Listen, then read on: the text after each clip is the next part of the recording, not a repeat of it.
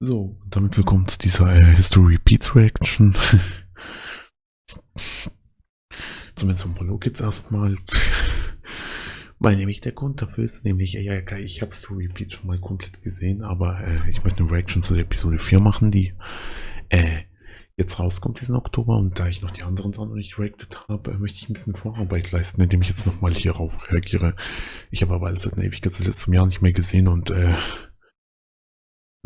ja, und ich erinnere mich deshalb, glaube ich, nicht mehr an alles, und so ist ganz schön, wenn ich es mir angucke, weil im Gegensatz zu Friendship is Tragic, zwei sind mir die Designs noch nicht so gut in Erinnerung geblieben, also, ja, kann ich mir ja nochmal angucken, und deshalb jetzt Reaction, auch wenn es nicht mehr zu 100% blind ist, aber ist sicher trotzdem interessant für Leute. Yes, everything's gonna be just fine. Und das Ganze spielt wohl post Staffel 3 tatsächlich. Ich weiß, es ist ein Generation 1 Crossover, mehr oder weniger. Also MLP Generation 1 Crossover.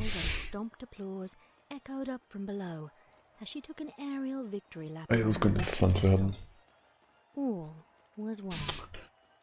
Ja, so ist es besser tatsächlich. Jetzt sieht man meine Fresse halbwegs. Eigentlich habe ich das mal mit der Webcam jetzt spontan im Video gefixt. Lol. Music and song filled the air, and many a glass was tipped in joyful toasting. With the departure of Princess Luna to attend to the raising of the moon, the guests of honor retired for the night in luxurious chambers in the royal palace. Ich hoffe, man bekommt wegen der ganzen Musik keine Copyright-Claims auf YouTube. Several hours later, ich meine, auf Patreon kann es mir scheißegal sein, wenn ich es hochlade, aber auf YouTube kann es ein Problem sein. She was standing with her legs firmly planted and her head turned toward the huge full moon she'd raised earlier. Her horn was blazing. Her ageless heart pounded, and her immortal lungs fought for breath. Sweat shone on her dusky hide. Like her royal sister, Luna had no need to sleep, or eat, or drink, doing so merely as an affectation. In years past, she had survived for 10 centuries bound on the moon, with frustration and boredom far greater threats than... Und weil das ja nicht eine 1:1 Live-Reaction ist, kann ich auch passieren, aber das ist eine Sache so gewesen, dass da unter dieser Fanfic sich die Gedanken gemacht hat, dass Alicorns ohne den ganzen Scheiß leben können, weil Luna hat ja auch irgendwie 10.000 Jahre überlebt, also nicht 10.000 Jahre, 1.000 Jahre ohne den Scheiß überlebt, also das ist ziemlich nett eigentlich. Starvation and thirst.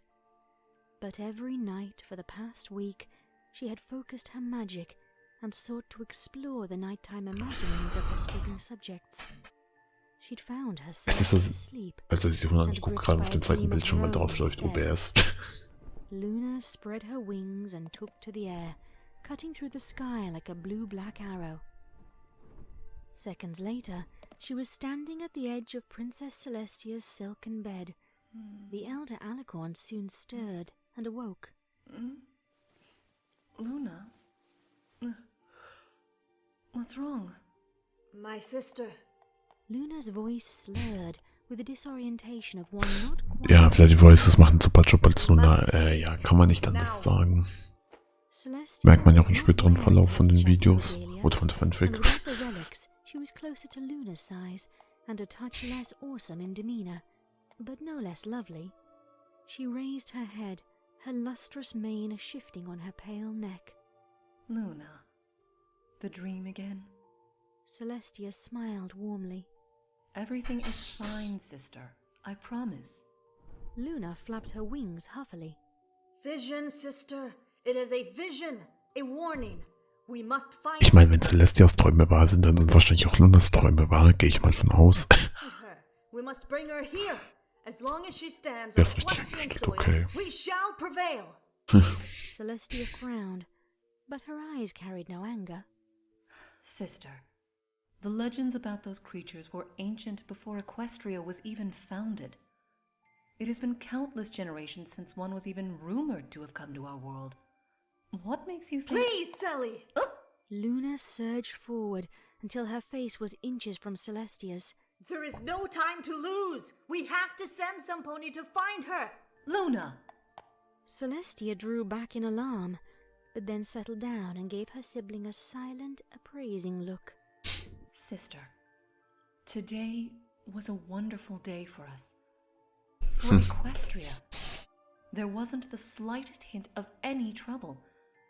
Ja, aber Celeste, du weißt selber, wie schnell sich das verändern kann. Sehr, sehr schnell sogar, wenn man die Dorf von MLP kennen tut. Secrets in the dark that the light never touches, Celestia. I see things you don't. She folded her wings and hung her head. I need you to trust me on this. Please. Celestia watched the gentle flowing of her sister's translucent, star-speckled mane for a long moment before moving closer to nuzzle her neck. I do trust you, Luna. I do. If you're so sure it's important, we can talk about deciding on some pony to go and find this creature and bring her back. Thank you, sister. Luna nuzzled Celestia back, but her eyes were troubled and distant. Ja, wieder, weißt du, Celestias Träume sollen ganz wie so immer ernst genommen werden, aber Lunas Träume nicht, ja, lol. Und ich weiß, dass das Ganze von Staffel 4 spielt, aber ich gehe mal aus, dass Celestia solche Momente schon davor in der Vergangenheit hatte. Also, ja, macht alles ein bisschen weniger Sinn gefühlt. Smoke, filtering the early morning light and casting all colors in muted shades of grey. The only brightness came from the orange glow of the magma in the crater's core. Whoops. On the volcano's rim, a dark figure stood, staring down at the molten rock. The elderly ram's emaciated frame was ill-suited even to the task of supporting the black-hooded cloak that covered it. Only his curling blue-black horns were visible. Oh, hallo Grogger, weil das ist Grogger. Und ich finde irgendwie, diese Fanfigur verwendet Grogger auch deutlich besser, als es die eigentliche Show dann Jahre später getan hat. Also es ist unglaublich. Und es ist dann Dusk. Neben Grogger. Dust, nicht Dusk, Dust, okay, ja. I was beginning to think you wouldn't come back. I work better when the folks who hire me keep me in the loop. Maybe I would have got back quicker if you'd mentioned the dragons. The Pegasus snorted disdainfully and flipped her short orange mane out of her eyes with a flick of her head. Die Nutzung von ihr ist übrigens ziemlich interessant, weil diese Fanfic ist aus 2013, also war das ein ziemlich unbeschriebener Charakter, den du ziemlich leicht irgendwo einfügen konntest. Nur so am Rande, da macht schon einiges Sinn. I assumed you'd outpace them without any trouble. His voice dropped in tone. It's the nectar you needed to focus on. Did you fetch it? Yeah, I got your plant goo. She rummaged in her bags and retrieved a small clay jug. It wasn't as tough as you said it would be. I guess those young dragons like dipping gems in this stuff to polish them. They pretty much cut it to pieces by the time I showed up. Ja, lol. An irritated growl making the edge of his hood ripple. Those simpletons! His voice took on a fierce, throaty edge. That was the first full-grown specimen in 200 years. They could have... The ram Ja, Drachen können alles, weil sie retarded sind. Andere Erklärungen gibt es ja nicht. No matter. With this, I can begin. The folds of the ram's coiled horns glowed with a starkly colorless inner light, and a similar aura surrounded the clay jug. It floated over, to hang in mid-air next to the ram as he trotted up to a small black iron cauldron which sat on the edge of the crater. With a further glow, a dollop of black mud lifted out of the cauldron. Muck from a battlefield's blood-soaked soil. The ram intoned, and then tossed the filth into the magma below. Hey! Aren't you forgetting something? The ram ignored the pony, magicking up and unstoppering the clay jug. Nectar of a full-grown lashing flume. The thick golden syrup spilled into the crater. Lightning Dust took a step forward. Lol. You said you'd pay me. Again, Ich glaube, Grogger braucht dich nicht mehr zu bezahlen bei dem, was jetzt passieren wird. Fungus fed of a black rock oil. Lightning Dust scowled. Can you hear me? A tainted sea's unwholesome spume. Stop ignoring me, you old goat! She stomped over to within a pace of the hooded ram and snagged his robe in her teeth. She jerked backward, uncovering her erstwhile employer. She gasped. The thing before her was bare to its blackened bones. Its fleshless jaws were lined with Wirklich, es ist ihr noch nicht aufgefallen, wie Grogger aussieht, dass Grogger in dieser Knochenform ist, die wahrscheinlich so eine Schwesterform ist, gehe ich mal von aus. A scrap of pickled hydra skin. The skeletal horror turned to face her at last. And blood from a traitor to her kin. A silver-bladed sickle floated up out of the cauldron. Lightning dust backed away. Weil sie so gesehen Equestria verraten hat. Ich versteh's. Me? You mean me? No way! I'm no traitor! She turned and spread her wings. Ah! With a flare from the undead ram's horns, Dust found herself hanging in the air. Naja, zum einen für Equestria und zum anderen ist ja allgemein charakterlich eher so drauf, wenn man Staffel 3 beachten tut, die zu dem Zeitpunkt raus war, weil es gab zu dem Zeitpunkt nur eine einzige Folge, zu dem Zeitpunkt, als die Textversion der Fanfic released wurde. Dieser Prolog ist natürlich von 2018. Aber schon wieder mal irgendeine retardete Person hat alles gedoomt. Wow. Dust cried out, galloping in mid-air and struggling against the monster's magical grip. Blood ran down her leg, and a few drops fell down into the darkening magma. Ah, but you were right. I did promise you a reward, didn't I? Very well then. Have your life. Man beachte, dass es hier langsam lila wird, weil daraus wird ja noch was. Es ist echt so schwierig, nicht zu viel zu spoilern, wenn man schon in etwa weiß, was passieren tut. As she tumbled down toward the bubbling surface. The heat singed her hide, but she gathered some precious lift. All around her, the magma began to bubble and seethe, a purple-black corruption spreading through the orange ooze like venom in a wound. The magma's level began to rise, and columns of darkened sludge surged upward like the tentacles of some vast undersea beast. Dust squinted against the eye-stinging smoke and trusted her wind sense alone to help her dodge the rising obstacles. She streaked out of the crater, a tail length ahead of a rising flood of boiling slime, a jagged lightning contrail marking her path. Behind her, the ram's hollow, cackling laughter echoed, followed by Ja, his uff. mocking cry. Yes. Flee. Run. It will do you no good. Ja, und das war der Prolog. Ich hoffe, dass die Scheißmusik nicht gecopyrighted ist. Weil, wenn das hier auf YouTube gepostet wird, hoffe ich, dass das nicht gecopyrighted ist.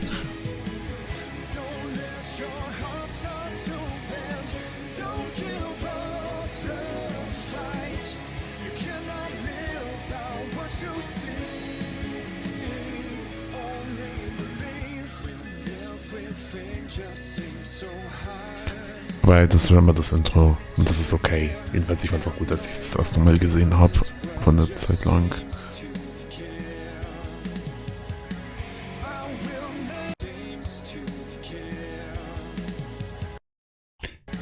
Oh, Gorga hat sich verändert, so wie es aussieht als US-Rektor.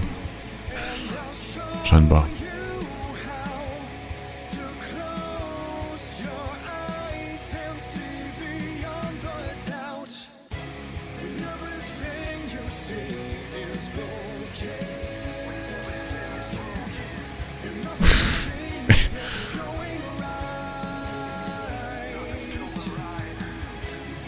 Immerhin kommt das gehört eine Ahnung davon, wie man scheiß Dings da Intros und Trailers machen tut. Muss man ja lassen.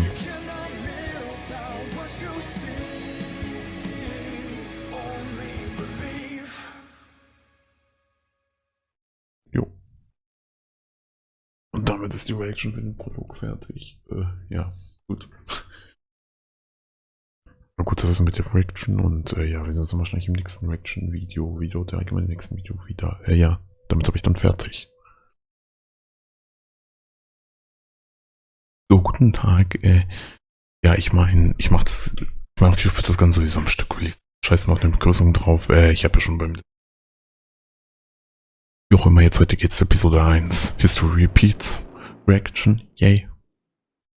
Yes, everything's gonna be just fine. Auch wenn es, glaube ich, irgendwie 2-3 Monate her ist, das letzte Mal, was ich von gesehen habe. Aber scheiß drauf, ich sehe keinen Unterschied. Luna, the dream again? Vision, sister. It is a vision, a warning. We must find her. We must bring her here. As long as she stands on equestrian soil, we shall prevail. The legends about those creatures were ancient before Equestria was even founded. It has been countless generations since one was even rumored to have come to our world. Ich glaube, deshalb ist es auch gut, dass ich noch die Anfangszusammenfassung jetzt sehe. There is no time to lose. We have to send some pony to find her. Please, Sally.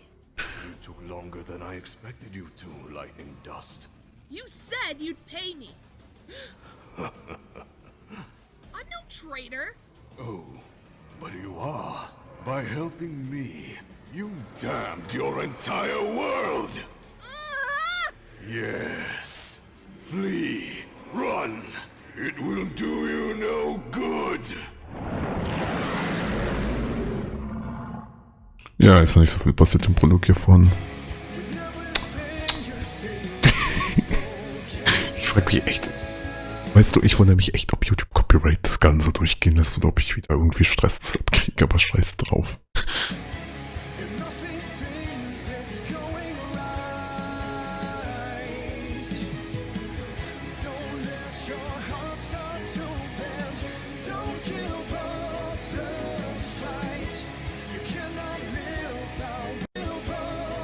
Ja, Wubcake war hier drin bis Episode 4. Ja, das sind Leute, mit denen willst du heutzutage nichts mehr, das ist eine Person, mit der willst du heutzutage nichts mehr zu tun haben, verständlicherweise. Leute kennen das Drama sowieso, brauche ich nicht mehr drauf einzugehen, als ohnehin schon eingegangen wurde.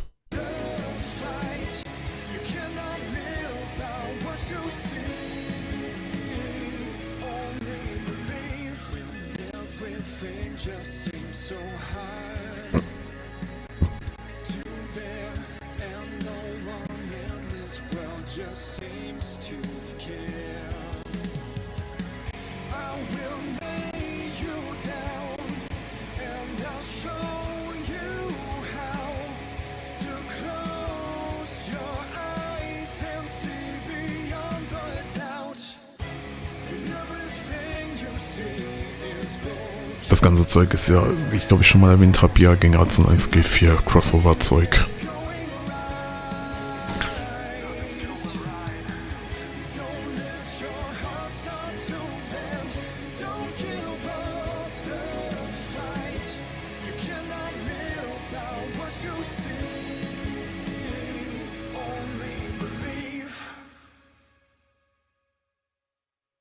Also ist dieses ganze Intro ziemlich Spoiler-Zeug, wenn man so das Gefühl hat davon. Applejack narrowed her eyes and tilted her head at the portable blackboard standing out in the open, grassy courtyard near the sculpture garden on the palace grounds. Not far away, Rarity was leafing through a romance novel at the base of a statue. Fluttershy was covered in local birds, busily braiding her mane, and Pinkie Pie was teetering precariously atop a stone vase, trying to mimic a statue's pose. Applejack tilted her head still further, and then straightened. Nope. I don't get it. Rainbow Dash frowned. Oh, come on! It's as easy as falling off a cloud. Just follow the... She turned to face the board she'd only just finished covering in curling, coiling dotted lines, X's, O's, and chevrons in 3 different colors of chalk. The board now looked like a schematic illustrating a bowl of noodles exploding. Dash chuckled sheepishly. Okay. Maybe aerial hoofball is a little complicated. But still, you're one of the top athletes in Ponyville. You should totally be able to figure it out. Applejack adjusted her Stetson with a hoof. And why exactly do you want me to learn a sport that you can't play without wings? Rainbow Dash Das ist eine ziemlich berechtigte Frage, Applejack.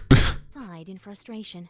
So that when Twilight gets back from her talk with Princess Celestia, we'll know what you're talking about when we both convince her to play on my team in the next big game. Did you see those links of her? Oh, ja, das macht Sinn. She'll be a natural. She smiled broadly at the prospect, Ah, well, as long as it's for a good cause. replied Applejack dryly. Rainbow Dash chuckled and then dusted the board clean with a few swipes of a wing. She picked up a piece of chalk with her teeth. Okay, let's start off with a A sudden, chilling breeze caught Dash's attention mid-sentence and sent a shiver down her spine. Her multicolored tail frizzed. She turned around and found herself face to face with a dark blue alicorn. The chalk dropped off of Dash's Was soll das sein? Ist etwa Luna undercover unterwegs oder was? Ich glaube, die Brille hilft nicht so viel oder keine Ahnung. Was ist lustig? Das ist wahrscheinlich einen anderen Grund, aber es hilft nicht viel, Luna. Die Brille hält Leute nicht davon ab, dich zu erkennen. mouth. Princess Luna. Don't you usually, not come out much in the daytime? Luna straightened. Her translucent mane and tail were dusk pale Also, so deren Augen, wie wahrscheinlich das hier rauskommt. Ja, sehr interessante Idee, das Ganze. in the daylight, and her eyes were narrow behind a pair of platinum-framed sunglasses. This is no normal situation. We have an urgent task for thee, if thou art not too occupied with thy stalwart friend. Luna nodded toward Applejack, who doffed her Stetson nervously. Dash stared, and then caught herself. No, not really, Princess. I'm ready for anything. Applejack stepped forward, putting her hat back in place. Me too, Princess. Luna spread her wings. Thy courage is admirable, Applejack, but sadly we cannot accept thy aid. This task doth call for flight. The alicorn leaped into the air. Come, Rainbow Dash, we must make haste. Dash hovered, but then paused. Flight. Should we get Twilight too? Or Fluttershy? Luna's shaded eyes betrayed nothing. Nay, loyal Rainbow Dash. Sehr interessant, dass sie auf einmal im Thronsaal sind. Jetzt, Entschuldigung, ich weiß, dass das wahrscheinlich der Kunst, dass man den Leuten freie Auswahl ihrer Szenen gegeben hat, wie sie zeichnen sollen. Also, aber trotzdem, wann sind sie bitte in den Thronsaal gekommen? The new princess is swift-winged, but unaccustomed to her new nature as of yet. And though gentle Fluttershy is most virtuous, this mission calls for a flyer of consummate skill. What? She means you're a fantastic flyer no pony else can match. A faint blush colored Dash's cheeks. I won't let you down, Princess. She gave a quick salute Lol. and then took off after the princess. She looked back over her shoulder and called out. Oh, AJ, tell the gang I'll be gone for a little while, okay? Applejack craned her neck to watch the pair, shifting awkwardly. Irgendwas ist an diesem Hartstil seltsam. Es ist immer okay, aber irgendwas daran ist seltsam. Ja, also nicht gerade eben. Kommt auf einem Monster sehr, sehr seltsam aus. Alright, I'll just be going then, I reckon. She turned and headed over to meet up with her other friends.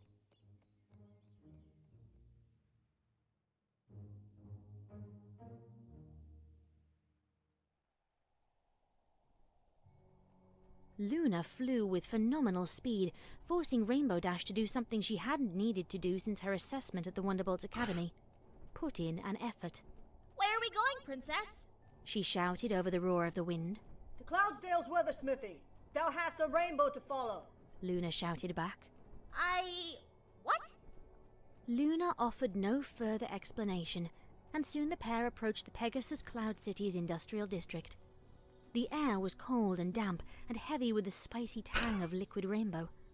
Pegasi in safety gear toted baskets of snowflakes and barrels of rainbow to and fro, and heavy machinery thrummed. Ja, Wetterfabrik und abgesehen davon nur mit Sonnenbrillen, dass sie Sonnenlicht nicht so gut vertragen kann, augentechnisch. Macht das inzwischen so keinen Sinn mehr, aber das von 2013, ich glaube zu der Zeit hat man, glaube ich, nur kein einziges Mal tagsüber im Canterlot-Schloss gesehen und dementsprechend, ja. Das ist eigentlich eine ziemlich nette Idee mit der Sonnenbrille und so weiter. Drummed and clanked in a constant basso backbeat. Luna approached one of the largest and oldest pumps moving raw rainbow down to the assorted pools and basins and cloud ponds from which it spilled down to the ground below. Her horn flared, and the machine's controls glowed and adjusted themselves. Whoa! Hey! You can't do that, Princess! The pipes will... A rumble shook the cloud under Dash's hooves, and the needles in the machine's status gauges jerked to the right. A worried beige Pegasus stallion flapped over in a hurry. He skidded to a halt on sight of the princess. Princess Luna, we didn't expect a royal inspection today. Und schon gar nicht, dass sie wahrscheinlich an den Maschinen rummachen tut, denke ich mal. Could I help you with whatever you're... Nay, we have no need for thee. Thou art dismissed, said Luna flatly. She continued adjusting the machine. The cloud lurched heavily enough to make Dash and the technician stagger. The technician stepped to and fro nervously. I don't want to be a bother, but... Luna magicked off her dark glasses and then turned to glare at him, her eyes blazing white. He fled. Dash hovered over to Luna and angled to look her in the eyes. Princess, this is a really bad idea. If you keep turning up the pressure, the machine's gonna blow. Luna met Dash's gaze. That is precisely our intention. We have need of a rainbow. Aber interessant ist, wenn Lunas Augen frei sind, sie irgendwie so eine Art Effekt haben oder ist jetzt einfach nur gemacht, wenn der Typ sich verbissen tut, was wahrscheinlich am wahrscheinlichsten ist. Das ist schon typisch Luna. Doth reach beyond the edge of the skies themselves. Dash stared in confusion. Princess? What exactly do you need me to do? In the far distance behind Dash, Luna watched a teal and orange streak gouge into the cloud street like a falling star. A crowd quickly gathered around the crashed Pegasus. Luna narrowed her eyes. A magicked fog bank obscured the view. Thou must follow a rainbow beyond the fairy borders of the world, Rainbow Dash, and seek out a creature of vast power, for Equestria shall soon have desperate need of her. Speed thee hence, Swift One, and bring us back the Megan. Rainbow Dash listened in respectful silence while Luna spoke. Then she flinched, sputtered, sniggered, and finally collapsed in a fit of raspy, choking laughter.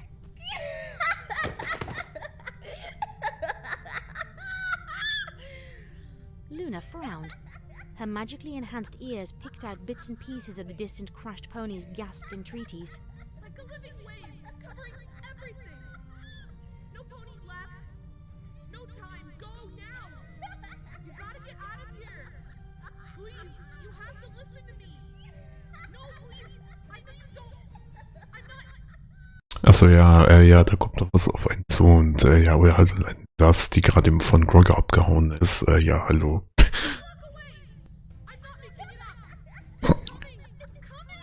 Solche Zufälle aber auch, dass sie dort landen tut. Luna bellowed, stomping thunder from the cloud beneath her hooves. This is no laughing matter. Dash struggled to control herself. I'm sorry. But Princess, how can I find the Megan? It's just an old ponytail for foals. Like Nightmare Moon? Rainbow's expression became stricken. Besonders in Equestria, einer magischen Welt, wo theoretisch alles Mögliche möglich ist, sollte man nie irgendwas hinterfragen. Ich meine, Luna ist ja auch zurückgekommen, von dem her, ja. Yeah. An instant later, the massive machine Explosion! finally ruptured, and the entire cloud sank by a pony's height from the roof. Also basically, das alles hier ist dazu, dieser ganze Regenbogen-Scheiß ist dazu da, um den Megan, halt eben nach Equestria zu holen. Ach so, und dafür brauchst du diesen ganzen Regenbogen-Power-Mist irgendwie raus und man deshalb die Maschine zerstören. Okay. Soweit macht das alles Sinn. As a massive multi-hued ribbon exploded forth from the shattered upper pipes. The glaringly bright rainbow stretched away into the distance, shrinking beyond sight. Rainbow Dash looked up in awe. What remained of her smirk dissolved. Go forth, Rainbow Dash. Fly as fast as thy wings can carry thee. The rainbow will guide thee. Seek out the Megan and bring her back with thee to Canterlot. We shall await thy return there. But Princess! Go now! That is a direct order from your princess, Rainbow Dash. The Pegasus gave a single resolute nod before rocketing into the sky. Ach ja, wenn Luna Canterlot Voice machen, tut es sogar ein bisschen wegen den Kopfhörern. Kein Scheiß. Arcing to follow the colourful path cutting the sky in two. Mere moments later, Pegasi swarmed into the area, some reacting to the explosion, and others spreading the word about the exhausted messenger's dire message. Enough! Luna boomed with royal confidence. There is no cause for such alarm. This matter is well in horn, we promise you. Luna stole a glance upward, where Rainbow Dash was already a speck on the horizon. Naja, Luna, ich glaube nicht, dass es darum geht, dass die Wetterfabrik explodiert ist und Rainbow Dash die im Regenbogen folgen tut. Na, hoffen wir's.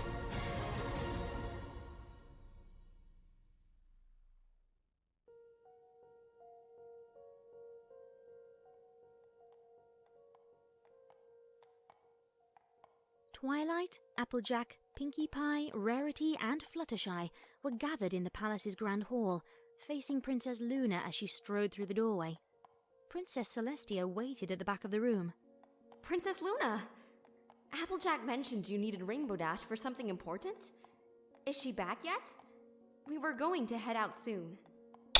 Ja, weißt du, Twilight, du siehst ja jetzt Rainbow Dash voll irgendwo hier im Raum, voll mit Luna zusammen. Ja, Twilight, das siehst du ja gerade voll. Luna shook her head. Thy friend is far away, and swift though she is, she shan't return so quickly. Twilight Sparkle raised an eyebrow at Luna's statement. Far away? What do you mean? Luna trotted forward. The group parted to allow her passage and followed. Rest assured, it is a matter of crucial import, and a return shall merit a heroine's welcome. Twilight turned to face her mentor. Princess Celestia, did you know anything about this? Princess Celestia stepped closer to the group of ponies. Na, das Einzige, was Celestia höchstens denken könnte, wäre, dass Luna Panikmache macht, wenn man sich so zurückerinnert an den Prolog. My sister has acted faster than I expected her to, but I was aware of her concerns. Luna believes there is a great danger coming to Equestria, and she... Celestia paused. She met her sister's gaze and let a rare, awkward silence pass. She has sent Rainbow Dash to recruit an ally. More than that, sister! A savior! Luna stomped a hoof, the blow echoing in the vaulted room. Now that she is being retrieved, we can all breathe easy. No matter what danger is coming, we... Not coming! It's already here! The 5 ponies and their 2 sovereigns turned toward the vast double doors, where a teal Pegasus mare was struggling in the grasp Ich meine, Luna hat das schon vorher gehört, aber dem Ganzen irgendwie keine Beachtung geschenkt, warum auch immer. of 2 royal guards. The mare was wide-eyed and haggard. Sweat shone on her hide and in her tangled mane, and a hastily wrapped bandage covered her right flank. Apologies, Princess. She crashed into the topiary garden and then flew straight here. She was too fast for us, said one of the guards. Twilight squinted, and then her eyes widened. Hey! I remember you! From the academy! Lightning Dust, you nearly... That's not important! You need to evacuate. Head as far north as you can, now! Twilight, Rarity, Fluttershy, Pinkie Pie, and Applejack spoke up at once, peppering the Pegasus with questions. I don't understand what's going on. Are you okay? Darling, what could be so important to leave the carousel routine? That pony is everything you're right. Are you Does any pony have the slightest idea what you're talking about? What happened? Princess Celestia spread her wings for silence, and then spoke when the ponies complied. Lightning Dust, please tell us what's happening. Dust sagged in the guard's grip. I don't really know, Princess. I tried to explain in Cloudsdale. There was this ram, but he wasn't a ram. More like a monster. And he did something to a volcano in the Badlands, and The Badlands? That's halfway across Equestria from here. Why aren't you warning Dodge Junction or Appaloosa? Dust winced and looked away. Her wings drooped. Appaloosa and Dodge are gone. The ponies standing before Yeah, her fuck. in shocked silence. Applejack reacted first, her voice a faint whisper. What do you mean, gone? Dust closed her eyes against the ugly memory. This huge wave of purple slime hit them and covered everything. It moved on its own, like it was alive. And it was covered in these big, staring eyes. Every pony who got covered in it just gave up. They lay there in the muck and they wouldn't move. They hardly even breathed. Dust shuddered. Her voice cracked. When she opened her eyes, they shone with tears. I wanted to do right this time. I wanted to prove that I wasn't I tried to help them. I tried to tell them, but they weren't fast enough. I wasn't fast enough. She huddled up and hung her head, slouching on the marble floor like a vulture. I couldn't save them. I flew away. They wouldn't listen to me. Even in my own city, they wouldn't even stop what they were doing to hear what I had to say. They were more concerned with that stupid weather factory than with me telling them that they were all about to. And when the sign came, Ja gut, die Wetter Factory war auch mehr das offensichtliche Problem, statt jemandem zuzuhören, der leicht verrückt wirkt, ey. Macht schon irgendwo Sinn, leider. Sowieso erkennen so viele Leute, dass die Gefahr ist viel zu spät, wenn sie erst vor einem ist und einen töten tut. Sie für sowas Tsunami 2004, lol.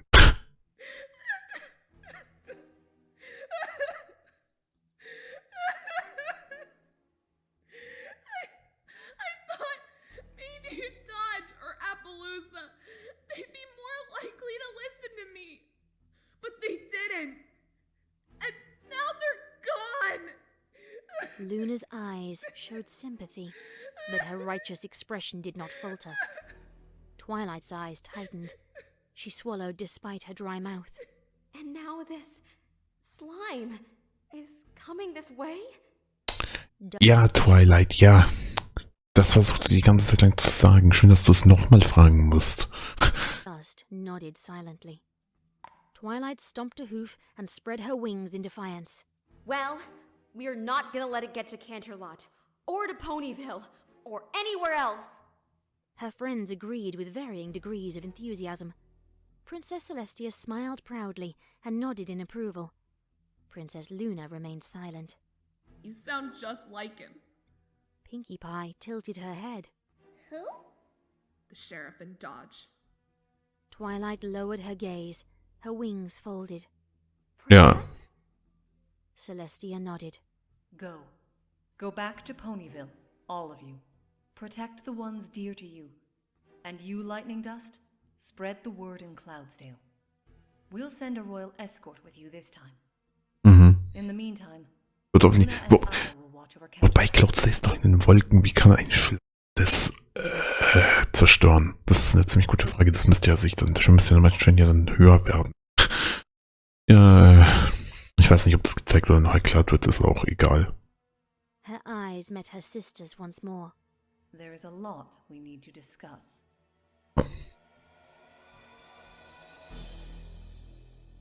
Ja, oh shit, Luna hatte recht, dass was passieren wird.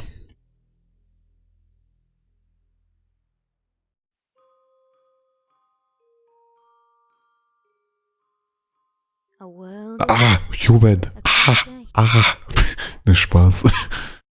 Naja, aber das ist interessant, ja. Heedless of portents and Pegasi, spoke. So, would you like to tell me what's on your mind? Dr. Sewell's voice was smooth and even. Weißt du, ich glaube, ich kann mir nichts Besseres vorstellen, keinen besseren Charakter vorstellen, den Ilham hätte sprechen können, aber gut, das wird jetzt nichts zu sagen, aber sehr gut. He spoke without corners, all in gentle curves, not unlike his plump physique. His pale green eyes peered over his wire-framed glasses as he stroked his salt and pepper goatee. He wore a cheery green sweater vest over a business-casual shirt and slacks. The sweater was the same shade as the drapes in the wood-floored office. He clasped his hands in his lap. His current patient lit a cigarette and held a drag for a moment before sighing out smoke. She slid low in the heavily cushioned leather armchair and spoke to the ceiling. I started dreaming again. Her voice was husky and wearied, all in sharp edges, not unlike her Oh, hey, emaciated. du siehst nicht so gut aus, so gefühlt. Ja, Physique. Her watery blue eyes stared up at the acoustic tiles through the strands of unruly straw blonde hair that lay stiff being tied back. She wore torn blue jeans and a faded black t-shirt decorated with white block letters that read KMFDM and Godlike, above and below a harsh woodcut image of a hand reaching out to grab the world. Bad dreams, you mean? Sewell didn't pose it as a question. She let her right hand hang down over the side of the chair, her cigarette sprinkling ash on the floor, and slid her left down her pale face. Yeah. I noticed you canceled the trip to the... Ist das gerade im Hintergrund diese Stand USA Suizidhilfe-Hotline gewesen? Ja, ziemlich passend. Sewell made the observation with the benignity of a comment about the weather, but a subtle note of accusation rang through. The children were very disappointed, from what I hear. His patient shifted to sit upright, and then sagged forward, resting her forearms on her thighs. I can't go. Weil das gerade, ja, das ist dann mit. I can't go. Ich mag es, wenn sowas in Videos drin ist, irgendwie. Ich mag sowas. Sewell let a silent moment pass and watched his patient take another drag before he replied. You can't make progress until you confront your fears, Megan. You need to see that these animals are perfectly normal and safe, so that you can get beyond your coping mechanism and remember what really happened to you. Megan's fingers squeezed her legs. I know, okay? I messed up. I'm sorry. Ach ja, und ich weiß, dass das ganze G1-Crossover-Zeug ist und dass Megan so gesehen ging hat so eins in dem damaligen Equestria oder wie auch immer, oder Ponyland oder wie auch immer das genannt wurde, war und jetzt halt als Erwachsene. Und sich wahrscheinlich daran zu erinnern und so gesehen aus der Boss-Pony oder der Equestria, was weiß ich, was zurückgekommen. So gesehen von Leuten für verrückt gehalten wird, weil sie das erlebt hat und davon erzählen tut, was. Das ist schon klar, mir ist schon klar, dass das so gemeint ist. Das Crossover-Zeug zur Generation. Gave her a sympathetic half smile. I'm not trying to shame you, and you don't need to apologize. But it's important that you do everything you can to get well. We need to work together here, Megan. Can you do that? She raised her head to look into his eyes. I'll try. Did you remember to fill in your dream diary? Wordlessly, she tossed him a tiny waitress-style spiral notepad. He flipped through it, scanning the asymmetrical... Sag mal, wie viele sterile Bilder zum Thema Suizid, Depressionen und so weiter. Willst du hier noch drin haben mit verschiedenen 800 Nummern und mit einem Dings da? Weißt du, ich glaube, die da drin sitzen, wissen bereits schon, dass sie reden sollten, im besten Fall. Und so weiter. Und diese Leute haben sich auch schon, Leute, die schon Hilfe suchen, nochmal Hilfe. Ja, ist alles seltsam. Lines of scroll. I still don't see the point of it. Keeping a dream journal is the best way to train your mind that dreams are important. Okay. Ja, kein Scheiß, Träume sind wichtig, genau. I still don't see why my dreams are important. Megan dragged compulsively on her cigarette. Dream journals cultivate self-awareness, and self-awareness is the key to lucid dreaming. If we can get you to a point where your dreams are lucid dreams, you can actually change the repetitive nature of what you dream about into something healthier. Dr. Sewell's arm Ach so, aha, ja. diagram of Ja, a short, genau. squat, rather chubby horse with a ribbon in its tail. The horse had wings. Ja, wenn du Albträume hast, soll ja lernen, einfach sie zu kontrollieren. Danach kannst du sie Schönes machen. Ja, genau, das ist die Problemlösung. I'm too aware of myself already. Dr. Sewell sighed and closed the notepad, but did not give it back. Megan, one of the first steps to healing is self-acceptance. You need to accept the reality of what happened to you. You tell me that you do, but honestly, I don't see much evidence of it. I do accept it. Megan's eyes drifted. I accept what everyone has told me. Look at your own phrasing there. You accept what others have told you happened to you. But you have not accepted the reality of what happened to you. You still, on some level, believe the fantasies that your mind constructed to shield you from that reality. Megan hunched in on herself. I'm sorry. Dr. Sewell smiled kindly. As I said before, there really is no need to apologize, Megan. None of this is your fault. To be Ich meine schon, da nur Kicker-Typ zu sein und nicht ein totales Arschloch zu sein, das ist sehr schön. honest, I'm very proud of the progress you've made since I first met you. Always remember how far you've come already and be proud of that. Working with other troubled young people is a tremendous stamp. If sometimes you stumble, well, that's not the end of the world. What's important is that you pick yourself up, look at why you stumbled, and work to make sure you're prepared for the next time, so you don't stumble again. All right. Megan swallowed. I'll see about rebooking the petting zoo visit. Dr. Sewell smiled. Wonderful. Megan did not return his smile.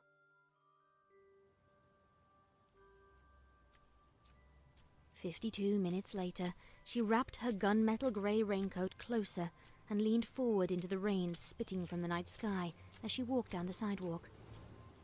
She listened to the growls and splashes of passing cars on her right as they echoed off the soaring buildings to her left and the rhythmic slapping of her sneakers on the wet pavement. They were normal sounds, real-world sounds. While stopped at a crosswalk, waiting for the light to change so that she could reach her bus stop, she rummaged in her pockets for a cigarette and her lighter. Both fell into a puddle at the sound of trotting hooves. It's a mounted cop, Megan silently told herself as she felt her muscles clench and her pulse start to race. It's always a cop. Look at him. Just turn and look. She didn't. The hoofbeats got louder. She hugged herself and tightly closed her eyes. In the silent fireworks playing out behind her eyelids, every distorted shape was a threatening one. A snarling, horned face, roaring dragons, chains, a boiling whirlpool, a hissing wildcat with glowing eyes. Yay, Gen 1 Referenzen, glaube ich, ist das einfach der Gen 1 Arzt, also halt die festen Artworks davon. Oh ja, und das ist Gen 1 Applejack, glaube ich. They aren't real. Damn it, they aren't real! She let out a small whimper. Are you okay, miss? Megan jerked her head upward and looked at the source of the voice with the desperate haste of someone tearing off an adhesive bandage. I'm fine, officer. She managed, after a few seconds of wide-eyed staring. Oh ja, Britener Polizei. Looked at her the way so many people looked at her, with concern and not a little apprehension, like she was an unexploded. Aber natürlich muss das ein Britener Polizist sein, fällt mir so auf. Das ist auch so interessant. Dass es genau das ist. His horse was enormous, a chestnut mare who leaned forward a little, making Megan jump back with a jolt. Are you sure you're okay, miss? Yes, I'm sure. Megan shoved her hands into her pockets so that the horse's soft, velvety mouth could not touch her bare skin. The police officer did not look like he believed her. Weather's turned sour. You should. Ihm bleibt ja mal nichts anderes übrig, als zu The glauben. addendum, "if you have anywhere to go," was unspoken, but clear nonetheless. Just heading home now, sir. Are you walking the whole way? No. Bus. Megan resisted taking a step back. She knew she already looked like a crazy person. There was no looked about Ja, es sieht schon ziemlich stark danach aus. it. All right then. Should be one along pretty soon if you hurry. Okay. Thank you, officer.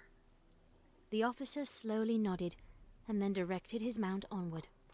The chestnut mare trotted on.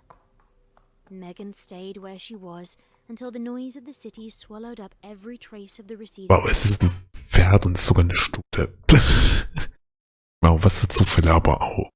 Es hat sicherlich irgendwie nochmal eine tiefere Bedeutung, dass es ausgerechnet ein Britener Polizist war, aber ja, sehr ironisch irgendwie auch. Far above her, past the rain clouds in the deep black of the night sky. A shooting star with a multi-hued tail flared into being.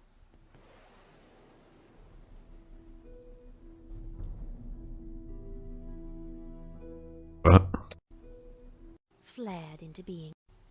A shooting star with a multi-hued tail flared into being. Rainbow Dash oder was dort? In dem Chestrig. Oder zumindest, ne, wahrscheinlich der Chest. Und tot. Nach Equestria. Aber ja, das ist schon mal der Mecken. By sunset, a wall of piled sandbags encircled the outskirts of Ponyville in anticipation of the sinister flood. The town's ponies had worked together with Ja, bin gespannt, ob das ausreichen wird. work in record time. All of the youngest and oldest ponies were safe and sound on the upper floors of homes and buildings, and most things of value were packed up with them. A heavy silence. Ich weiß eigentlich, es wäre glaube ich schlauer gewesen, direkt nach Canterlot abzuhauen. Ich habe nur so das Gefühl. Und hey, laut Bonbon im Hintergrund und Background Ponys, die ich nicht kenne. Tatsächlich. Fell over the town, full of tension and anticipation. Fluttershy set down a tray of refreshments for the breakwall workers, and then alighted on the town side of the new wall, folding her wings and knitting her brows. Und hey, Dorpio und Background Pony wieder mal, was ich nicht kenne. So quiet. She whispered. A little too quiet.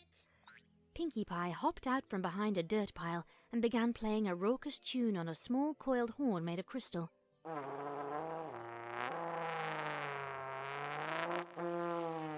Ja, Pinky, du kannst keine Musik machen. Wow, wie immer halt.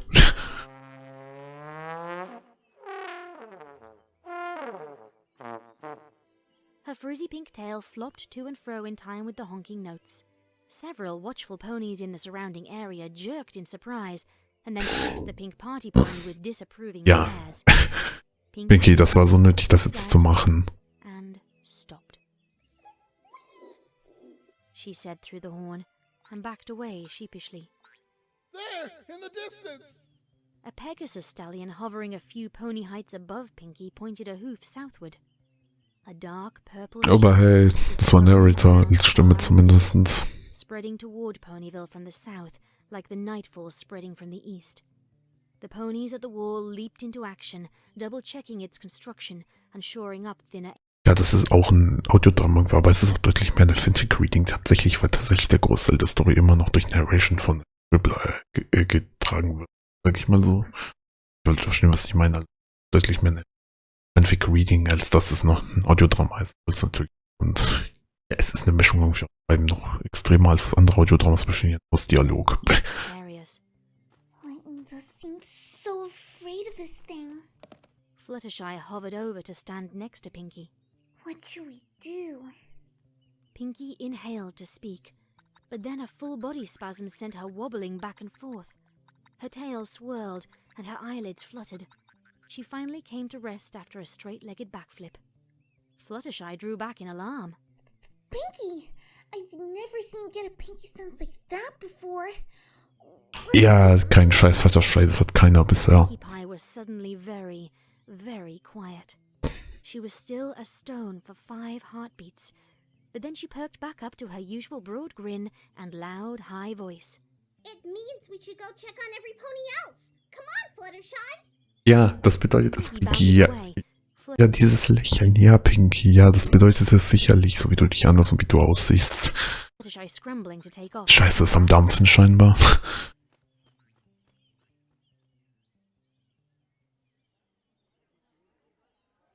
At the center of town, Twilight Sparkle and her favorite assistant were hard at work organizing the preparation efforts.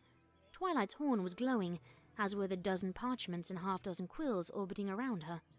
The pens all wrote at once, a testament to the Alicorn's burgeoning arcane power. Spike the Dragon was scurrying this way and that, maintaining Twilight's in and out boxes by toting fresh and completed checklists and papers. A few yards away, Rarity's horn was also aglow. 7 blue glowing canvas sacks were assembling themselves one by one as they hovered around her, casting shadows over her pristine white hide. Each bag was stitched to sandbag perfection and embroidered with her stylized R insignia. Pinky hopped over with a cheery smile. Hey, Twilight. Hey, Rarity. Looks like the... whatever it is coming pretty soon. Have you seen Applejack anywhere?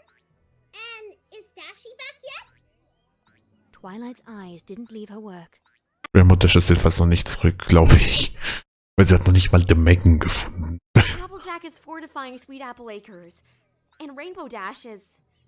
A few of the floating papers wavered. Still not back yet. Oh. Pinkie Pie's smile lost an inch or two of width. Okie dokie then. If you see them, tell them... Pinkie pondered for a moment. Tell them Pinkie said to keep on smiling. Will do. Twilight was already half obscured by her swarming busywork, but the enchanted pages soon slowed once again. Hold on. Why can't you just tell them you're... Pinkie was already gone. What was that all about? I don't know. Just Pinky being Pinky? Spike passed by with a pile of inventory sheets. Maybe so? Rarity narrowed her well-decorated eyes. Maybe not. Fluttershy shrugged apologetically, at a loss to contribute to the conversation. Her front hooves were outstretched to receive Rarity's shipment of haute couture sandbags for delivery. The timid Pegasus took to the air and headed back to the breakwall's dirt pile to have the bags filled and distributed. But a few wing beats from the site, a shadow loomed in the southern distance. Fluttershy drifted to the ground, and the bags dropped. Fluttershy's jaw did likewise. A surging, boiling, purple-black tidal wave was building a few hundred yards from Ponyville. Ja, ich glaube, ein bisschen Sandsäcke werden bei sowas Großem nicht ausreichen, habe ich das Gefühl. Sludge lashed and lunged as it flowed, like a clot of worms writhing in a thin bag. The outer surface was dotted with staring, shallow... Ja, und Panik beginnt schon bereits auch schon sehr schön. ...socketed eyes that rolled to and fro in mindless stares. The wave crested and fell, and a rolling wall of the slime streaked toward the breakwall at a galloping pace. All around Fluttershy, ponies broke and ran and flew in a panic, desperate to escape. Fluttershy stood in mute shock until a galloping... Ja, vielleicht hätte man doch einfach alle nach Canterlot evakuieren sollen, weil das immer noch ein scheiß Spike drauf durchkommt. Das glaube ich immerhin nicht so leicht hin, wahrscheinlich. Earth Pony jostled her aside, and she snapped to her senses. She spread her wings and took flight seconds before the syrupy mass struck the sandbag wall. The first impact knocked half the sandbags flying, but the wall held back the noxious tide. Until the tide began to climb. Ja, es kann klettern. Sprinted for her cottage on the town outskirts. Placed on a hilltop as it was, the home had seemed pointless to fortify. But now... Ja, auf einem Berg zu sein bringt scheinbar nicht so viel. Weil dieses Scheißding kann sogar klettern. Well, Apple Bloom's Miss Shirley at school in town, and Granny Smith's up at the farmhouse. Now that the pony folk are safe, no reason not to shore up this here wall. Gotta keep our livelihood protected. Yup, agreed Big Macintosh. Above them, a pink and yellow streak shot past, and then briefly double back. Get off the ground! The walls won't stop it! It's coming! Hurry! Fluttershy flew off without another word. Before the Apple siblings could do more than share a look of concern, a low, bone-shaking thud. Ja, das ist der Nachteil davon, dass Fluttershy so ist, wie sie ist. Aber jetzt ist es sowieso schon da und ja, scheiße, das kann klettern. Also es bringt nichts. Wahrscheinlich kann das Ding sogar so hochklettern, dass es auf einem zu Cloud-Stale hochkommt. Kann ich mir durchaus vorstellen. I'll watch over the wall. You make sure the barn's secure and Granny's safe. Big Mac stared out at the endless tide of purple filth surging toward the closer sandbag wall. He hung his head and let the grass stem between his teeth fall. Love you, Jackie. The stallion's kick sent Applejack sailing upward, smashing through the hayloft doors to crash down in the attic's soft contents, senseless but safe and out of reach.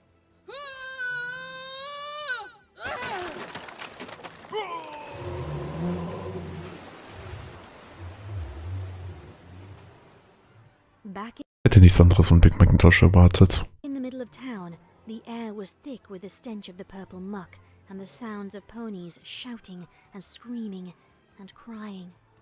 Twilight and Rarity stood side by side, backing away from the roiling slime pouring through the street. Spike stood on the ground between them, weaving to peek between their legs as he followed them in retreat. You should fly away, Twilight. Those wings aren't just for show, you know. I'm not leaving you. Can't you carry her? I could sit on your back and you could... I don't think I'm strong enough yet to fly while carrying a full-grown pony for long.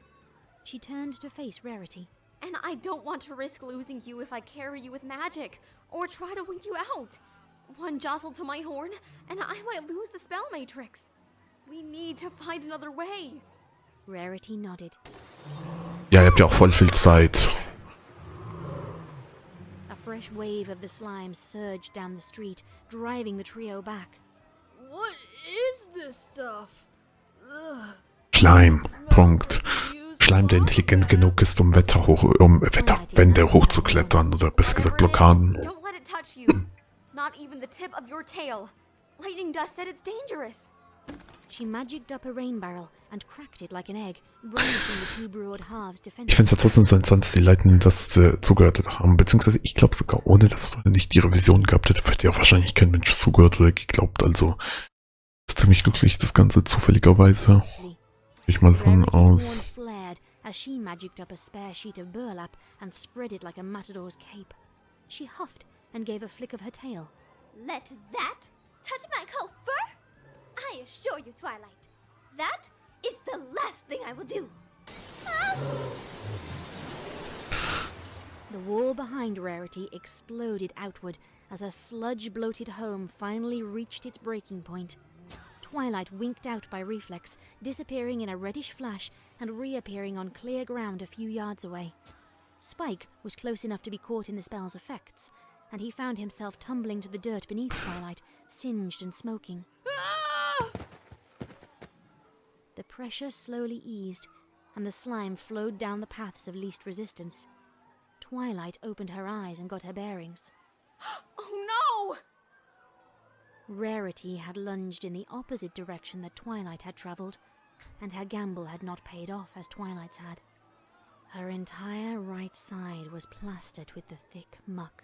Ja. Her right eye was aside and blankly staring. Das sieht irgendwie nicht so schön an. Others now dotting her hide. Her gaze turned to meet Twilight. Ja, nee, dieser Schleim, ich meine, dieser Schleim tötet wahrscheinlich keine Ponys, aber sie versetzt sie wahrscheinlich in diesen fast schon ihrem Tod aussehenden Zustand wahrscheinlich, bis er entfernt wird. The unnatural eyes did likewise. Rarity's lips quivered and parted, but no sounds escaped. A tear fell from her left eye, and she collapsed. Rarity! Spike leaped to his feet and raced toward the stricken unicorn, but the glow of Twilight's magic snatched him into the air. No! Twilight! Ja, Spike hält ihm auf das, so was Rarity gerade in einen ziemlich schlechten Zustand versetzt hat, ja. Go! We have to... He struggled against the magical aura, his legs flailing. He howled in anguish. Rarity! Spike! Listen! Twilight spun the little dragon around and held him in front of her face. She shook him. We'll help, Rarity! Do you hear me? We will! She bashed aside a reaching tendril of the slime with a swing of one of the barrel halves. But we can't help her if this stuff gets us too! Do you understand? We need to get to safety! Ja, Twilight, ich denke das auch. Spike sagged in midair. Tears shone in his eyes, but he nodded. Naja, was bleibt auch die anderes übrig? Up and Carrot Cake cringed on Sugar Cube Corner's upper floor, hugging around the basket holding their twin babies. At ground level, shallow waves of slime ebbed and flowed through the bakery and the surrounding buildings. Here and there, panicked ponies screamed and galloped to escape, but most only succeeded in being doused in purple filth and left still and silent. Countless inequine eyes rolled in their translucent sockets, seeking any further sign of movement. One of the tentacle-like waves swept through the bakery's back room, and pots and pans crashed to the damp floor. Little Pumpkin Cake flinched at the noise and began to whimper. Her brother followed suit. No. No, no, no. Please. Please. It's all right. Shh, shh, shh, shh. Don't cry. Cupcake's desperate whispers were as soothing as she could make them. After a second crash, the foals burst into tears. No. All around, faceless eyes turned to focus on the bakery. The thick pseudopods inside the building reached and probed in search of the stairs up. Carrot Cake ducked to press his lips to his wife's forehead and then cantered over to the room's door and braced himself against it. I won't let it get in, honey. I promise. His voice was firm. His legs were shaking. Ja. Not far away, Twilight Sparkle galloped along the... Oh, wie depressiv das Ganze eine machen kann, situationstechnisch, ist schon interessant. Her horn blazed from the gravity-bending spell, and Spike was clinging to her back between her spread wings, still and silent. Twilight vaulted the chasm that was a side street and skidded to a stop near an abandoned cart on the wall that was the ground. She magicked up the cart and smashed it into a narrow alleyway, wedging it in place and blocking the vile flood's path. She released the spell and flapped onto open ground. Her stance wavered for a moment from the vertigo of realigning up and down. That's all the major side streets. That should slow it down and buy us a little time. Time to do what? Zu flüchten. Was anderes ist wahrscheinlich nicht mehr möglich. Spike huddled on Twilight's back, feeling small and useless. Twilight's expression hardened. Time to prepare the balloon. We're evacuating Ponyville. Spikes Emerald... Eventuell hätte man das von Anfang an tun sollen. Ich glaube, das wäre die schlaue Idee gewesen. Aber gut, hätte auch keine Ahnung können, dass der Schleim einfach so Sachen hoch links da gehen kann. Ja, ich weiß, dass der Schleim ebenfalls Generation 1 Referenz ist, nur so am Ende. Deshalb kam der ja aus dem Vulkan raus und so weiter. But Twilight, Ich habe zwar keine Ahnung von Gen 1, aber so viel Ahnung habe ich auch noch. The sludge is spreading too fast. Lightning Dust was right. We need to run and find somewhere safe so we can figure out what to do. We'll airlift as many as we can in the balloon.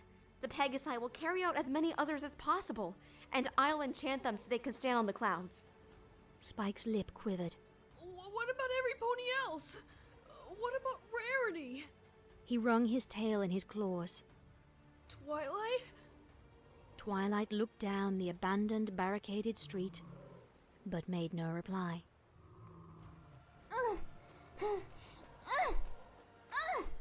On the outskirts of town, Fluttershy flapped her wings and strained against the weight of the brown bear above her.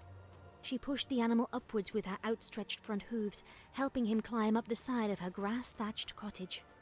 Above them, dozens of... Ich frage mich, ob das was bringen wird. Wahrscheinlich nicht. Ich will nämlich stark wundern. Weasels and kittens and otters and rabbits stood among birds of every size and color. Please, Harry. You have to climb a little faster, all right? Fluttershy said through gritted teeth. She gave another heave, and the bear finished his ascent. The job was done. A moment later, the sweating Pegasus felt her overworked left wing clench and spasm after an off flap. A sprain. Yeah. Fluttershy fell to the ground, writhing and whimpering in pain. Nearby, the tide of purple corruption approached. Some of the animals chatted amongst themselves, and several raced over the edge of the roof. Angel Bunny took the lead. Fluttershy squirmed around to look up at them. She frowned. Ich meine, Fluttershy fliegen könnte sie in Sicherheit sein. Fluttershy focused through the throbbing pain in her wing and unleashed her fiercest stare. The animals froze in shock. Angel begged with his eyes. Stay! She was still staring when the slime reached her. Oh, Rarity weg, Fluttershy weg, ja, scheiße. Sugar Cube Corner's top floor, Carrot Cake's hooves skidded on the floor as the encroaching slime Ich meine, brushed against the door. Applejack sind immerhin scheinbar noch gut. And leaned harder against the cracked wood. Separated from the majority of its mass by the trip up the stairs, Aber ja, gut, schon, aber diese 5 kriegt sich darauf auf, dass der Großteil der Main 6 nicht mehr da ist nach einiger Zeit. Ja, was sicherlich noch ein Nachteil wird. The slime wave was weaker than its wall-rupturing brethren below, but the door was thin, and Carrot's gangly yellow frame made a poor blockade. Please, Celestia, Carrot silently begged. let them get away. I don't care what happens to me. Please, just let them get away.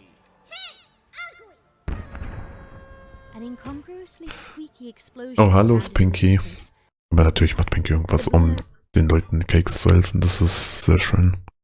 Of pink arced down to strike ground in front of the besieged bakery. The cakes stared out of the upstairs window in confusion. Pinkie Pie. Sollte er nicht besser an der Tür sein, anstatt durch das Fenster rauszuschauen? Wäre das nicht irgendwie besser? Oder ist die Tür direkt am... Ich habe keine Ahnung. Einfach macht das alles wenig Sinn. Her party cannon-powered flight. Hey! She bellowed at the sludge flooding her home. You wanna pick on ponies? Then pick on Pinkie Pie, punk! She waved her tail and blew an echoing raspberry. Cupcake leaned out of the bakery's window. Pinky, no! Pinky ignored her. You're making ponies all sad and floppy, huh? Bet you can't stop this! She unleashed a smile a few degrees wider than her head. The bare eyeballs speckling every patch of slime turned to face her, and the amorphous mass slowly seeped out of the bakery and into the street. Pinky capered to and fro, waving her balloon-marked rump at the blob. Nya-nya! She hopped farther away from the bakery. The slime gathered itself up and extruded an arm-like wave wider than Pinky was tall. She moved to dodge, but the wave splattered when it missed and soaked her in purple. The impact knocked her off her hooves. Cupcake screamed from the window. Carrot, watching from behind her, turned away. Sweet Celestia, no. I meant my whole family, including her. The slime withdrew and shifted to return to the bakery. Ja. Her voice made it pause. You're gonna have to... Naja, es war klar, dass Pinky ein bisschen mehr aushält als ein Treffer von dem Zeug. Es ist immerhin Pinkie Pie, sie ist ziemlich random. Pinky was struggling to get back on her hooves. Her knees wobbled, but she stood, and her broad smile split the muck staining her face. A ripple of something not unlike irritation passed through the slime. It pulled away from the bakery once more, and raised up a fresh pseudopod. I'm feeling fine. It's not so bad. Just kinda smelly. Ja, und sie bekommt noch mehr davon ab. When it withdrew, she was flat on her back, completely coated. The slime's lidless eyes somehow managed to widen when Pinky spat out a mouthful of muck and turned onto her side. She coughed and retched and spat out an eyeball as she staggered back upright. What? All this pudding? And no sprinkles? The slime wave hit her again. Her knees buckled, but she righted herself. Her smile returned. You're not so good at this, are you? I'm not even grumpy. Ja, nee, Pinky hält so einiges mit. Wundert mich aber auch irgendwie. Passt irgendwie. Es ist sehr, sehr gut alles. So, der Originalautor hat sich auf jeden Fall keine Ahnung von dem gab, was er geschrieben hat. Obwohl ich mich tatsächlich wundere, wie viele Kapitel wohl pro Scribble adaptieren tut wahrscheinlich so einiges. It hit her again. Pinky sobbed, and tears cut through the purple splatters on her cheeks. Her hooves skated on the slime until she slammed into a public trough. Her smile returned. I think you missed a spot. It hit her again. Kann es irgendwie sein, dass dieser Scheiß, wenn jemand ziemlich positive Emotionen hat, nichts anrichten kann? Ich glaube, irgendwie habe ich das Gefühl, dass es so ist. Scheint so jedenfalls. Cracked. Pinky whimpered through her gritted teeth. She leaned heavily against the trough's remains, straining to raise her head under the weight of her sludge-sodden mane. The slime on her flanks sizzled and bubbled over her cutie mark. And her smile returned. She narrowed her bloodshot eyes at the largest slime mass and coughed out a chuckle. This isn't working. If you aren't gonna try harder, you might as well turn tail and run right now. Her eyes darted upward for a moment and met Mrs. Cake's. You hear me? Run! The slime was furious now. The bakery was forgotten. The bubbling muck pounded the purpled pink party pony with layer after layer of liquid horror. Ja, gute Arbeit, Pinky, gute Arbeit, wirklich. Pinky cackled hysterically, writhing under the onslaught like a worm on a hook. Through her choking, half-sobbed laughter, she shouted again and again. Run! Run! Run! Run! The Cakes galloped out the bakery's front door.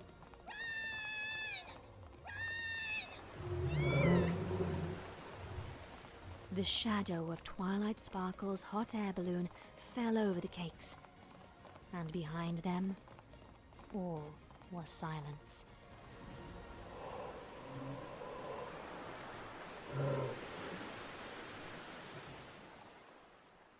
Wow, das ist alles zum...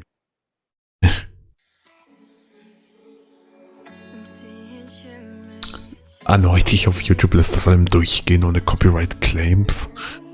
Ne, für die erste Episode war es schon mal ziemlich gut. Ich bin dann schon mal auf Episode 2 gespannt. Ja, die ihr dann gleich am Anschluss sehen werdet. Weil das Ganze werde ich ja wahrscheinlich jetzt ein Video hochladen. In welchem Kontext auch immer.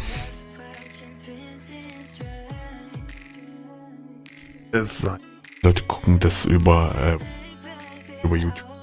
Ein Video. Was scheiß, den Patreon lade ich es wahrscheinlich, die einzelnen Teile hoch. Wegen Early Access Zeug und so weiter.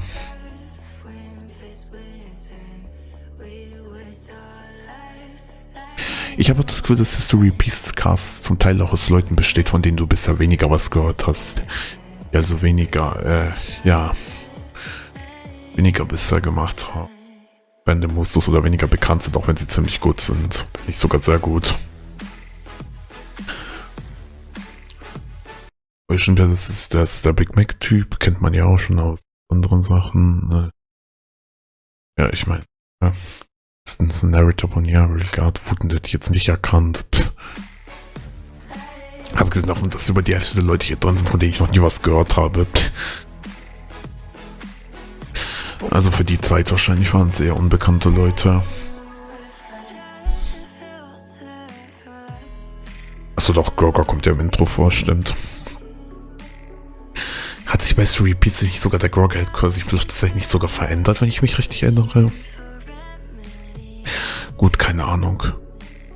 Wenn nicht Groghead, dann irgendjemand anderes hat sich, glaube ich, geändert.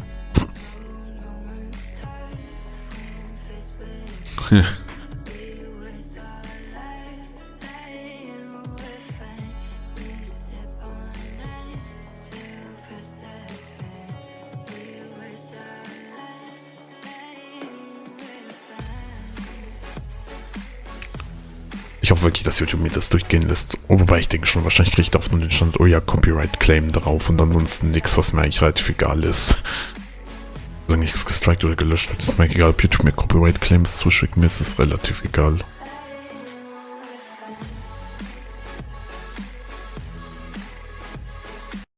Was Ding von mir, wie passt du jetzt?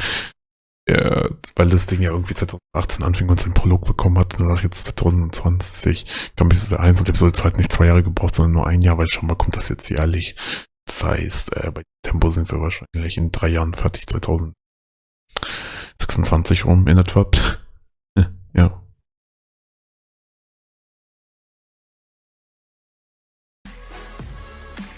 Gibt es so, dass Scribbers Leben sich in der Zwischenzeit, ja, seitdem sie mit dem Projekt angefangen hat, sich auch gewaltig verändert hat, dementsprechend Changes und so weiter. Kann man verstehen, dass es nicht immer zu JP-Zeug ist.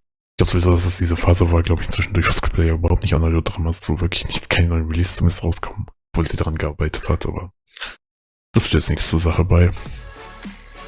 Auf jeden Fall 2 Jahre Wartezeit haben sich gelohnt und es lohnt sich auch, schätze ich, auch mal wieder das Jahr zu warten, bis eine neue History Repeats Folge rauskommt, auch wenn es dann erst 2027 vorbei ist.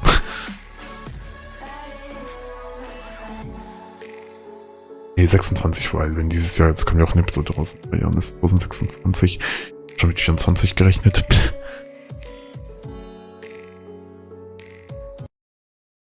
Aber ja, das wird ziemlich, ja, und ich mach dann Part 2 gleich und, gut. Bis gesagt, ihr seht es gleich wahrscheinlich so zusammenschneidet, also, ja, gut. Und Ben. Ist ein Name. Oder besser gesagt, zweiten Kapitel von History.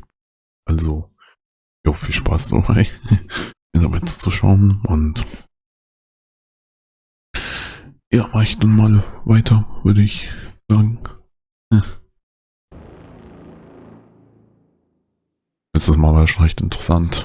Luna! Come, Rainbow Dash. We must make haste. We have an urgent task for thee.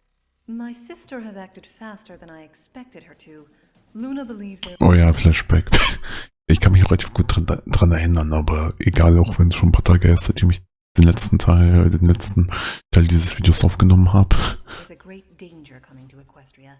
She has sent Rainbow Dash to recruit an ally. Thou must follow a rainbow beyond the fairy borders of the world, Rainbow Dash, and seek out a creature of vast power. Speed thee hence, Swift One, and bring us back the Megan. How can I find the Megan?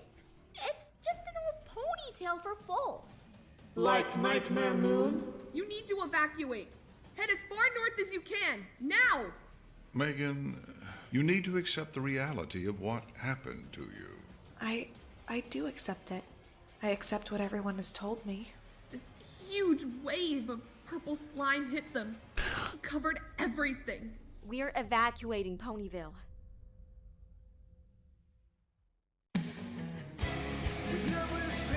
Ja, Copyright-Musik. Und hey, dieser Flashback auf die letzte Episode war ziemlich gut gemacht.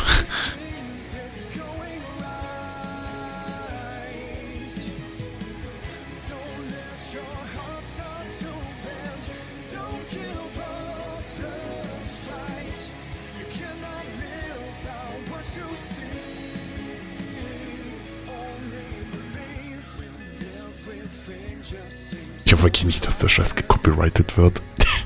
Immer ein bisschen scheiße. Aber weil das ja mehrfach im Video drin ist, das Intro und auch das Outro, egal was es sein wird.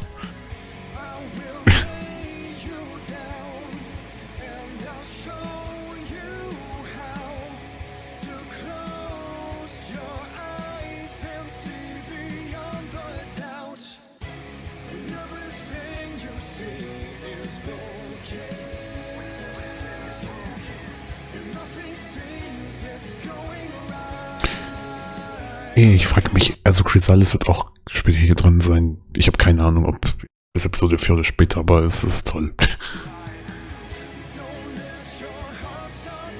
Weißt du, das sieht alles so abgefuckt aus, wobei das was aussieht, was Discord machen könnte. Aber gut, genug Intro-Spekulationsscheiße.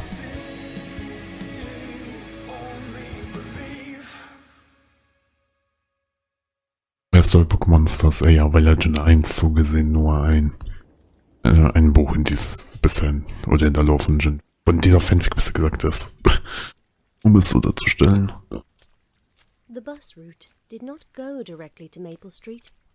Instead, it let out a whole street earlier, which meant Megan was about a half a block from her apartment building when the world went quiet. Sag mal, gibt es wirklich in den USA Straßen, die bis 1900 oder so gehen? Oder ist es einfach nur eine Zimmer? Ich habe keine. 1986.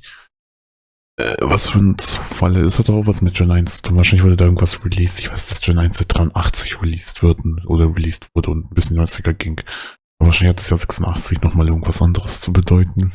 Kontext von Generation 1. Wahrscheinlich kommt da irgendein Film oder irgend sowas raus. Gehe ich mal von aus. The silence had fallen subtly, with the perpetual noises of the city night being subtracted, one by one. Now, on the vacant sidewalk next to the empty street. The falling rain made the only sounds. No cars or buses or subways provided background roar. No sirens or horns or burglar alarms or gunshots rang out. Muss wunderschön sein, wenn es so still ist, besonders wenn du in der Großstadt lebst. Hiss and patter of the rain, as constant and chaotic as television static. Megan shuffled to a halt, unable to find the strength to walk under the weight of the silence. Hello? Nothing. Hello? She repeated, louder this time. She prayed for someone to answer, even with shouted abuse. No answer came. Ist sie ausgesperrt oder was? Megan pulled her raincoat close and hugged herself. The damp chill in the air suddenly felt bone deep. A shift in some filth lodged in a sewer drain made a splash, and Megan jerked around to face it, fast enough for her heel to kick up a fan of water from the puddle at her feet. Hello? Back the way she'd been facing, a whistling fast descent ended in a massive crash in a nearby alleyway. Oh, Rainbow Dash ist angekommen, scheinbar. Debris tumbled out into the street, propelled by a gust of multi-hued smoke. Megan turned back around too fast and slipped off her feet, sitting down hard in a shallow puddle. She could feel the aftershocks of the blast through her palms as she pushed herself standing again. Her ears were ringing, but the silence had already returned. No car alarms had been set off. No day shift workers were shouting from their windows. Nothing. Not even a stray cat. Hello? Anybody? Megan wiped her hands on her jeans and then slipped her right hand into her coat pocket. She squeezed the black plastic rectangle there and felt its reassuring heft. She squeezed the thing harder when the rain-accented stillness was broken again, this time by the sound of something moving in the alley. Oh ja, es ist Rainbow Dash. With a dreamer's Von die Rainbow Dash wohl gemerkt, aber scheiß drauf. Ich glaube, dieser Windweg ist sogar älter als Sequester Girls 1. Also, wen who cares schon. Gate, tugged toward the impact site by some intangible yet unbreakable pull. She held her breath as she turned to look into the alley. The whatever it was had cratered the asphalt, scarred the walls, and scattered trash in all directions. The closest streetlight had lost its bulb, the narrow space infested with shadows. Aber immerhin macht Rainbow Dash das, was sie am besten kann, beim Landen Dinge kaputt machen. Das ist doch schön. Megan stared into the darkness, trying to pick out any detail she could. She swallowed hard and willed her voice to stop quavering. Is someone there? There was movement in the alley. Something low to the ground shifted and turned. It's dog. A car hit a big stray dog and drove away. Despite the plausible notion, Megan drew the device from her coat pocket. She slowly stepped closer, still in the grip of nightmare logic. Ja, das ist halt ich meine, es war sowieso schon klar, aber schön diesen Kontrast zu sehen, das Bild ist ziemlich gut. When Megan got within 3 paces of the thing, it jerked up onto all fours and raised its head. Huge eyes, the color of raw liver, caught what little light reached them.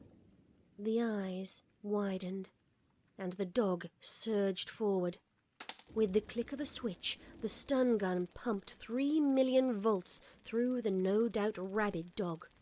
Harsh, crackling blue light brightened the alley like a camera flash, casting everything into stark relief. Ja klar, los, gib ja den Elektroschock, los. Yay. For an instant. Ouch! Said the creature. What the hey? It wasn't a dog. Megan's world lurched. She stumbled backward, letting her weapon drop. No. She was gasping for breath. Her lungs refused to fill. It can't be. She Also sie dachte, es ist ein Hund, der überfahren oder angefahren wird und sie wollte den Hund so gesehen jetzt genau so erweisen. Hast du jetzt kapierst erst? Ja, gut. Nee, scheinbar doch nicht. Adrenaline soak her veins. It can't be. Black smoke seeped into the edges of her vision. Her pupils were pinpricks. It can't. Megan's knees gave out. The pavement rushed up to meet her. The creature trotted out of the alley and looked down at the fallen being who had just slapped a lightning bolt into her hide. It's okay. Rainbow Dash nudged Megan onto her stomach with her hooves and slipped her front legs under the human's arms. I didn't think you were real either.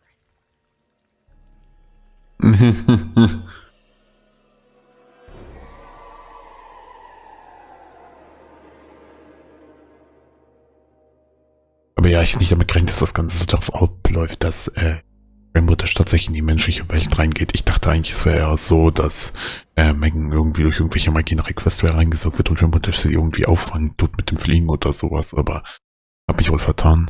Careful now, Lyra.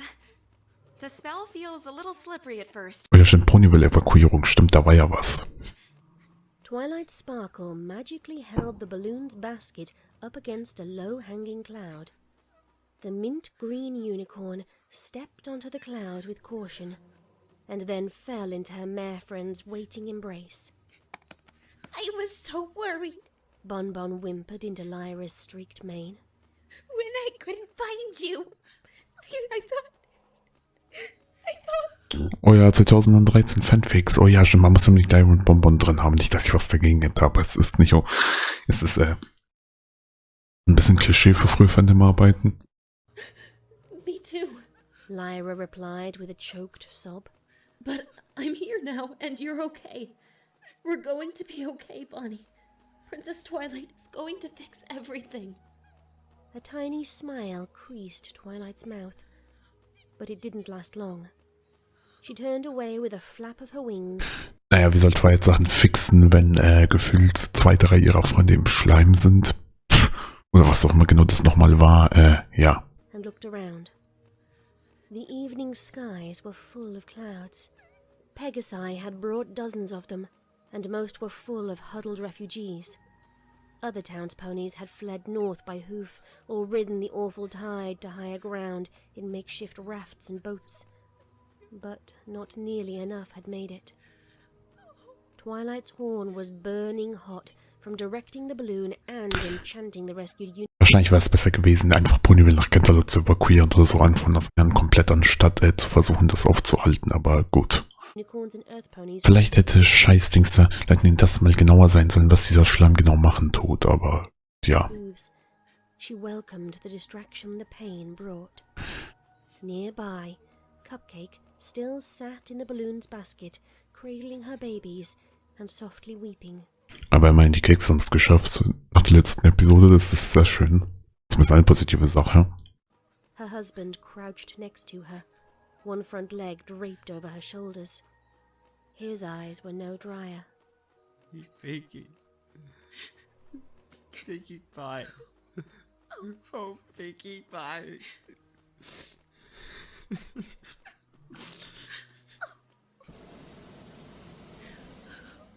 Twilight flew closer and magicked heated air into the balloon, leaving the cloud behind and resuming the search for ponies untouched by the slime. Her expression grew hard from the inner pressure of her grief when she looked down at the mournful couple. Next to the cakes, Spike peered through a pair of binoculars resting on the edge of the basket. Anything? They were nearing the southern edge of town now. Spike peered down at the schoolhouse through the slowly deepening gloom. Like the home that had split and doused poor Rarity, the place had been filled to bursting. The roof had ruptured, and slime covered the building like frosting on a gingerbread house. Spike caught only a glimpse of... Ja, lol, hier ist jemand am Sterben und ich frage mich, und hier ist auch, ja, schon besser Zustand. Ich meine, ein paar Leute sind ziemlich damit beschäftigt, sie Schleim in diesem Halbtod, in diesem im toten Zustand zu sein. Ja, sehr schön. Of the full-sized bumps in the purple-covered yard before jerking the binoculars away. It got the school, he said. Ja, das ist scheiße, aber das Zeug tut so immerhin auch keine Not. Das Zeug macht Konstruktiv zwischen erwachsenen Ponys und Fohlen, aber gleichzeitig scheinen die nicht tot zu sein, sondern eher in ihrem toten Zustand zu verfallen. Wenn man sich so die Augen anschaut und so weiter, scheint es eher das zu sein. Slowly nodded. For lack of anything else to say, Spike returned to his surveying. Spike's view focused further south on a discarded Stetson sitting near a lump in the surface of the slime. Not far from there. Stimmt, wir haben von Applejack nichts mehr gesehen, seitdem den Big Mac sie in der letzten Episode weggeschleudert hat oder weggetreten hat. Ja. There, he could see the farmhouse's sludge-filled windows. With a shift of the focus dial, row upon row of soaked and drooping trees came into sight as well. Spike gulped. Sweet Apple Acres. It's Applejack too, then. Ja, scheiße. The horn flared, and the balloon rose higher. She tightened her lips against the quiver building in them. And Ja, Fluttershy geht's auch nicht besser. She took a shaky breath, forcing herself through the motions of the calming technique Princess Cadence had taught her. Breathe in, hold, and out. And the cottage? In Spike's magnified view of Fluttershy's rustic home, a small team of Pegasi were struggling to evacuate the animals off the roof. Angel Bunny kicked and screamed in Thunderlane's. Es ist ja das unironisch, die Tatsache, dass Fluttershy gelungen ist, alle ihre Tiere zu retten, sie jedoch selber ihren Flügel dadurch verletzt hat, so gesehen, und deshalb selber sich nicht mehr konnte. Fluttershy hätte es theoretisch schaffen können, also, ja, das ist schon relativ bitter. Grasp, flailing his legs toward the edge of a pale yellow hoof sticking out of the purple muck below. Spike lowered the binoculars. They slipped from his slackened grasp and fell to the basket's wicker floor. He turned to face Twilight. His wide, watery eyes spoke for him. It got them all. Twilight hung her head. Her horn's light went out. Dash, where are you? Just then, down below, her eyes settled on a small pool of colors in the dark, glistening expanse. She pointed. Warum hat Applebloom das scheiß Tierzeug von Diamond Tiara auf, ja, keine Ahnung. Spike, look! The balloon had drifted to the edge of town proper, and a small wooden shack peeked out from the slime coating of the ground like an island in a dark sea. 4 fillies were huddled on its roof, quivering in fear. Girls, up here! Sogar 4, wow.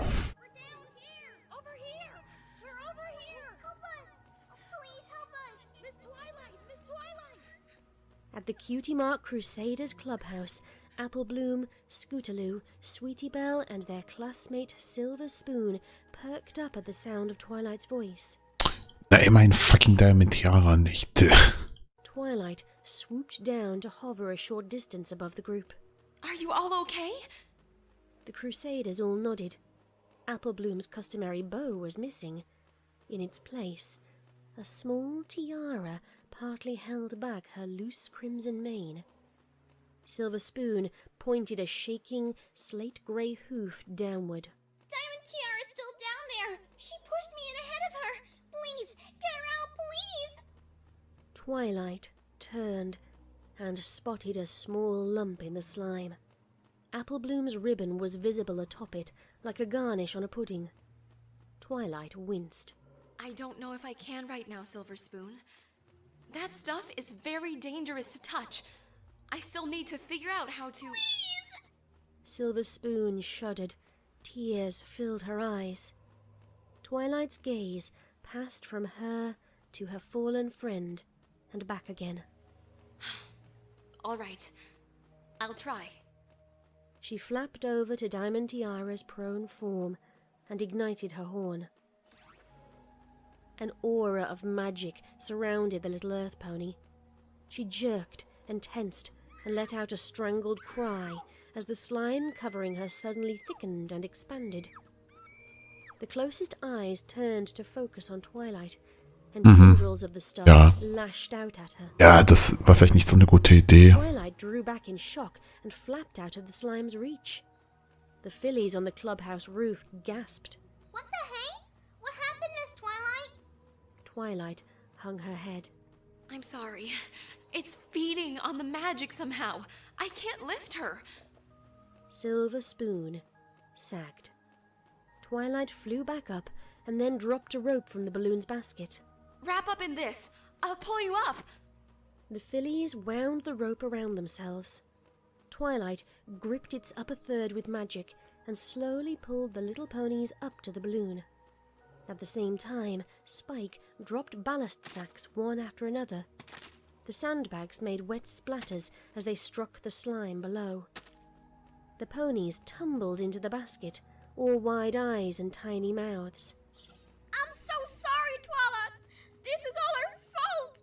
Cried Apple Bloom. Was? We didn't know. Agreed Sweetie Belle. Ja, genau, ist eure Schuld, ja.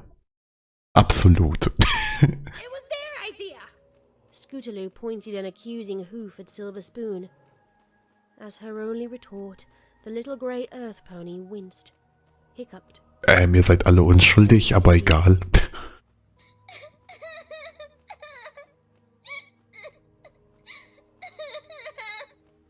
Forgetting her mourning over Pinkie Pie for a moment, Cupcake frowned and shifted to face the fillies. Now what in Celestia's name are you all talking about? Frage ich mich auch. Forelock out of her eyes. We were having a game of dares, and Tiara dared me to let her wear my ribbon. And then Apple Bloom dared Diamond to let her wear her tiara. Added Scootaloo. And then Apple Bloom struggled to push out the words. Diamond Tiara dared us all to play hooky after lunch. Sweetie Belle cringed. Miss Cheerilee said there'd be trouble if we ever skipped school, but we thought she meant detention or something. We didn't know she'd meant we'd bring a slime monster down on the whole town. Reared up against Mrs. Cake. We didn't know. Ja gut, ist nicht eure Schuld. Punkt. All dem Schulschwänzen in der Grundschule, ja. Das fängt gut an. We didn't think it would be this bad. You gotta believe us. We thought the worst that happened is getting in trouble with our folks. We never meant for this to happen, honest. Diamond! Silver Spoon fell on her side, curling into a ball. Diamond! She hid her face with her hooves, her eyeglasses all askew. Please say there's something we can do to fix this. We'll do anything. We promise. We'll even go up searching for our cutie marks forever if he'll reverse what we did. Diamond! I'm sorry! Girls, I don't think... Please! Please! Please! Please! Ich denke auch nicht, dass es irgendwas mit denen zu tun hat. That's enough! All of you, get a hold of yourselves right this minute! The Cake Twins fussed and fidgeted against their mother at the sound of the fillies' cries. Cupcake put on her sternest face and spoke in the firm, commanding, yet non-threatening tone that only mothers could muster. What happened today was not your fault. The four fillies froze in mid-upset, staring up at Mrs. Cake in shock and awe. Whatever caused this was... She paused to keep her voice steady. Whatever caused this was a lot worse than some misbehaving folks. Ja, und außerdem kommt das ja von weiter weg, also, ja. This is evil. Plain and simple. And it has nothing whatsoever to do with sweet, good-hearted, wonderful little girls like you. Understand? Despite her best efforts, Mrs. Cake's voice had cracked, and fresh tears shone in her eyes. She held her babies close. Apple Bloom, Scootaloo, Sweetie Belle, and Silver Spoon silently crept forward and leaned against Mrs. Cake, taking comfort in her motherly presence. After a short pause, Spike joined them.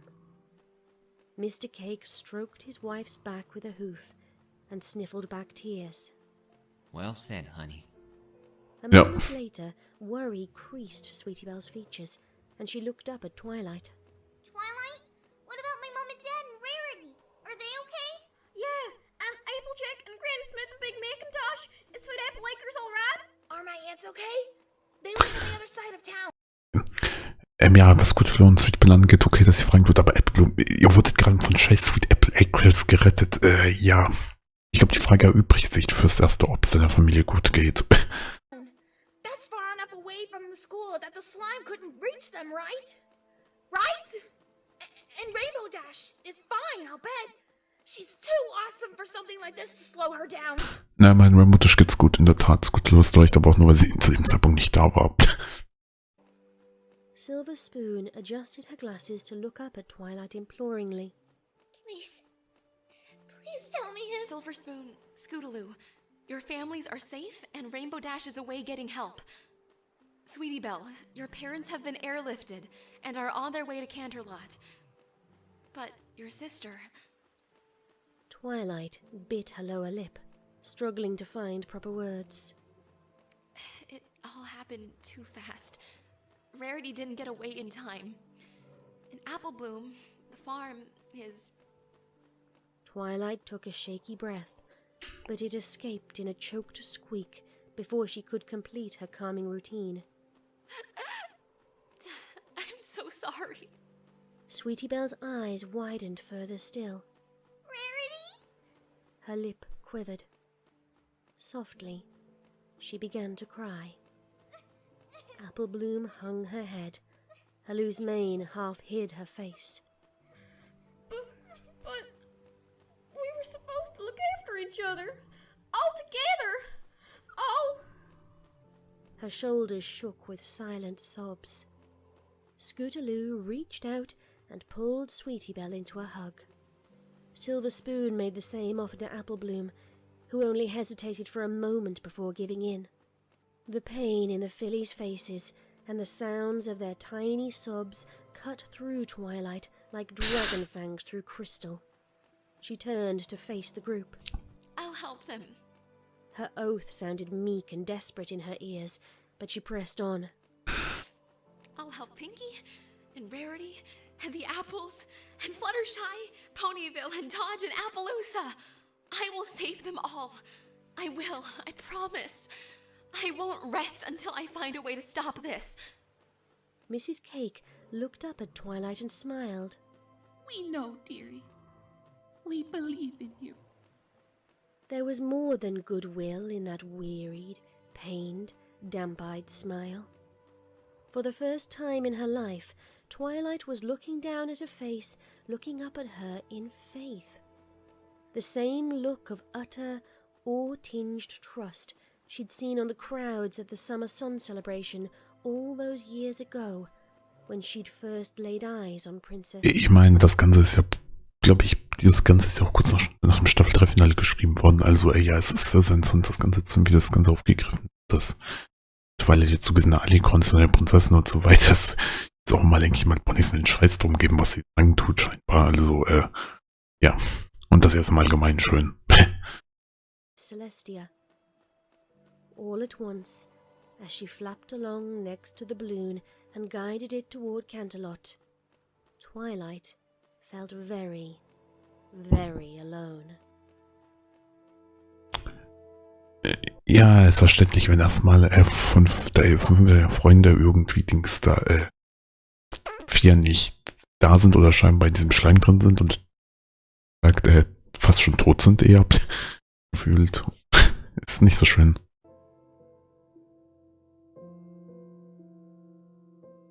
Naja, immerhin kann das scheiß Schleim scheinbar keine Berge hochklettern. Also ja, Canterlot ist safe.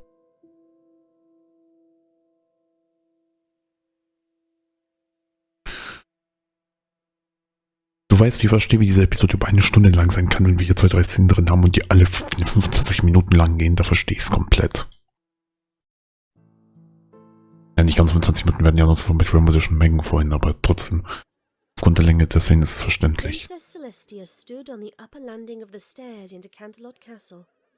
She peered down at the palace's expansive courtyard, her gaze easily piercing the gloom as she watched the ongoing trickle of fleeing refugees arrive. She narrowed her eyes. You were there, in Cloudsdale. Why didn't you call out the Wonderbolts right away? Why didn't you raise the alarm? Princess Luna stood behind her in the open doorway, out of reach of the light from the 2 enchanted lanterns flanking the massive arch.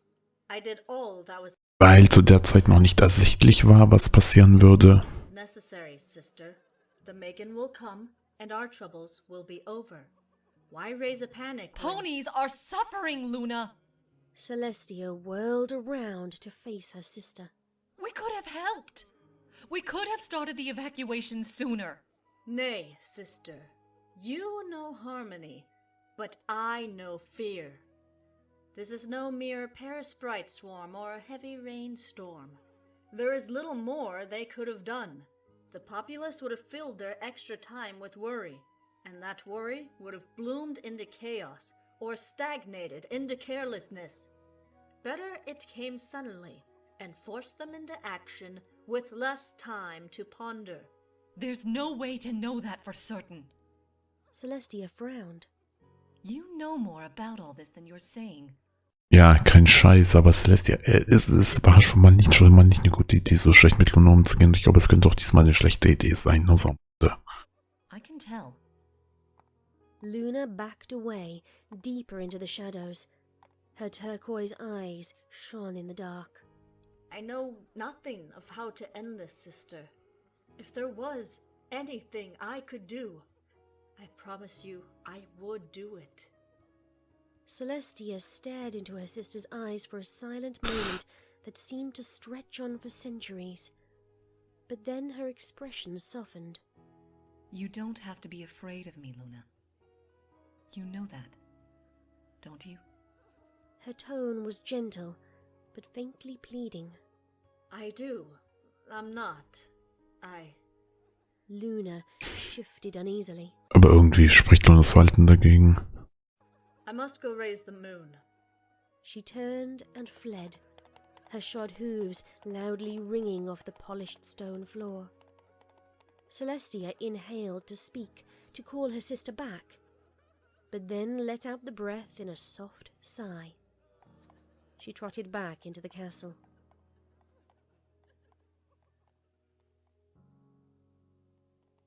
Ja, so fangen Probleme an. Luna galloped through the castle and found her way to the roof of one of Canterlot's many spires.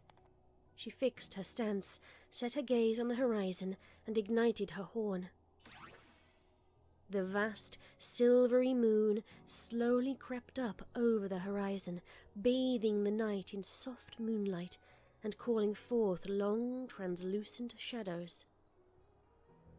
Luna's own shadow on the parapets grew a second horn, which then split into a branched anchor. Dürfte ich fragen, wo Discord war, als Fluttershy im Verrecken war und er ihr nicht geholfen hat, aus irgendwelchen Gründen?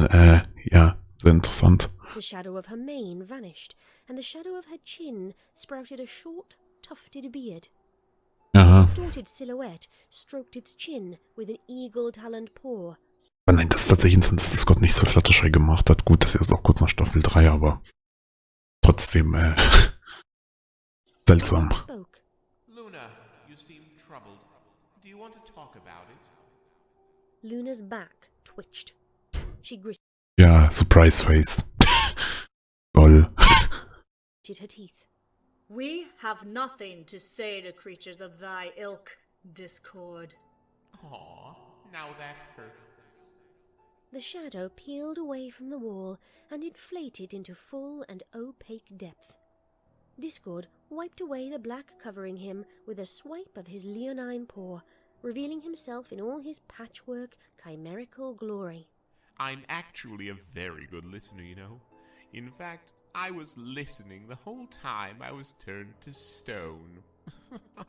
He gave a toothy grin and chuckled. Luna kept her back to the Draconicus, but her eyes widened. The whole? Yes, indeed. It's just incredible the meetings ponies will have around... Ja. Und also bezüglich des Kurz weiter und so fort, ich glaube, es gibt irgendeine Fanfic, wo referenziert wurde, dass du 1000 Jahre lang Dings irgendwie dringend ausklonen musst, oder ist das ist auch nicht so schön ist, wenn du 1000 Jahre lang dringend ausklonen musst, aber nicht scheißen oder pissen kannst, so gesehen, weil du ein Stein bist. Ja, das war am Rande. Das ist ziemlich lustig. Stone statues. The things they'll say, the things they'll do. Luna turned to stare into Discord's eyes. My fall from grace was long ago and a grave mistake. We have made peace with our past. Discord frowned a frown so deep that it pulled his muzzle downward like a falling dollop of honey. He jerked it back into place with a sound like a tight metal spring wobbling. Well, that's no fun at all. But I was more thinking about the present, really. He steepled his mismatched fingers and tapped them together while rolling his eyes in an expression of faux nonchalance. Luna's eyes blazed white. Her mane blew back from an unseen tempest, and her Weiß schon mal das kurz ziemlich gut, wie man Luna wütend machen kann. voice took on a booming echo. Do not toy with us, demon! The outburst blew Discord's flesh away like dry leaves in a windstorm. Da hat irgendjemand, der Autor dieser Fanfic hat wirklich verstanden, wie du Discord schreiben tust, weil das ist so typisch. Leaving his implausible skeleton exposed. Now, there's no need to get all royal on me. We both know you recognize the magic at work down there. Luna scowled. Dark magic is scarcely novel. Maybe, but whose dark magic? He reached up and twirled his horn and antler in his skeletal fingers. Ach ja, Discords Gesicht sieht ein bisschen aus wie Grogar tatsächlich in seiner Skelettform. Nur so am Rande. Also ja, ziemlich offensichtlich. Downward in spirals. His voice took on a low, growling edge. Does this ring a bell? Luna's fury gave way to horror. Discord Weißt du, Discord weiß, dass dafür Grogar verantwortlich ist, tut aber seinen Arsch nicht bewegen, um irgendwas zu tun. Aha. Bony thumb between his teeth and blew. His flesh reappeared with a faint pop. Yes, that's right. I know all about him. He slithered up to the alicorn and draped his serpentine frame across her back like a saddle. The one who taught you black magic all those years ago is back on his hooves and up to his old tricks again. And your little temper tantrum when you left the moon was what set him free. Discord thrust his head skyward, put a paw to his chest, and then gave a formally inflected recitation. In shadows bound lies Tambilan. Also Luna hatte schon in der Vergangenheit Erfahrung mit Grogar, so wie es aussieht. Interessant. Till dark as midnight shines the dawn. He ducked back down, brought his head up to Luna's ear, and whispered, This is all your fault. A sickened shudder shook Luna from her head to her hooves. She squeezed her eyes Discord, du bist ein Arschloch. Punkt. shut, and then sagged morosely. We couldn't have known what effects bringing night to midday would create. And as far as we knew, Grogar was long dead. Luna took a shaky breath. I'll just Also entweder hat das Ganze was mit Nightmare Moments Rückkehr zu tun oder schon mit vor 1000 Jahren, aber wahrscheinlicher ist es während Lunas Rückkehr als Nightmare Moment wahrscheinlich passiert ist, dass Grogar irgendwie dadurch wieder verstanden ist, dass es nachts war, als eigentlich Tag sein sollte, wie auch immer das funktionieren soll, aber ja gut. Eventuell war er auch nie tot, das ist auch so eine Möglichkeit. She'll understand. And once the Megan arrives... Yes, of course. I'm sure Celestia won't mind that you endangered the world. Again. And I'm sure your storybook monster will do great. But, just in case things don't pan out, I've got a backup plan. Discord slithered off of Luna's back and stood next to her. We villains have to look out for each other, you know. Luna turned away once more. I am not a villain. Discord Aber immerhin warst du's mal, Luna. heaved a long-suffering sigh. Das könnte sagen, sollen reformierte Villains, aber gut, scheiß drauf. Luna, please. We're both ex-convicts here. You don't have to pretend. After all, if Celestia trusted you to keep doing good, why did she train a replacement? Luna's wings twitched. She swished her tail. Twilight Sparkle earned her rightful place among us. She is no threat to me. She has her own destiny to fulfill. Discord sat in midair and curled into a pensive pose, his chin on his palm and his elbow on his knee. Ah, I see. My mistake. I'm sure you're right. I mean, Cadence came into her own just fine. Discord's eyes widened, as though he was struck by a sudden insight. But then again, there aren't that many unruled empires around now, are there? Not so many empty thrones. And Celestia does seem awfully close with her most faithful student. Luna stomped a hoof, unleashing thunder from the clear sky. Leave us. Discord slowly faded from sight, his voice taking on a hollow echo. Remember what I said, Luna. Believe me, even when you're on top of the world, things can turn against you, just like that. Naja, wo er recht hat, hat er recht. Das stimmt ja tatsächlich. He snapped his fingers and was gone. Alone once more, Luna looked... Ich meine tatsächlich. Ich meine, für Luna könnte es jetzt noch ziemlich tief runtergehen und es wird wahrscheinlich passieren, denke ich mal. up at the moon she'd escaped. So familiar, and yet so cold, and so distant, and so heavy with memories of past hurt. She sighed.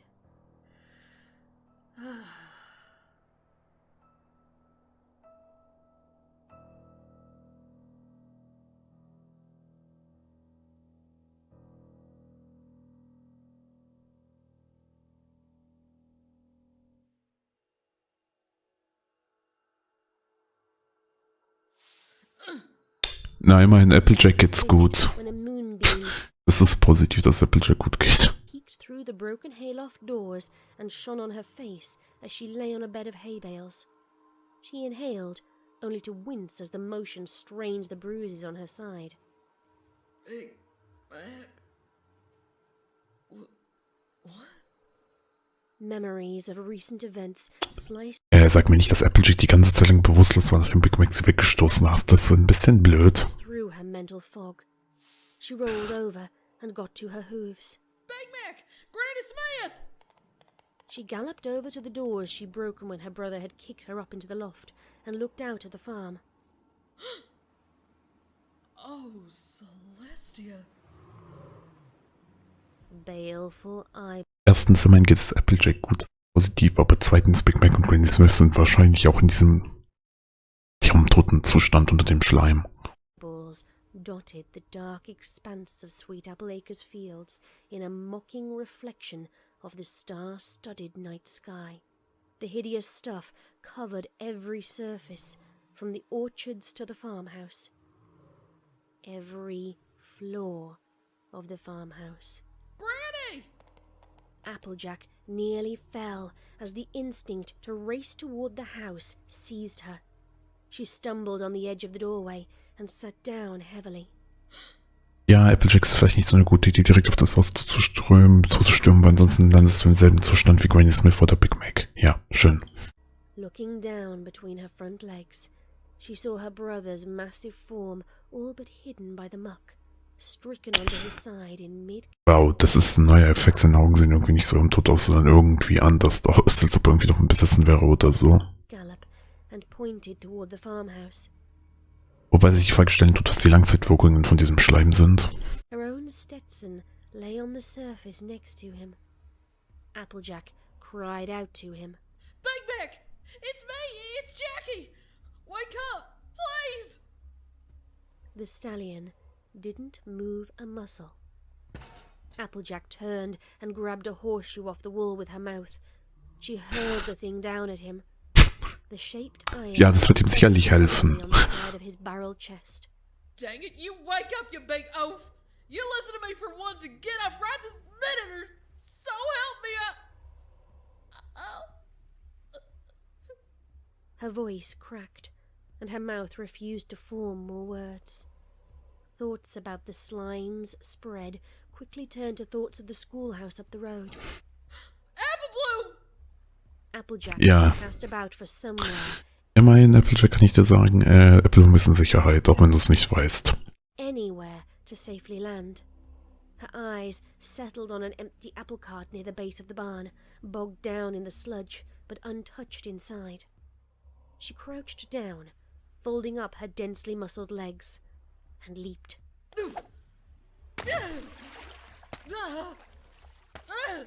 The landing sent a shock from her hooves to her back, but the cart stayed in one place. Once she got her bearings, Applejack crouched and then lashed out with a back leg. Her kick smashed one wheel off the cart. A second kick took off the other. Don't worry, Applebloom, I'm coming. Applejack snatched up a hoe left leaning against the barn and reared up, using her front legs to hold the tool and pull the cart forward as a makeshift boat.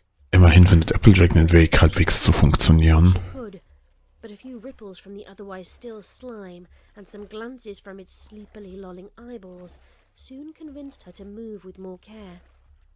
The delicacy of her movement through the filth cast her thoughts back to Ponyville's last big storm, and the night spent at Twilight's library. The memory of Rarity slapping beauty mud onto her face seemed darkly ironic now.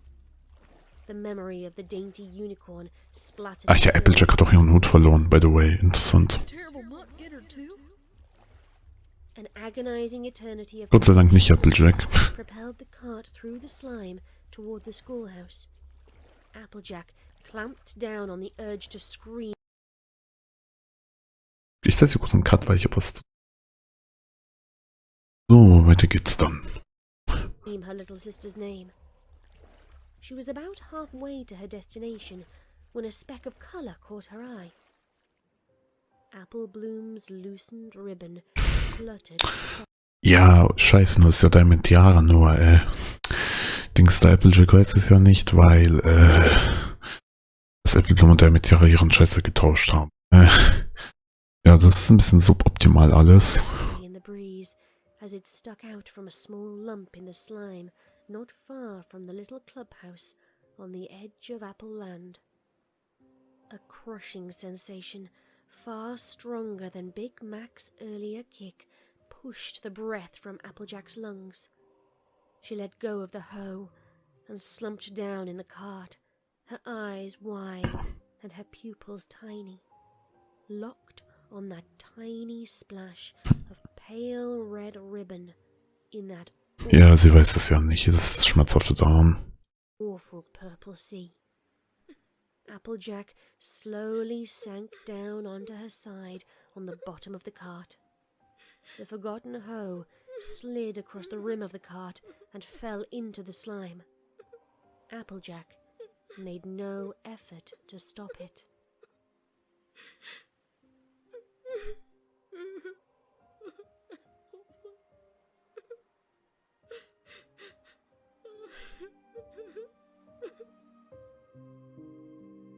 Ja, scheiße.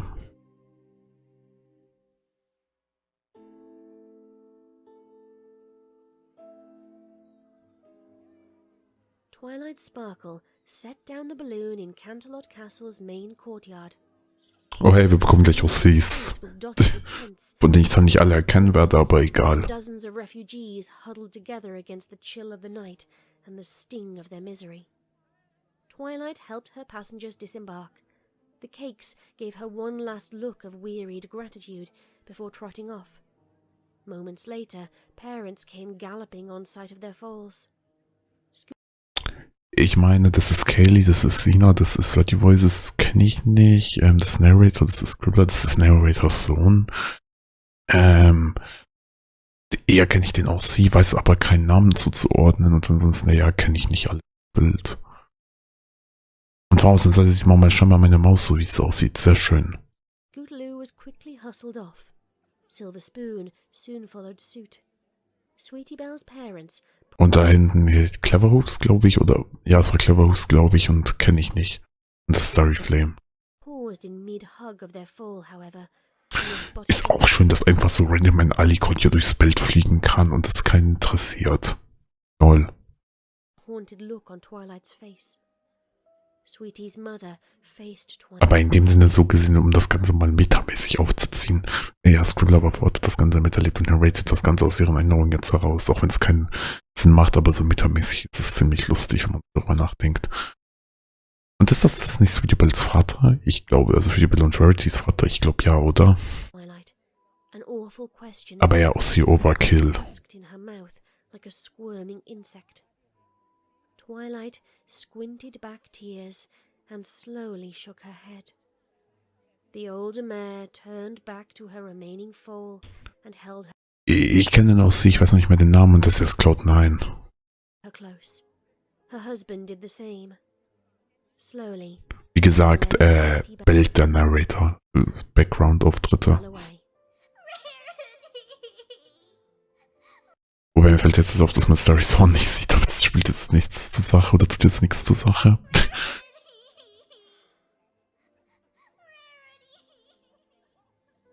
Apple Bloom sat and watched her friends make their apologies and get taken away one by one. Her slouch and her frown deepening with every departure. By the time a cousin trotted up to see her, she had tipped over onto her side. Apple Bloom? Asked the green-maned yellow mare softly. It's me, Apple Fritter. From the reunion, remember? Apple Bloom didn't answer. I saw the farm when the Pegasi lifted me. It's just terrible. I'm so sorry, Sugar Cube. Don't call me that. Apple Fritter flinched. I'm sorry, sweetheart. My name is Apple Bloom. Not Sugar Cube, not Sweetheart, Apple Bloom. Apple Fritter shot Twilight a helpless look. Okay. Apple Bloom. Ich meine, akzeptiere es einfach mal für die Situation so wie es ist. Man kann den Bloom zumindest halbwegs verstehen, also akzeptiere es einfach und fertig. A bunch of us have gathered up in a bushel over yonder. I reckon it'd be a good idea for you to come join your kin while Princess Twilight figures out what happens next. Twilight was trying to come up with... Ach ja, Twilight Zone ist sehr, sehr groß. Das ist insane, im Leben ist das so groß. Something to say when a male voice sounded off to her right. Where did you get that? Where is she? Where's Diamond Tiara? A pale brown earth pony stallion, wearing a monogrammed bit symbol tie and saddlebags, stormed over and snatched the tiara from Apple Bloom's head with his mouth. He sat down and held the delicate metal loop in his front hooves. His lips trembled, and he quickly stowed the tiara in his bags before turning his attention back to Apple Bloom, who stared at him in alarm. Where is she? Where's Diamond Tiara? Tell me! Apple Bloom Irgendwie war es vorauszusehen, dass das passiert. cringed. Apple Fritter stepped over her in a protective pose and stared the stallion down. I reckon you ought to back off, sir, instead of bullying a child. Where is my daughter? Filthy Rich, stop! Even Twilight was surprised when her voice briefly took on a booming echo. Ja, dass ihre Cantalatur ist, wie man es im Film nennt, so diese Stimme, die alle Icons machen können. Sehr schön. Eyes fell upon her. She paused for a moment and swallowed hard before continuing at a more reasonable volume. Diamond Tiara isn't here. I'm sorry, but she didn't get out of Ponyville in time. Filthy Rich shook his head. No. By the time I got the raft to the school, it was all... But I couldn't see her. She wasn't there. I hoped she'd... No. His shoulders jerked. A low moan slipped past his gritted teeth. No. No. No, no! Twilight shifted her weight side to side. The image of Diamond Tiara convulsing in the slime dominated her thoughts. Filthy Rich choked on a sob. Please. Please, no. Twilight reached out a hoof, but the stallion batted it away. He gave Twilight a bloodshot stare and scowled. You. He stepped closer to her, moving away from the apples. His voice was a low growl. You're a princess now, aren't you? You're the ones we all turn to. You stopped Nightmare Moon, and Discord, and everything else. So do it again. Fix this. You fix this now. Twilight found herself backing away. I tried. I am trying. I rescued every pony I could. I'm trying to... Then try harder. Filthy Rich. Ja, sagt ein Typ, der in seinem Leben wahrscheinlich noch nie gearbeitet hat. Ja, stopped. His hoof cracked the flagstone path beneath him. Twilight stopped and held her ground. She met Rich's accusing stare and scowled right back at him. Do you think this has been easy for me? I lost friends today. And I lost my wife and little girl. Deine Frau ist sowieso eine dumme Fotze, also die kann sowieso wecken gehen. Rich slapped Twilight across the face hard enough to make her stagger. In a heartbeat, Pegasus' royal guards descended from above to restrain him. He struggled in their face, tears Ich kann den Schock verstehen. cheeks as he continued to scream at the alicorn before him. You fix this, damn it!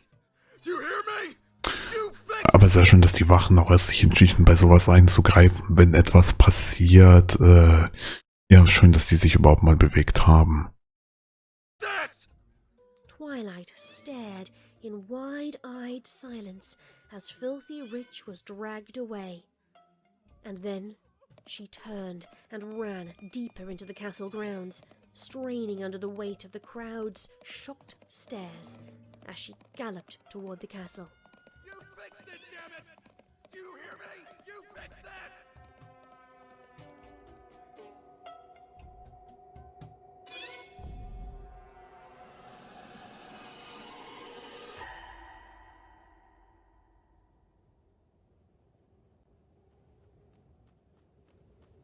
Ja, fuck. Megan drifted into consciousness with a chill wind roaring in her ears and stinging on her cheeks.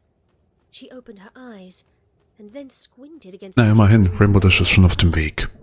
A rainbow? Mit Rettungszeug. Oh, you're awake. Try not to squirm, okay? You're pretty heavy. The high but husky voice had come from above her. Coming fully to her senses, Megan realized that she was who knew how far off the ground, dangling in the grasp of a small, winged, garishly colored, talking horse that was Dieses Bild fasst die ganze Situation perfekt zusammen. Ich mit Megans Blick und Rainbow Dash Blick im Kontrast. Das fasst die ganze Situation so perfekt zusammen. following the course of a massive rainbow. Oh God, no. I was doing so good.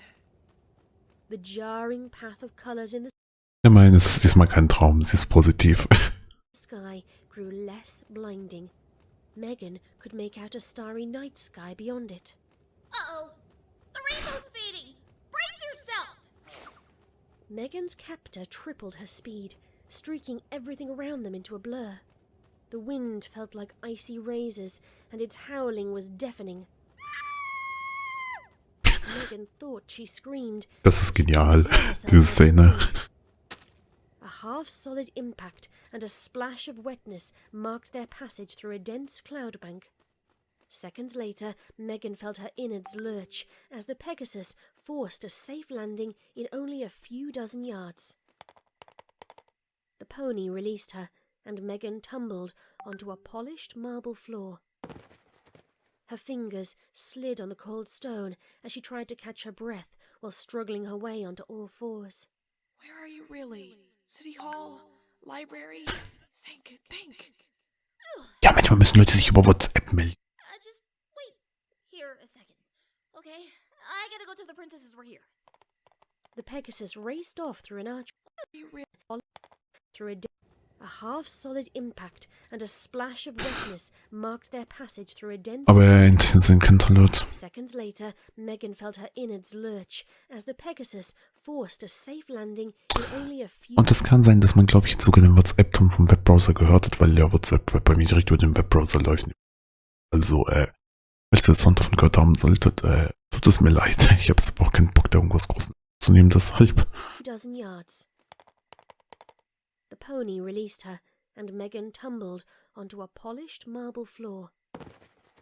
Her fingers slid on the cold stone as she tried to catch her breath. Muss ein ziemlicher Schock sein, wenn man wieder mal in einer Welt ist, in der man eigentlich dachte, sie würde nicht existieren. While struggling her way onto all fours. Where are you really? City Hall? Library? Think. Ugh.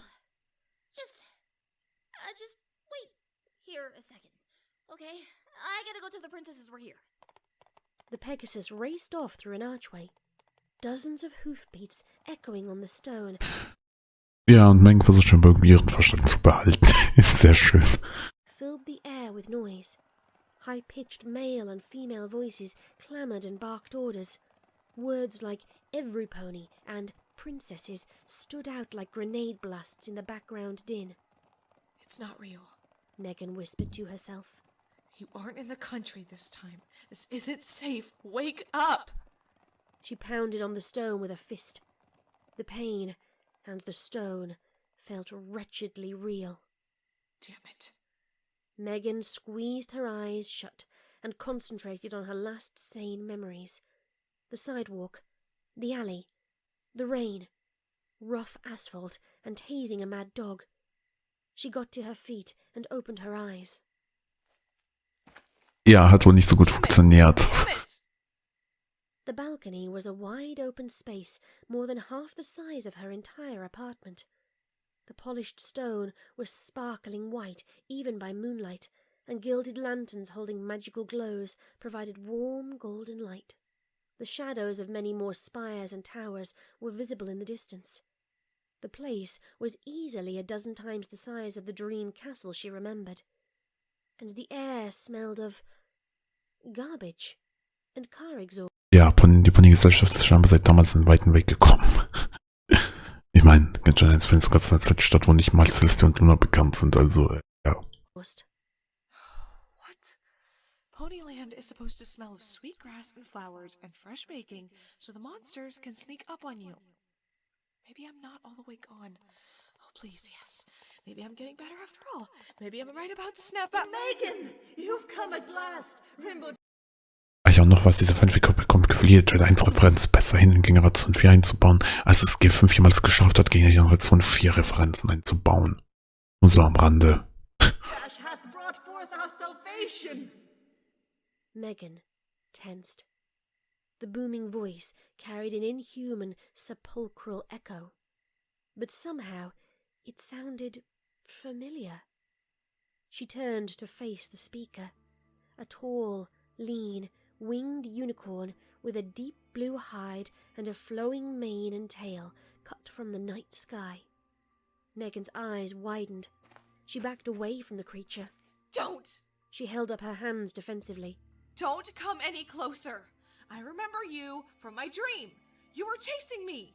Nay, mighty one, The thing replied with an apologetic bow. We were seeking you out. We are the royal princess Luna. It is our profound... Also kann Luna sogar durch die Visionen durchgehen und unsere Welten in Träumen eintauchen. Okay, sehr interessante Sache, muss man ja schon mal sagen. Es geht sogar noch... Ich meine, das ist die längste Episode auch davon bisher. Megan stood her ground and faced down the twisted hallucination. Just stop! Why is this always what happens? This doesn't even make sense. I'm not a hero. I'm not your salvation. I can't even hold down a steady job. I don't want this, okay? She turned away from the pony and shouted to the night sky. I don't want this.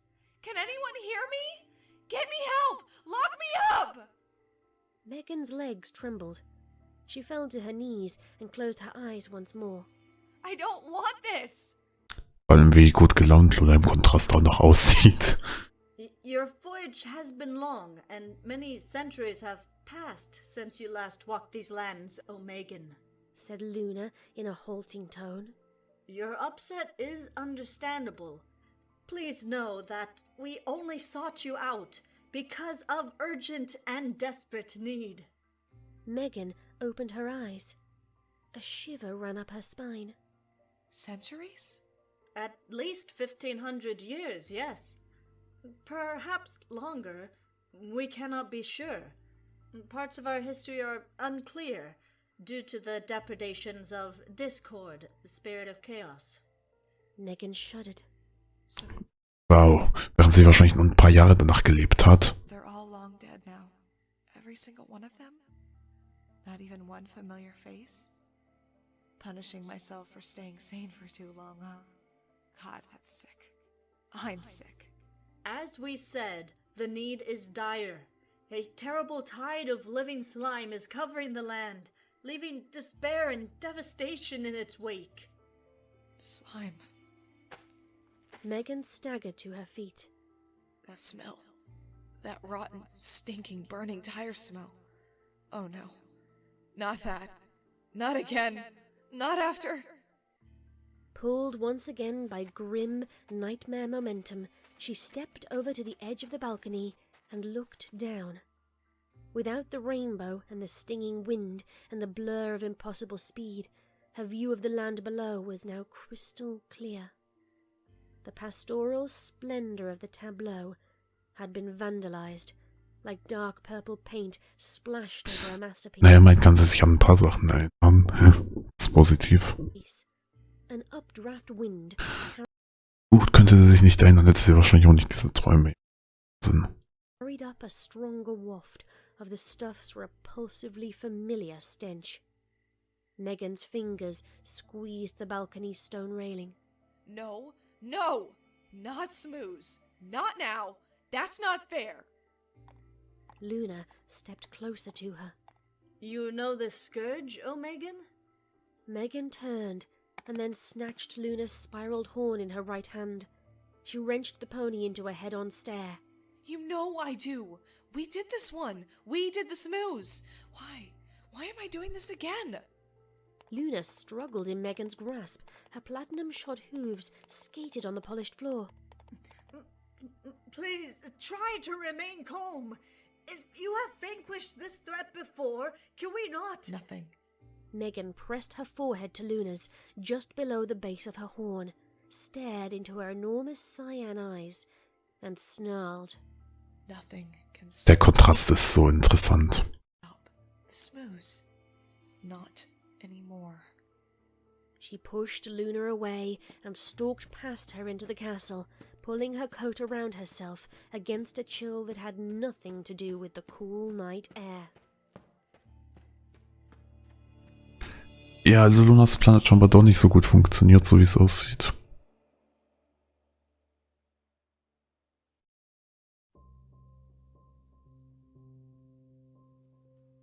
Princess, something must be done.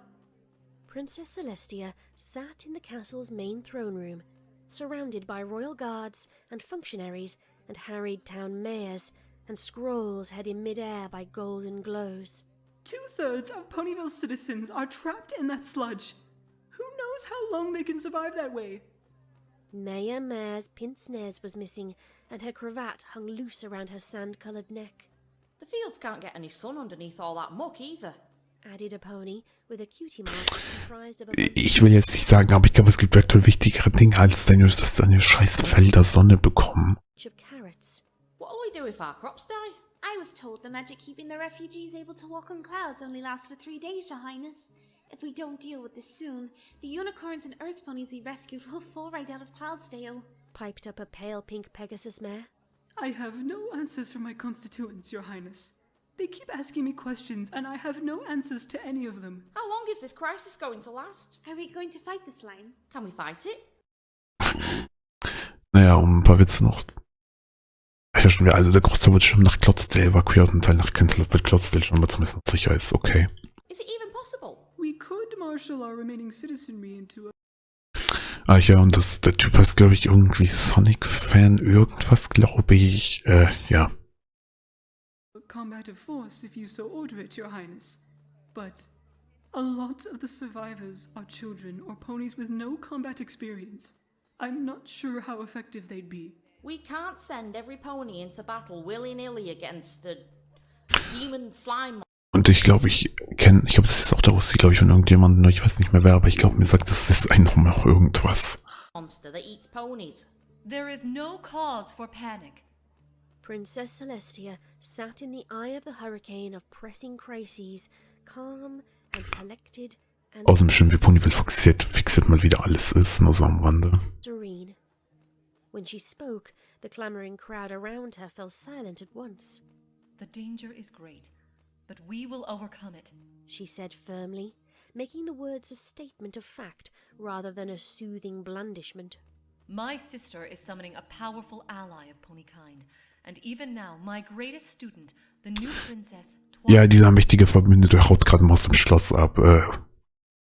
Ich glaube, Bagans Conclusion, dass nichts gemacht werden kann, kommt daher, weil sie hat irgendwas mit ihren damaligen Leuten, mit den damaligen Ponys, das ging als nice, dass sie gekannt hat, irgendwas mit ihnen machen muss. Und ich, dass die tot sind, ja. Sie braucht eben irgendjemanden, den sie von damals kennt.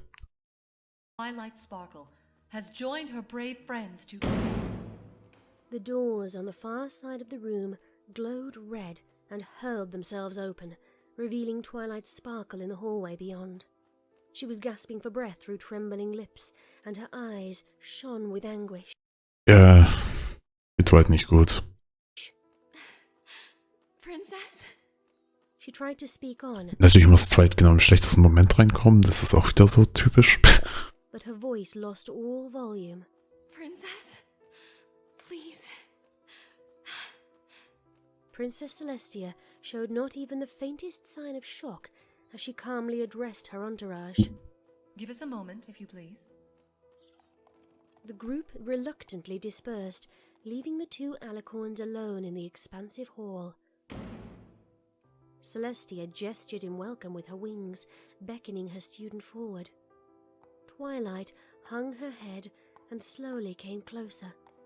Her legs shook with every step. She looked up at Celestia through a blur of tears. Please. Please, tell me this is another test. She galloped forward and threw herself against the princess. Her damp, bruised cheek slid on the elder alicorn's golden petrel. Celestia gently hugged Twilight back. A test? I'll fail it. I'll flunk right out. I don't care. Take it all away. Send me back. Please. Please just make it stop. Celestia held her closer and unfolded her wings to wrap around them in a second hug. Oh, Twilight Sparkle. I am so sorry. This is no test. But no matter what's happened, you'll never disappoint me. Ich mag es irgendwie, wie Celestia gelingt, selbst in den beschissensten Situationen gefasst zu bleiben. I am so proud of how far you've come. Twilight pressed her face into Celestia's chest, hiding in the shade of her wings. But they're all gone. It got them all. Rarity and Pinky, Applejack and Fluttershy. I let them down. We should have prepared faster. If I'd hurried more, if I hadn't tried to keep everything so organized, I could have... Enough, Twilight. Celestia spoke.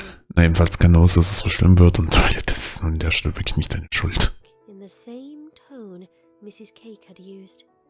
The stern kindness of a mother. You tried your best. That's all any pony could have asked of you.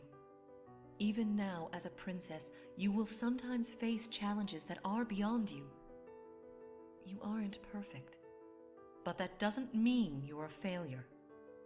Did you think less of me when I couldn't defeat Queen Chrysalis at your brother's wedding? No, of course not. Never. Twilight looked up at Celestia, her eyes wide. Deswegen soll die wahrscheinlich nur Alikone unter sich verstehen können, was für die einfache Bevölkerung die Quest für schwieriger zu verstehen ist. Dass Prinzessinnen auch nicht perfekt sind. Auch wenn sie gefühlt göttliche Wesen sind, die, keine Ahnung, Sonne und Mund heben können. All those ponies. Her head drooped again. It's because of them that you need to be strong, Twilight. Thousands of ponies are in danger, and thousands more may join them soon. It can seem like a painful and lonely burden. Ich finde es ja interessant, dass dieser Schlemmschimmer nicht in den Berg hochgehen kann, aber alles andere zerstören tut. Fast so, als ob jemand wollte, dass Canterlot übrig bleibt, um dann dort groß irgendwie Final Fight und so wieder zu machen. Was es wahrscheinlich auch sein wird. Sometimes, to be the one every pony turns to. A flicker of sadness passed through Celestia's features. But that's when the magic of friendship lightens the load. When you feel frightened or alone or uncertain, think of the ones who love and support you, whether here or far away, whether safe or endangered. And be strong for them. Twilight wiped her eyes with a front hoof and then looked into Celestia's eyes for a long, silent moment. She managed a weak smile and slowly nodded. I will, Princess. Thank you. Celestia squeezed her student closer before releasing her and smiling back. Just then, the clatter of hooves on marble rang out in the hallway, and Rainbow Dash Is back und hat natürlich keine Ahnung, was passiert ist. skidded to a landing in the Great Hall, followed by several guards and castle servants. Aber am Ende ist sie noch da, das ist was Positives. Zumindest auch für Twilight. Princess Celestia! Twilight! I'm back! And I brought a Megan! She took a few breaths before speaking on. I already told Princess Luna, but then I saw what's happening out there. What's going on? What is that stuff, and where's every pony else? Celestia looked down at her student. Twilight returned the look. Interessant, dass der Raum komplett anders aussieht, aber ja, das gehört wohl zur Artistfreiheit, aber das ist ein anderer Raum, das ist dieser Willkommensraum nicht da drin soll. Then slowly shook her head before stepping forward. That slime came from the south, and it leaves whoever it touches helpless. It's just you and me left right now, Rainbow. Twilight's face was calm, but the mask was thin. Dash's wings drooped. I was too late? No! Twilight cantered forward to stand before her friend. No. Canterlot is still safe. The princesses are all right, and you did what you were asked to. I'm sure we can beat this now that we've got... Twilight's features jerked in confusion. Wait. Did you say a Megan? Ja. Dash briefly forgot her worry. I know, right? I thought they were just made up. I have read so many legends about the Megan. A creature that powerful is just what we need. Where is it? There's no time to lose. Celestia stood and trotted. Please take us to the Megan, Rainbow Dash. Right. Celestas Gesichtsausdruck ist auch so toll. Dash gave a quick salute and then took off. She raced through the halls at speed, haphazardly dodging statues and passers-by. Twilight and Celestia sped along behind her, magicking right what tipped over in Dash's wake. The trio soon came to the balcony where Dash had arrived. Ist das irgendwie eine Anspielung oder ist wie sie? Ich verstehe es nicht. Miss Luna, alone. Rainbow Dash frowned. Where's the Megan? I left her right here. Luna took a slow breath. She is gone. Twilight stared in shock. Ja, wow. Gone where? Is she helping already? Luna winced. She is not, nor does she plan to. She says there is nothing we can do. Celestia met her gaze. Sister. Luna turned away. Her shoulders shuddered. I made a terrible mistake. I pinned our hopes on a silly dream, and now all of Equestria will pay the price for my folly. All is lost. Ach komm schon, Luna, das ist nicht deine Schuld. Wirklich nicht. Du hättest nicht wissen können, dass sie so reagiert. Das Mengen besonders, wie gesagt, so wahrscheinlich, sobald Mengen irgendein Pony sieht, was sie an eins von früher erinnert, wird sie wahrscheinlich wieder normal. All is lost. Dash shook her head in horrified denial. No. I only left because you... And all our friends. The Pegasus gritted her teeth, squeezing her features tight to hold in her shame. Cloud still is gone? No, it can't be. My family, they can't be. Wie, Cloudstale ist weg? Wie jetzt? Was? They just can't, okay? Ugh. She turned and galloped back into the castle with a frustrated growl. Twilight backed away, her resolute expression melting by the moment. She went after Dash, but soon found herself left behind when Dash started flying through the halls again. Princess Celestia looked down at the polished stone between her front hooves.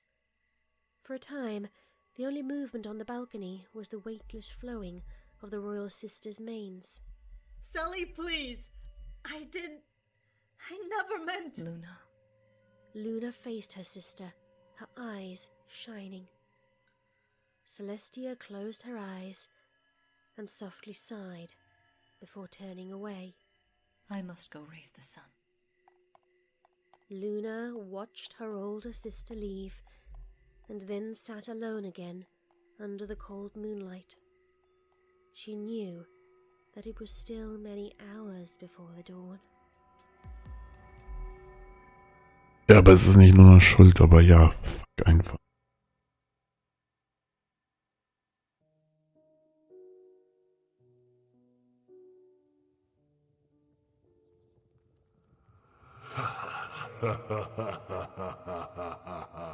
Oh, hi, Grogar. Half a continent away, Grogar the skeletal ram stood on a smooth outcropping of rock in the smooth flooded badlands and watched the pony's despair reflected in the pale white glow of the enchanted slime pool. His jawbone clacked as he let out a raspy chuckle.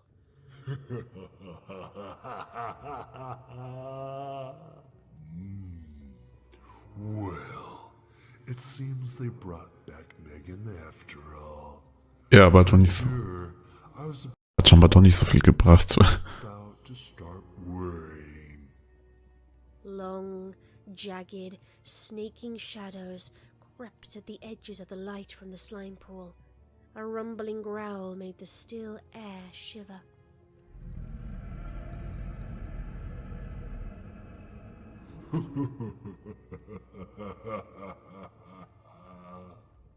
Grogar turned to peer at the darkness.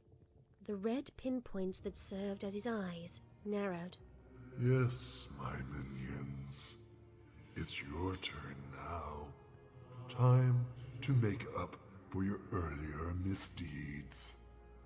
After all, the best time to strike a foe is when they've lost hope. He turned Ja, das stimmt wohl. and looked down at it.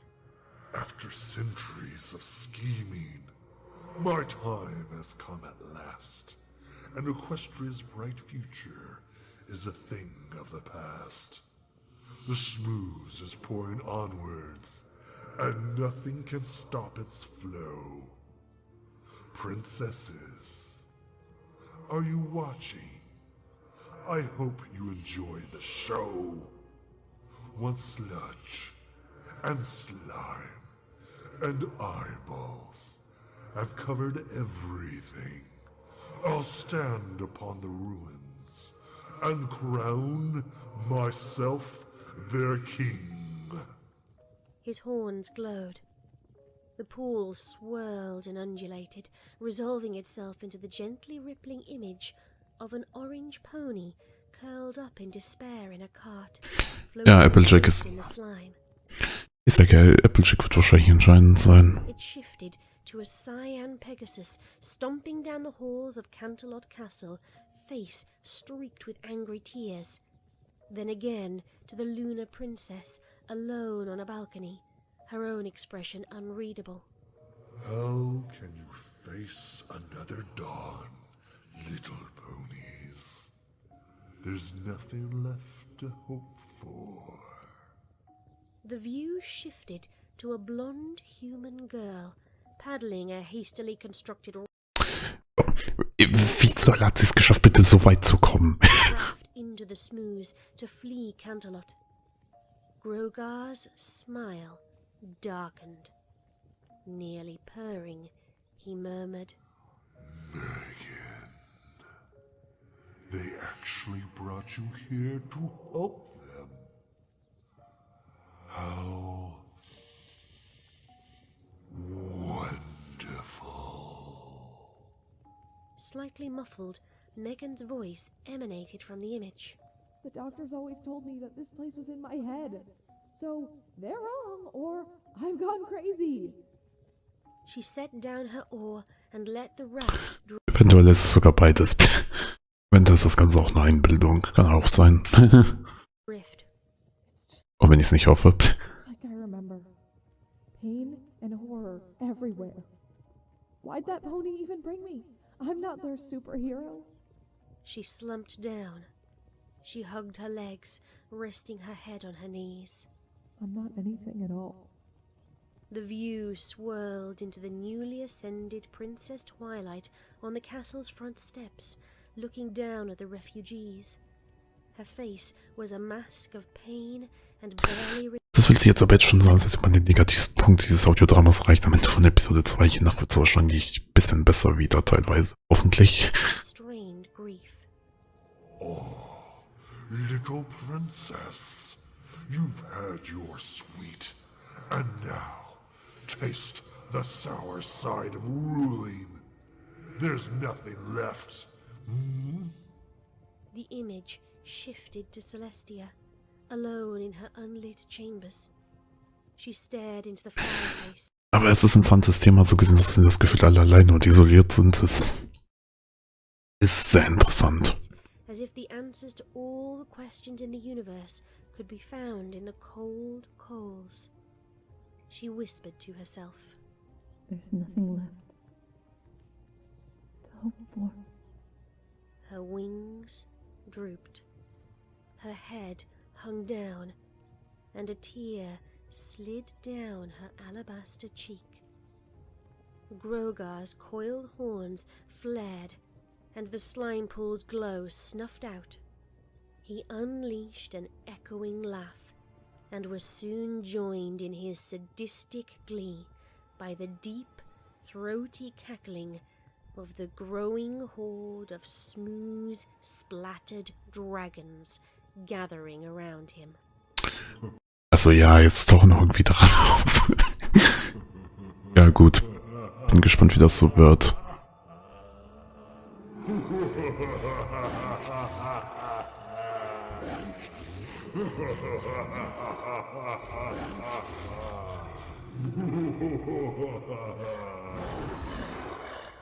Also ja, die Episode fühlt sich jetzt schon mit der Tiefpunkt dieses Dramas und wahrscheinlich geht es noch ein bisschen schlechter, aber an sich, so wie es aktuell aussieht, kann es nicht mehr viel schlechter werden, gefühlt.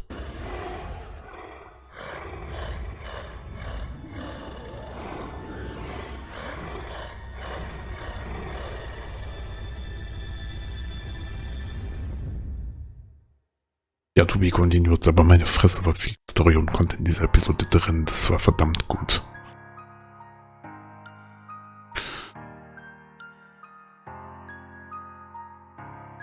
Storybook Monsters, ja. Sowohl diese Scheiß daran, als auch dieser Scheiß Schleim, als auch Meg, also und auch Grogger, also ja. Wie gesagt, ich kann nur weiterhin sagen, das ist wahrscheinlich das Beste, was wir Generation 1 zu verdanken haben. Und erneut hoffentlich keine Copyright-Claims. Ich werde sowieso sehen, wenn ich das Video auf YouTube hochlade.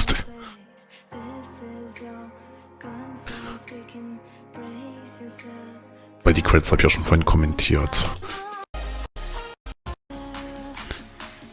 Ah ja, Gina ist Lyra, okay. Kenne ich nicht. Sweetie Bill kenne ich nicht. Scootaloo auch nicht. Silverspoons Moses-Skript, okay. Ist es K-Cloud9? Ja gut, habe ich schon beim letzten Mal gesehen. Discord kenne ich nicht. Fleet the Rich auch nicht. Okay, gut. Ja, Art Credits habe ich auch schon beim letzten Mal gesehen.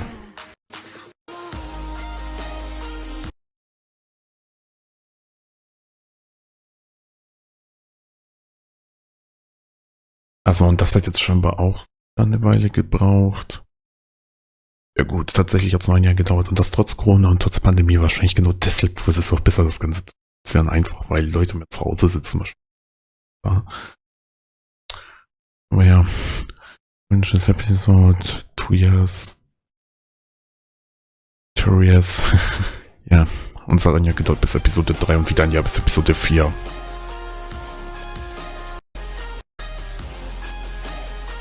MT Inside wird wahrscheinlich, ich bin gespannt, was das sein wird. Könnte was mit Luna zu tun haben.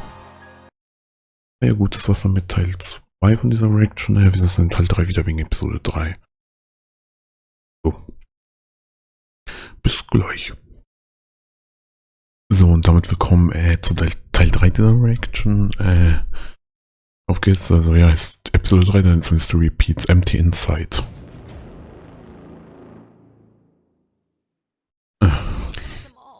Why didn't you raise the alarm? I did all that was necessary, sister. The Megan will come, and our troubles will be over. Ponies are suffering, Luna. I'm sorry.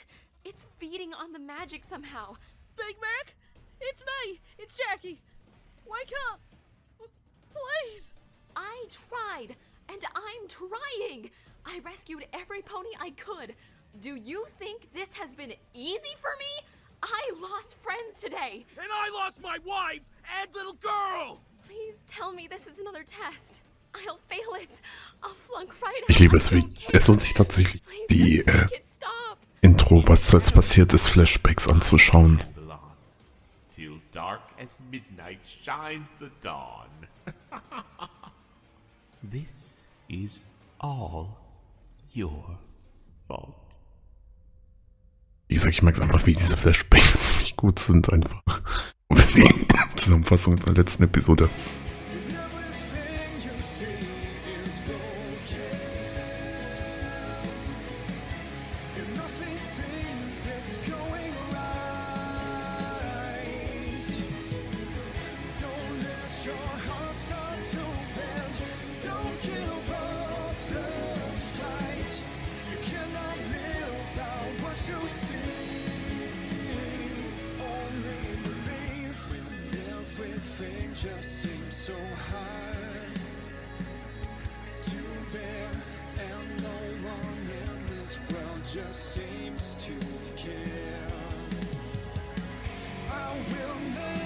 Ich finde es so schön, wenn man gerade das Gott so gesehen hat. Es wird nicht alles so laufen, wie er sich vorstellt, denke ich mal. Ich übrigens wird mir das jetzt auch, weil das ging gerade zum 1 Background. Der Megan, fällt mir das jetzt auf?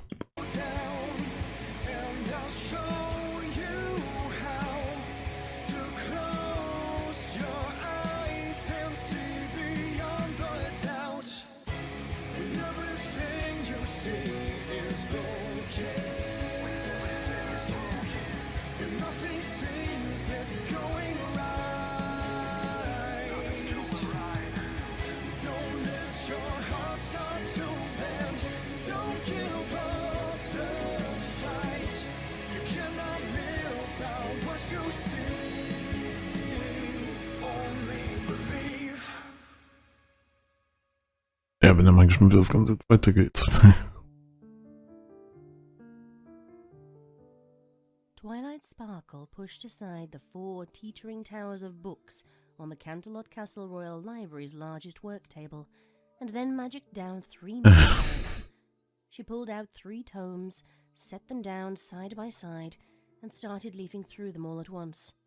Your Highness? The blonde-maned Earth Pony who... Was ist das? Gender Swap Big Macintosh oder was?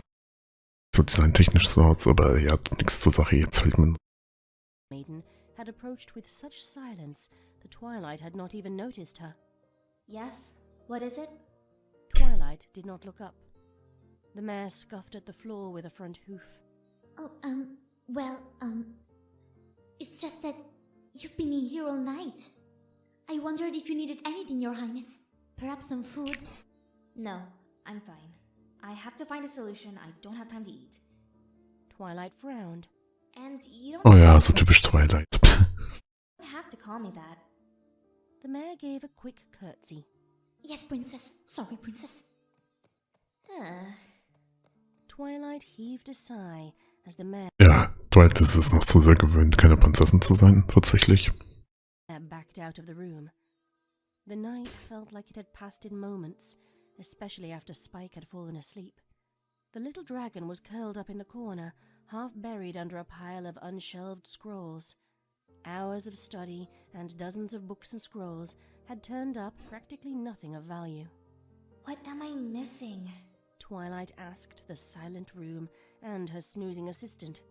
She sagged. This is where Pinky would usually pipe up with some weird advice that points me in the right direction. She turned Das ist jetzt sehr, sehr schön Meta mal wieder. away from the work table and mussed her mane with her hooves until it puffed into a frizzy cloud around her head. Gee, Twilight! She said to herself in a squeaky voice. You shouldn't feel bad. There's still a whole bunch of sections you haven't looked through. Twilight pranced past the still undisturbed stacks. Cookbooks and joke books Twilight, sicher, dass es dir gut geht. and picture books and storybooks for little fools. I love stories. Twilight clapped her front hooves together and bounded in place, giggling.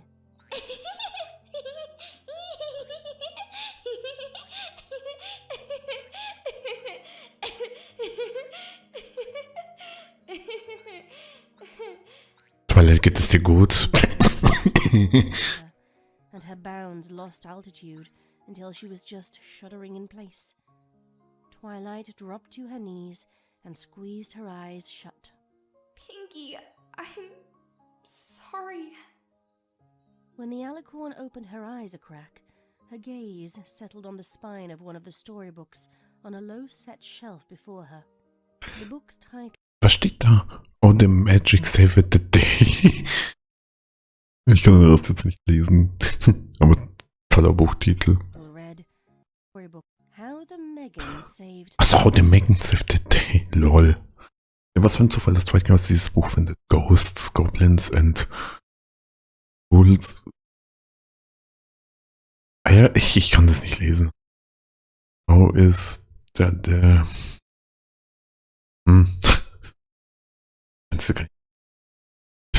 Sorry. Er hat Tail. Day.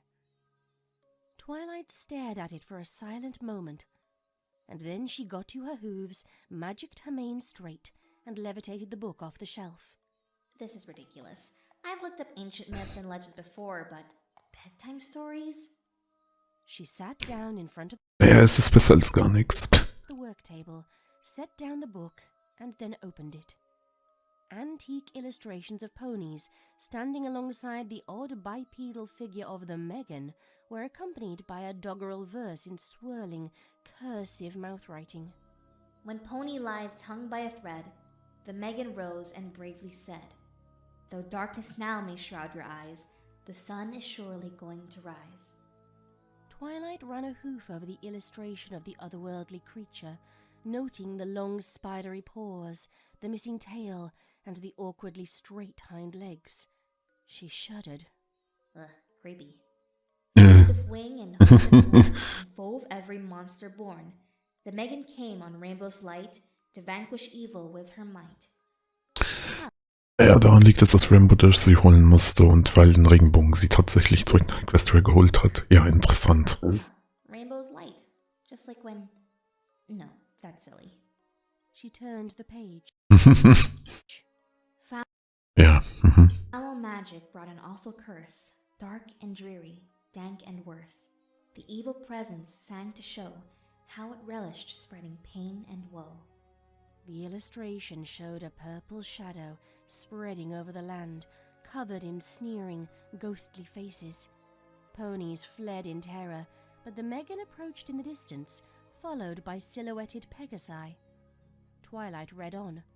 The Megan summoned fairy friends from where the south horizon ends. The fair folk's light of blazing gold purged the evil's darkling hold.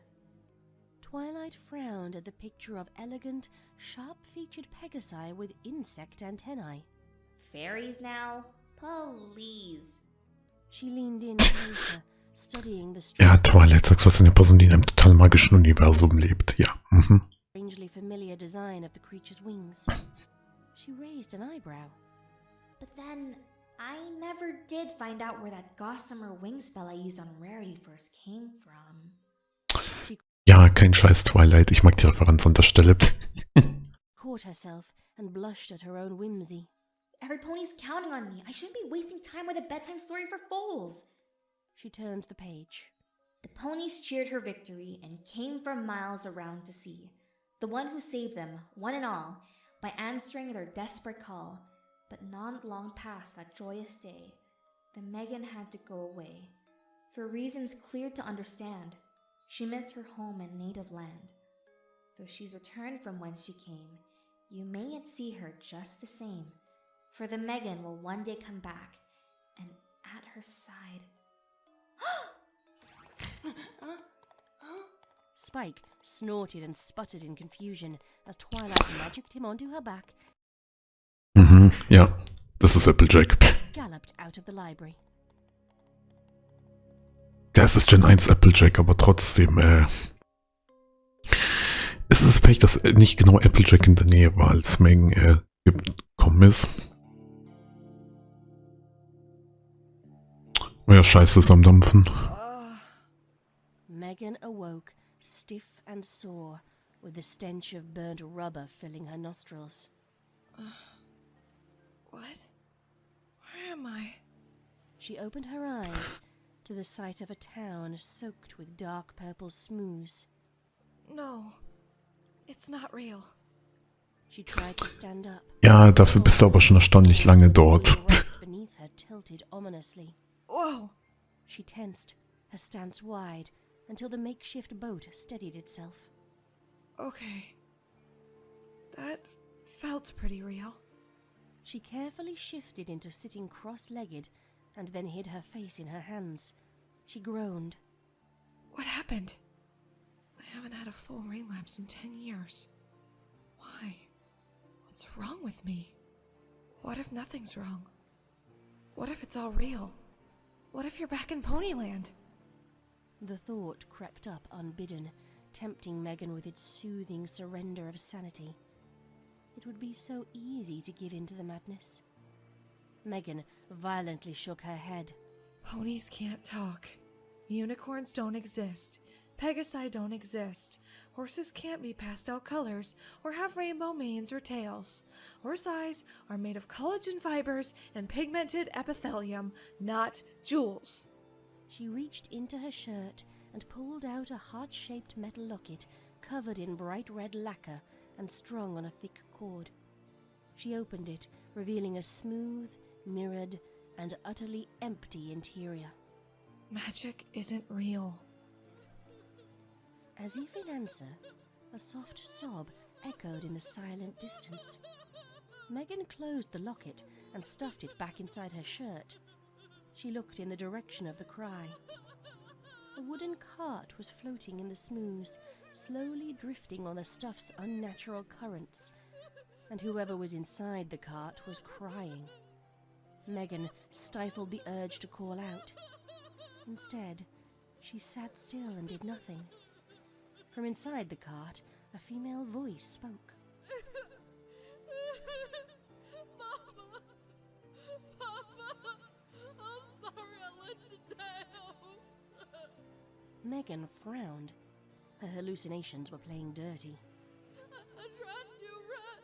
I tried to keep the family and the farm safe.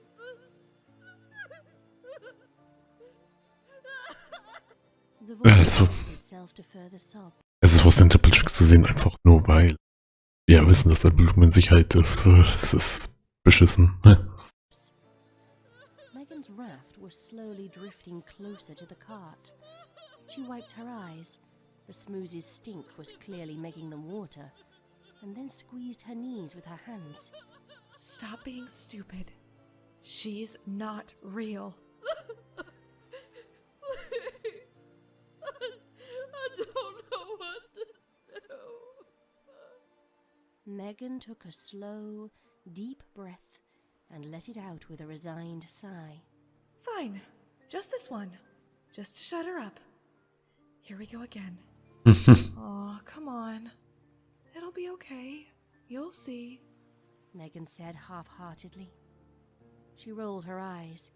She could no more promise that than she could promise to lasso the Ich finde es trotzdem extrem, wie weit sie innerhalb scheinbar kürzester Zeit gekommen ist. Also, ja, ist das sehr seltsam, alles. moon and ride home on a moonbeam. The pony in the cart shifted. It's not! They're all gone! I'm just bugging Dad while all my nearest and dearest kid got... The pony jerked to her hooves and reared up over the edge of the cart to shout. It's never gonna be okay! Megan shared the pony's gasp when their eyes met. Oh my god. Applejack! Megan scrambled for the oar. Ja. Das Applejack, das ist, wie wir wissen, wie ich ja inzwischen auch weiß, es gibt eine Generation Einzug, der Pony Applejack heißt und deshalb kennt Megan Applejack. Und dementsprechend ist es für sie so, als ob doch nicht jeder tot wäre von da. Entsprechend, ja. And paddled her raft closer with desperate splashing strokes. Toll. For the moment, shock burying her grief. What? How do you... What in Celestia's name are you? You silly pony. It's me, Megan. Megan croaked through the sudden lump in her throat. The raft bumped into the edge of the drifting cart. Megan reached out and seized Applejack in her arms. I thought you were dead. She squeezed the pony close, looked up and whispered. Naja, mein Applejack von damals ist tatsächlich tot, aber ja. Es ist wirklich ein entscheidender Zufall, dass wir so gesehen eine Generation 4 und eine Generation 1 Pony haben, das Applejack heißt. Das ist sehr, sehr gut, auch wenn es ein riesiger Zufall ist. Das ist sehr, sehr gut. Ich dachte vom Autor dieser Fanfic und sehr, sehr gut geschrieben. Warum einfach nur, das ist ziemlich gut. This is a thank you, right? For playing along? Applejack squirmed in the strange creature's grasp. The Megan? Like in the stories? She raised an eyebrow. But I ain't... For crying out loud, it's just a name! She squirmed harder. Megan frowned. No, it's you. You've got the same name, the same coat, even your little butt symbol. Megan slid a hand over Applejack's cutie mark. Hey now! Applejack shoved her back and sat down heavily in the cart. Quit fooling around. This ain't the time nor the place. Megan nodded. You're right. We should leave. Find some high ground where the smooths can't get to us. Applejack shook her head. I can't just turn tail and go. My family's stuck in this awful stuff. Big Macintosh and Granny Smith and little Apple Bloom. She met Megan's gaze. You're the Megan, right? Well, can't you help? And yeah, here it comes. Sorry, brain. One familiar face won't make me give up on getting better. Megan sighed in annoyance. Screw your granny! We gotta get out of here! Applejack's forehead in a blur of orange and yellow. Das hätte man vorhersehen können. The human fell back onto the raft, clutching her nose and groaning. Sag mir jetzt nicht, dass sie ihre Nase gebrochen hat. Applejack's lunge had taken her out of the cart.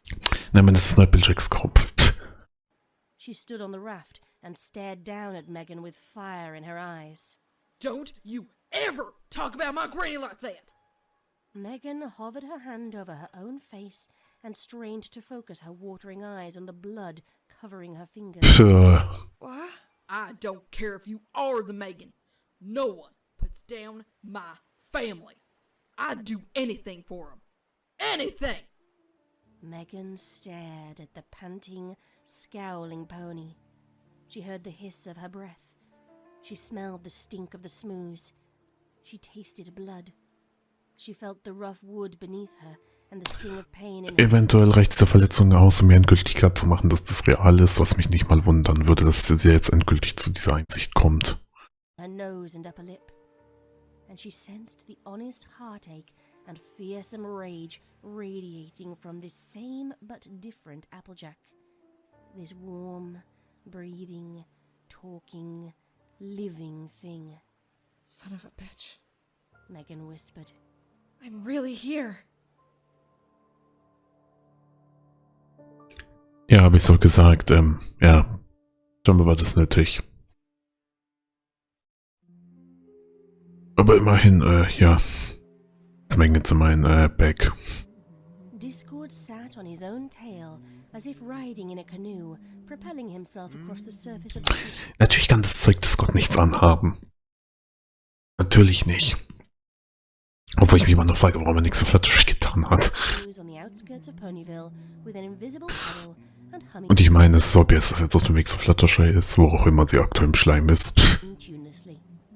He eventually came to the island that was once Fluttershy's hilltop cottage and drifted to a stop in front of the stricken Pegasus. He wiggled his lion's paw fingers in greeting. Oh, hello again, Fluttershy. Thought I'd stop by and see how you're doing. Nothing. Discord's cheery grin rotated on his face, becoming a frown. Oh, come on now. This stuff isn't that bad. He scooped up some smooze and stretched it between his paws. You get dirty all the time. Ich meine, dass dieser Smooth-Scheiß-Dings da Monster, das Gott nichts anhaben kann, wundert mich überhaupt null, aber Gottes Gott, das ist seltsam. Caring for all those animals, don't you? Fluttershy remained still as a statue.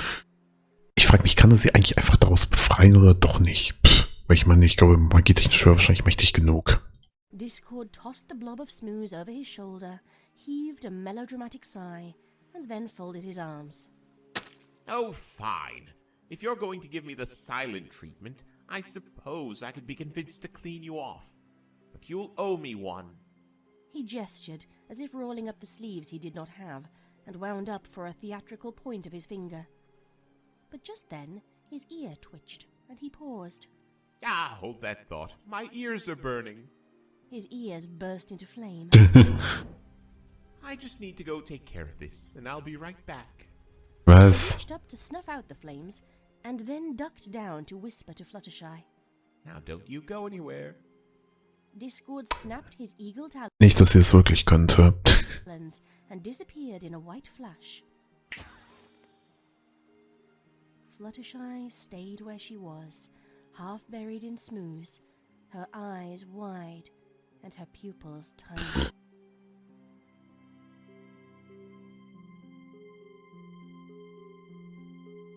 Ich frage mich echt, ob das Gott überhaupt nichts gemacht hat für Fluttershy. In der Situation, wo sie ihn gebraucht hat, aber gut, das ist jetzt mal dahingestellt. I know you can hear me, Discord. Come forth.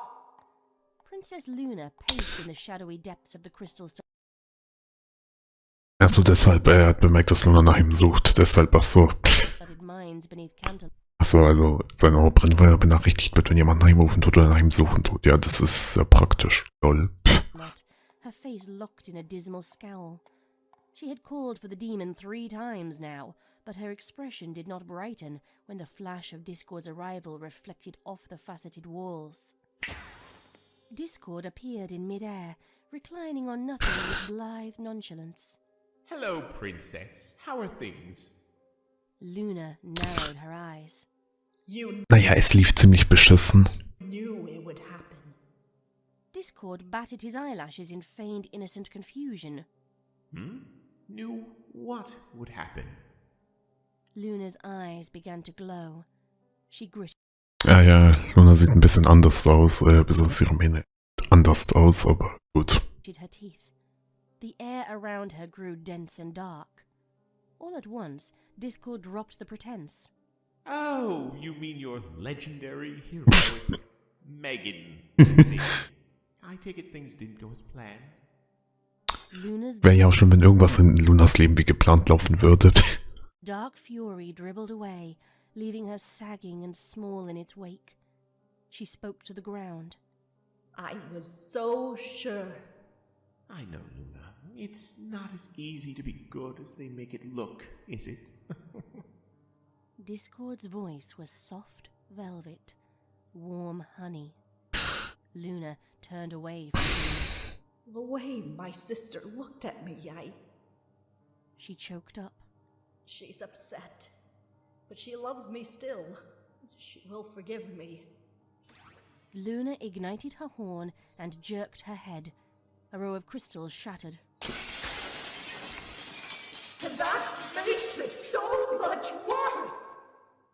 Discord drew back. He stayed silent. Luna began to pace around the crystalline cavern. We used to depend on each other. We were as one, united against the evils of the world. She shot Discord a toxic glare.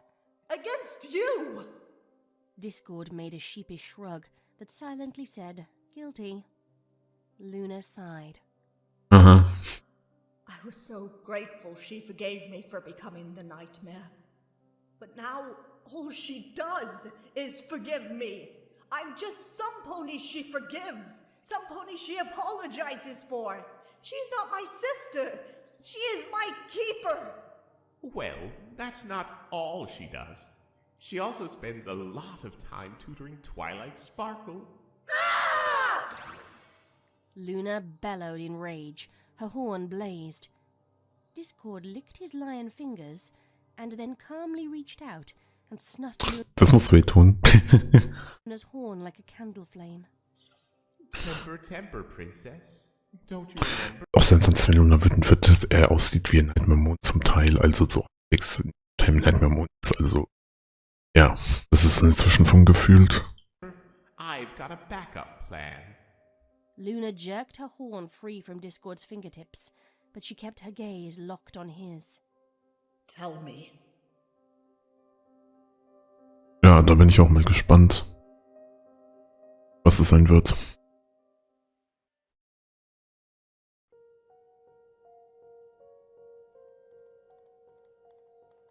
Princess Celestia tilted her head inquisitively. I was just going to check on the refugees, Twilight. What's all this about? Twilight Sparkle stopped in front of Celestia on the castle's front stairs. Spike hopped off her back. Twilight magically waved the storybook before Princess Celestia's eyes and held it open to the page that bore the shocking passage. It's this! You see? This is it! It all makes sense! This is why the Megan didn't act like she was supposed to! If I can find Applejack, bring her here and cure her somehow, then the Megan will come back properly and this will all be over! Ja, zumindest hat sie schon Applejack gefunden, das ist ziemlich positiv. Celestia's eyes quickly darted over the page. Her golden magic enveloped the book and gently but firmly pushed it down to the floor. My dear student, when was the last time you slept? Or ate? Spike raised a claw. Not since... I used magic instead. But it doesn't matter. I found it. I found the answer. Twilight spoke faster and faster, a manic edge spreading through her voice like a spiderweb crack through glass. If I can help Applejack, then I can help every pony, and I will help them. I will. I won't fail them. I won't abandon them. I won't leave them out there alone, stuck in muck while I flap my wings and got away. It's perfect. Her left eyelid twitched.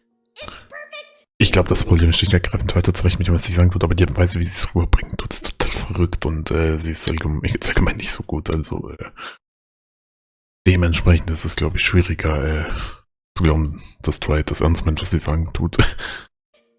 Celestia's brow furrowed. Twilight. She paused, her head angled upward. Her eyes widened. Princess? Twilight stepped back and then turned around to follow her mentor's gaze. Princess Luna and Discord were in flight, spiraling around one of Canterlot Castle's tallest spires. When they reached the top, Luna alighted on the side of the conical roof, while Discord coiled around the tower below her. Hear us, equestrians! Luna boomed with the full, echoing might of the royal Canterlot voice. We have come to your aid! She gestured Gott, das wird richtig beschissen enden, ich spür's jetzt schon. to the Draconequus at her hooves. We have found this once heinous foe to a goodly purpose. Discord waved at the crowd of ponies in the courtyard below, all staring up at him. That's right. Princess Luna has convinced me to do the right thing. His voice carried as well as Luna's without any apparent rise in volume. He smiled benignly, and a golden halo appeared between his mismatched horns. With my help, she'll clean up this little mud puddle before you know it.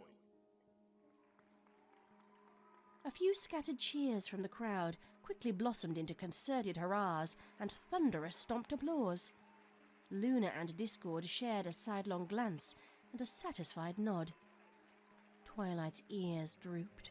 No, they aren't going to. Princess Nee, Twilight, nee, ich glaube, das wird auch nicht so gut ausgehen. Celestia frowned.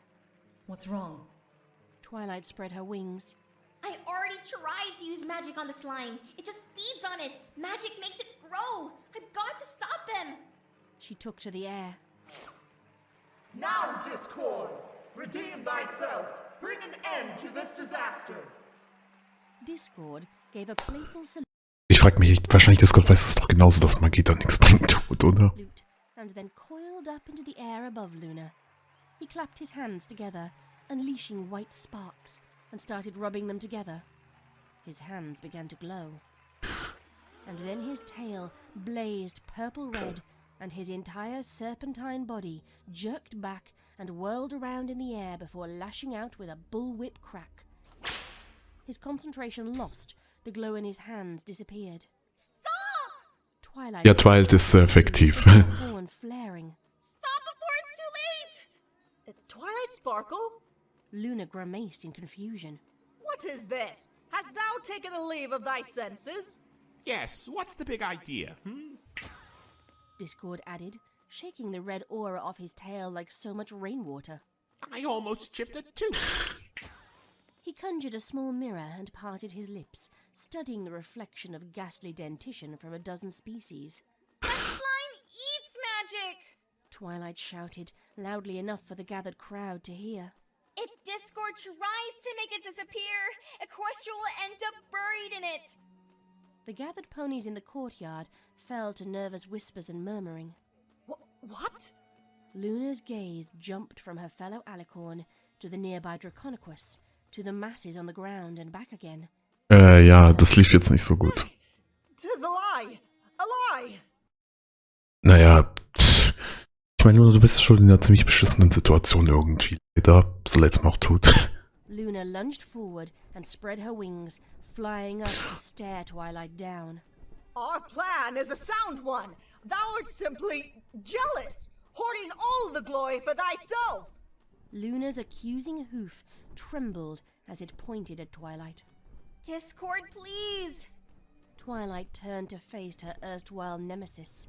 You know I still don't really trust you yet, no matter what Fluttershy thinks. But you also know I'd never lie about something like this. Discord sat on nothing and rested his chin in his eagle-taloned hand with a roll of his eyes. It's true, Luna. Fancy new wings or not, Twilight's nothing if not a goody-goody. He straightened, and then turned away, hazarding a brief glance at the tiny speck of a distant cottage on the horizon.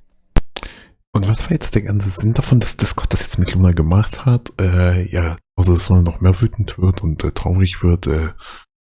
Discord ist ein Arschloch, Punkt. Looks like it's back to the old drawing board. In a white flash, he was gone.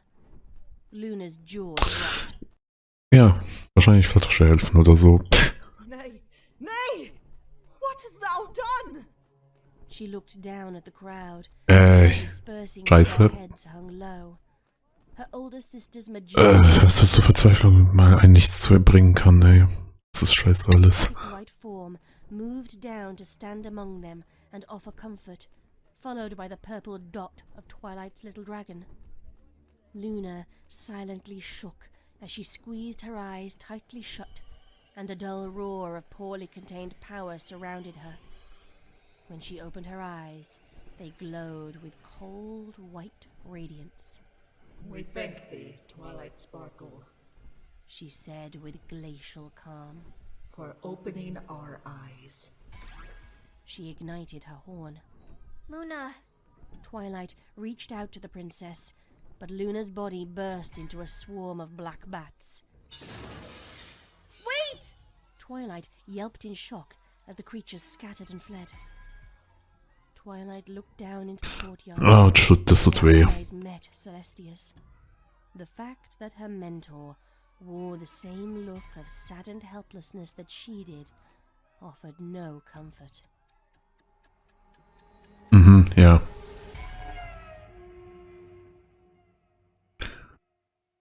Jedenfalls Magie bringt überhaupt nichts dagegen. Das ist ziemlich, ja. Rainbow Dash had watched Twilight's Oh, mein Gott. Weißt du, warum auch die Tracks dazu noch, ey, du weißt einfach, dass so Scheiße nach Scheiße passiert.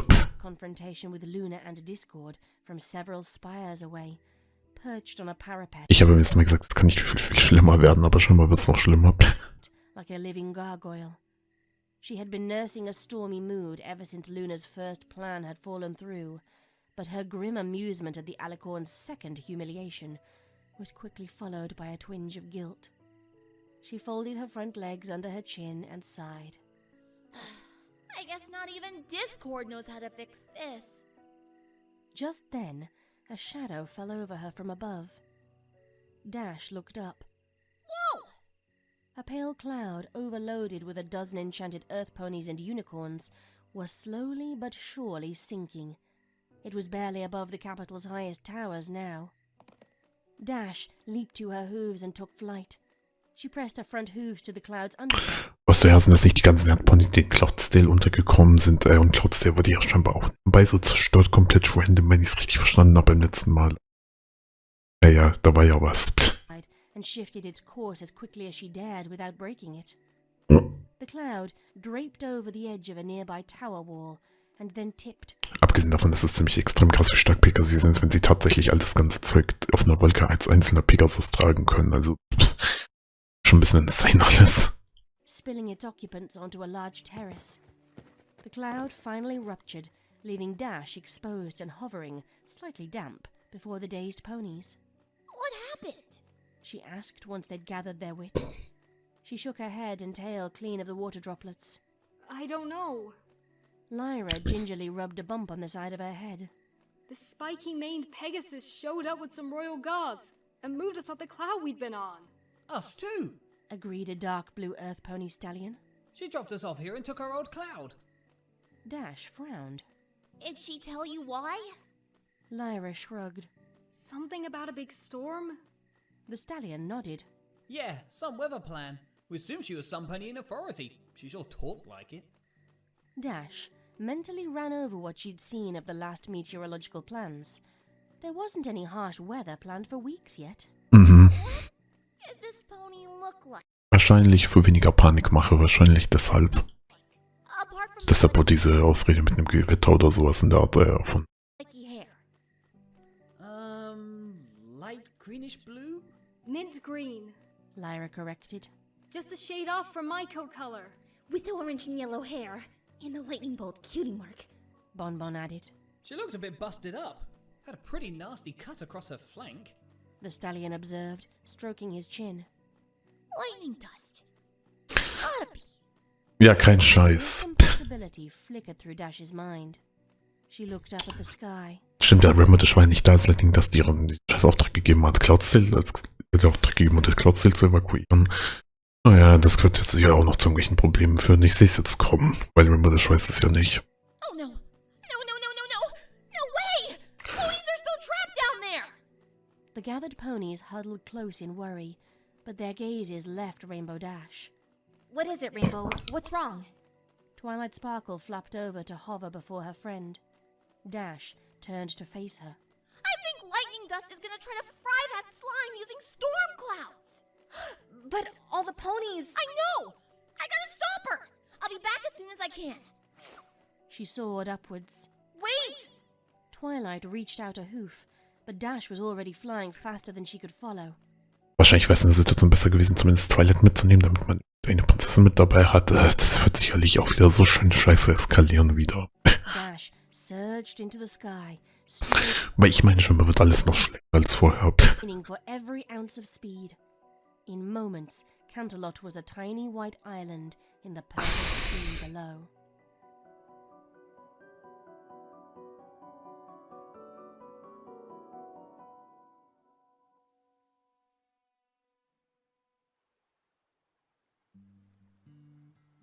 Applejack glared in bemused outrage at the creature with whom she had come to blows. The Megan had said little more after a shocked statement, opting instead to Gut, dass sie jetzt auf Megan ihrem Floß sind. stare at her in wide-eyed silence. Applejack decided to press the issue. Really here? Of course you're really here. For Celestia's sake, snap out of it. I didn't hit you that hard. Rolled over onto all fours. No, I can't be here. It can't be real. It can't! Ah! She pounded the raft with her long-fingered paw and let out a strangled groan. Obwohl deine Nase verletzt oder vielleicht sogar gebrochen wurde. Obwohl deshalb. Eigentlich sollten wahrscheinlich die Schmerzen stark genug sein, dass du zurück in die Realität kommst, aber jetzt drauf. Applejack backed up to the edge of the raft. Hey now, don't get angry. She was suddenly acutely aware of the legendary creature's sheer size and of the meager scale of their wooden island in the smooths. But the Megan did not attack. Instead, she curled herself into a ball and started softly sobbing. Applejack shifted uncomfortably. Where were you, Applejack? Why didn't any of you come find me? I didn't mean to leave. I was just gone, and then I couldn't find a way back. I told them about you, but nobody would believe me. Nobody! I went back to the ranch over and over. I begged and pleaded, and then I ran away and hitchhiked. Wow, sehr schön. Gen 1 Referenzen, die ich nicht ganz kapiere, aber egal. Firefly never came for me. None of you came for me. And then...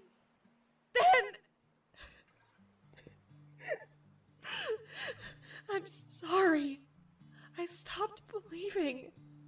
I made myself stop believing in you. I couldn't deal with it anymore, so I believed what people told me instead of my own memories. Applejack stared in frozen silence as she listened to the creature's meandering confessions and accusations. It all barely made any sense, but the hurt shone through, clear as a bell. Natürlich macht es keinen Sinn, wenn man wie Applejack denkt, nur dass es kein anderes Universum gibt oder dass Megan nie wirklich das vielleicht nie verlassen hat, also nie wirklich Equestria verlassen hat. The Megan was in pain, and rude though she was, the creature had reached out when Applejack had let her own suffering show. Granny didn't raise me to turn the tail on someone having troubles. I don't rightly know what you're going through, really. But for what it's worth, I'm sorry. It must have been hard not seeing your friends for all these hundreds of years. Ja, und außerdem sind sie inzwischen alle tot. Sometimes it felt like that, Applejack. The Megan's sobs blended with coughs of laughter. She fell on her side, facing Applejack. Sometimes it felt like centuries. Applejack raised an eyebrow. The Megan wiped her eyes. Never mind. Whatever happened, it's fixed now. You were real. You were real and you brought me back. I won't let you down again. Sehr schön. I can't. Applejack frowned. I don't understand. You're the Megan. You're a hero. You never let ponyfolk down. Not ever. Ja. Named after an earth pony who's been remembered for all this time, just for having known you. The Megan stayed silent for a long time, her tiny but bright eyes fixed on Applejack's. Then she sat up. This place is the same horror show it's always been. You can't ever let your guard down. Well, we're going to fix this. I swear to you, we are. She held out her paw, the fingers spread wide. I think I believe you. Applejack reached Sehr out schön. behind and only flinched slightly when the Megan gripped her hoof and shook it. We should head out to Canterlot. If any pony can help us put an end to this, the princesses can. The Megan turned and took up the paddle once more, halting the raft's aimless drifting. As Applejack pointed the way to Canterlot, she gave her new comrade a sidelong glance and asked, So, I always wondered, what's your actual name anyway? Ja, sehr schön. Zumindest geht das inzwischen in die richtige Richtung.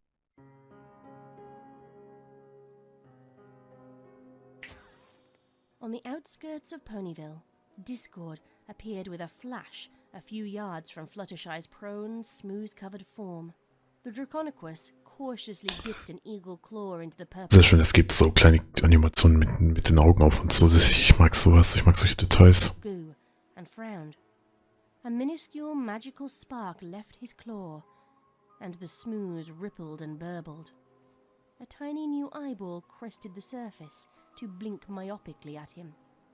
Discord drew back his hand and sucked his claw clean. His eyes widened, and he spat out 10 times as much smooze as he had tasted. More eyes swiveled up to look at him.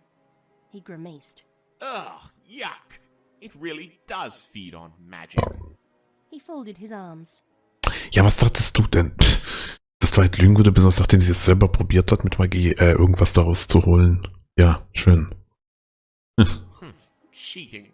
I expected better of you, Grogar. Discord hovered over and craned his neck to look down at Fluttershy. He opened his mouth to speak, but to his surprise he found himself at a loss for words. He cleared his throat, and then took his tufted tail in his hands, wringing it absently. All right, here it is. I know I said I was going to clean all that sludge off of you, but... Ja, er kann nicht. Meeting the unfeeling gaze Ja, Discord kann's nicht. Wow. of one of the Smoozy's countless eyes.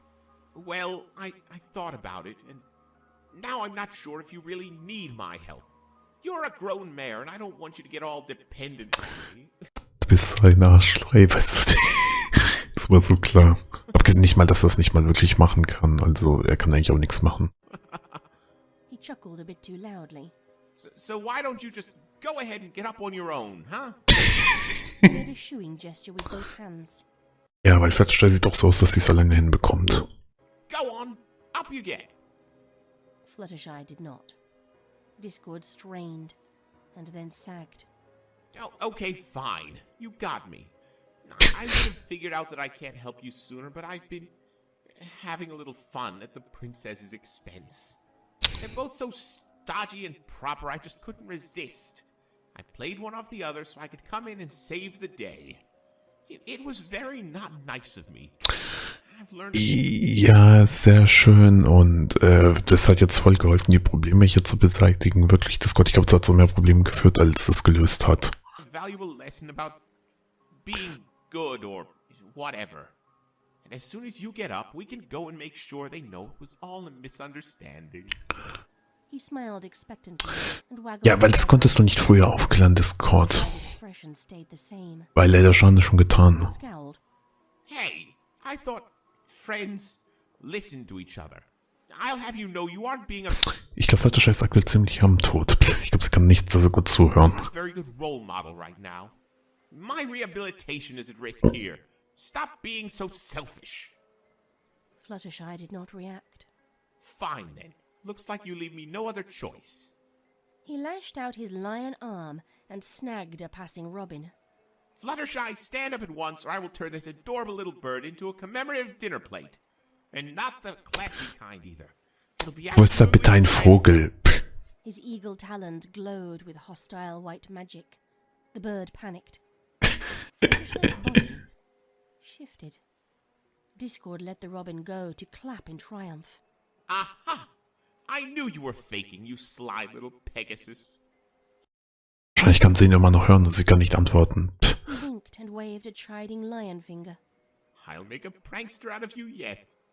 He dropped down into the smooze and lifted Fluttershy onto her hooves. Ja. He let go. Fluttershy collapsed back into the smooze and sank even lower than before. She remained as still as a fallen doll, until Discord felt another wave in the smooze, like the one that had moved her in the first place. What? Discord looked in the direction of the current. Aha. An ancient dragon, half again the length of a pony's stomach, was wading toward him through the smooze. Its Hi, Grogar. dark green scales were splattered all over with the stuff, including a thick layer over its face.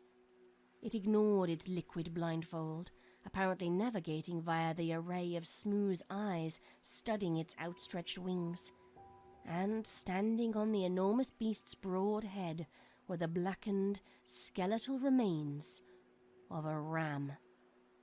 The dragon plodded within a few yards of Fluttershy, and then angled its head to put the ram at eye level with Discord. Hello, Discord. You look lighter than the last time I saw you. Discord rubbed his paws together to wipe the smooze off them. So do you. Quite literally. You've been dieting, Grogar? Grogar gave a mirthless chuckle.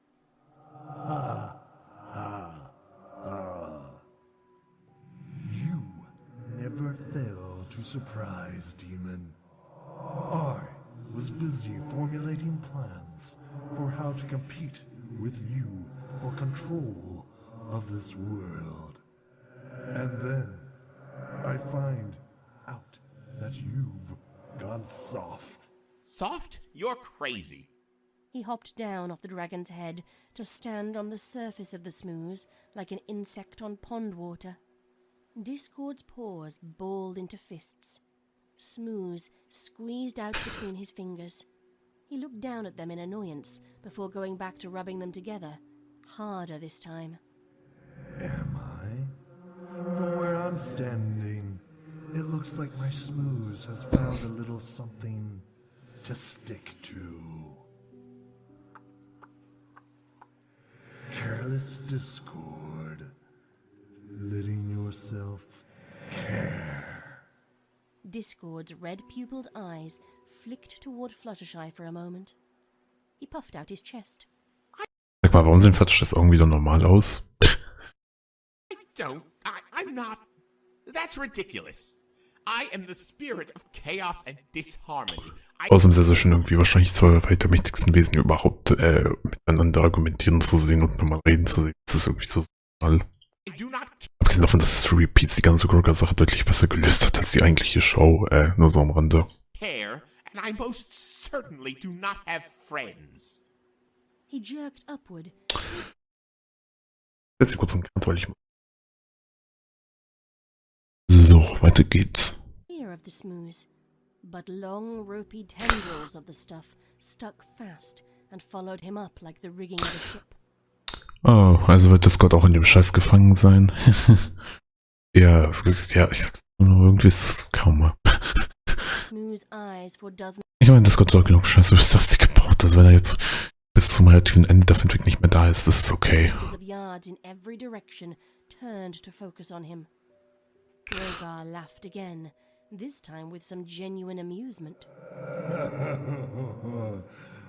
The smooth begs to differ. Discord gritted his snaggled teeth and raised a glowing paw. The closest strands of smooze seethed and thickened. Careful. Eigentlich würde ich es sehr scheiße finden, aber irgendwie ist das ziemlich verdient, was jetzt mit Discord passiert ist. Das ist genial. Klar, jetzt kann er natürlich die Sache mit Celestia und Luna nicht mehr aufklären, was noch zu Problemen führen wird, aber ja. You may have noticed I have made some adjustments.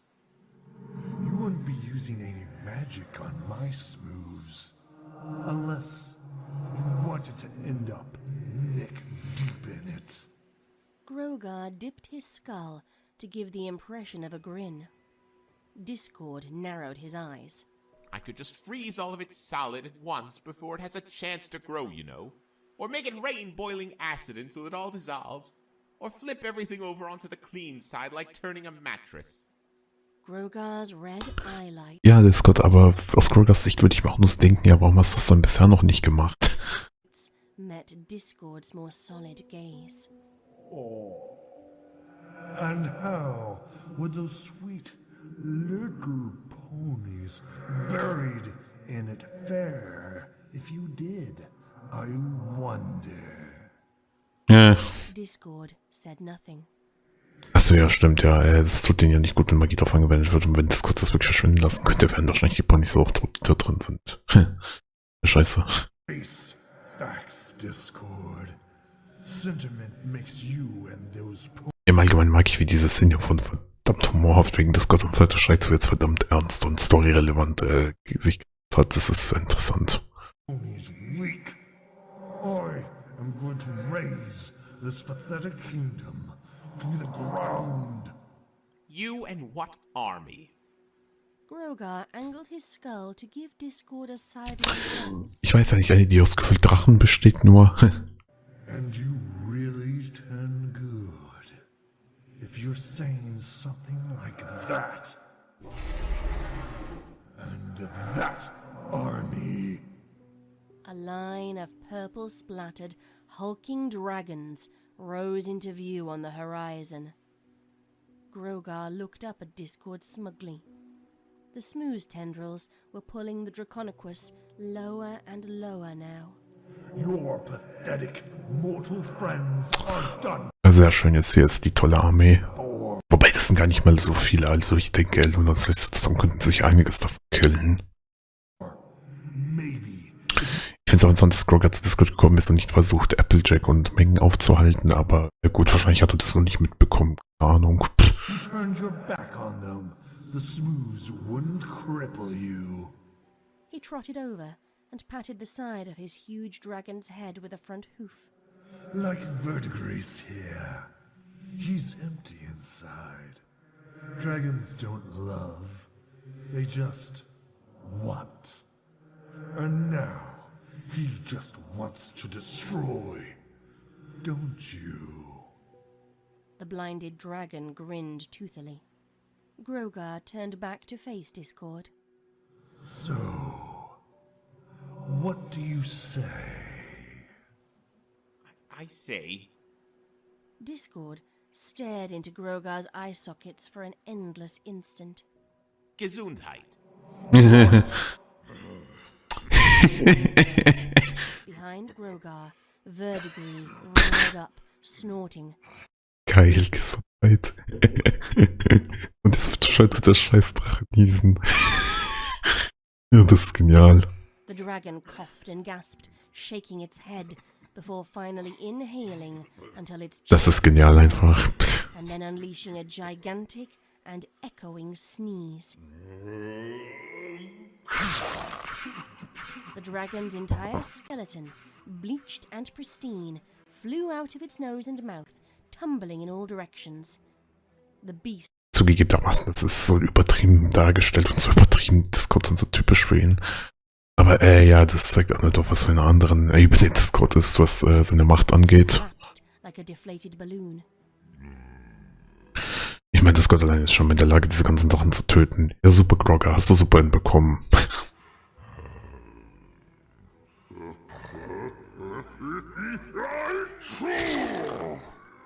In the distance, the closest row of the dragon army staggered to a halt.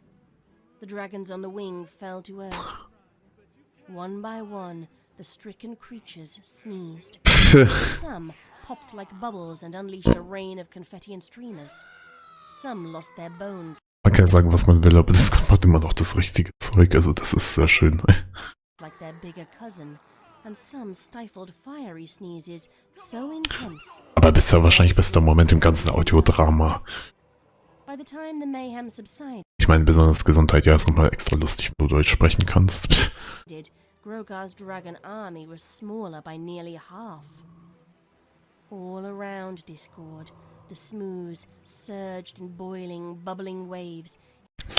Ja gut, damit wird er von dem Smooth-Scheißzeug begraben, aber immerhin hat er die ganzen Drachen gekillt, also er hat seine Aufgabe erfüllt. Ja, wir sind uns dann wahrscheinlich in der letzten Folge vom Audiodrama wieder oder so, Discord. Hast zwar Scheiß gebaut, aber hast auch noch was Gutes getan, sehr schön. Massive magical display. Countless tendrils reached up to splash and bind him, pulling him down all the quicker. Grogar snarled in rage. You fool! Why? Why throw your life away? For them! Discord grinned impishly as the smooths covered him. I'm not. Those little ponies managed to beat me, Grogar. And I'm a god. You're just a dead sheep. Ja. When they destroy your big, scary plan and leave you just like that. He nodded at the scattered piles of dragon bones. Das hat einen ziemlich guten Punkt. Ich meine, es ist gelungen, Weltwunder zu besiegen. Also wahrscheinlich werden sie es auch irgendwie schaffen, Grogar zu besiegen. Also, recht hat er recht. I'll still be free. Discord shuddered and winced, and then fell silent and still. Ja, gute Arbeit, Discord, gute Arbeit. Trotz all dem, was du gemacht hast. Grogar threw back his skull and let... Kann es irgendwie sein, dass Scott absichtlich Grogar dazu provoziert hat, dass er die ganzen Drachen zeigen tut, damit er sie alle auf einen Schlag killen kann? Ich denke, das war der Sinn dahinter. Aber ja, toll. Es leben noch welche davon. Moments later, once the smooths had rippled and settled and grown smooth once more in their wake, a far, far smaller ripple made Discord and Fluttershy's bodies. Also es haben tatsächlich noch welche davon überlebt, ich hoffe mal nicht alle. Wenn das gesagt hat, dazu geführt hätte, dass sie wirklich nur ihre Haut verloren haben, aber ja, who cares. As a shadow fell over the space between them.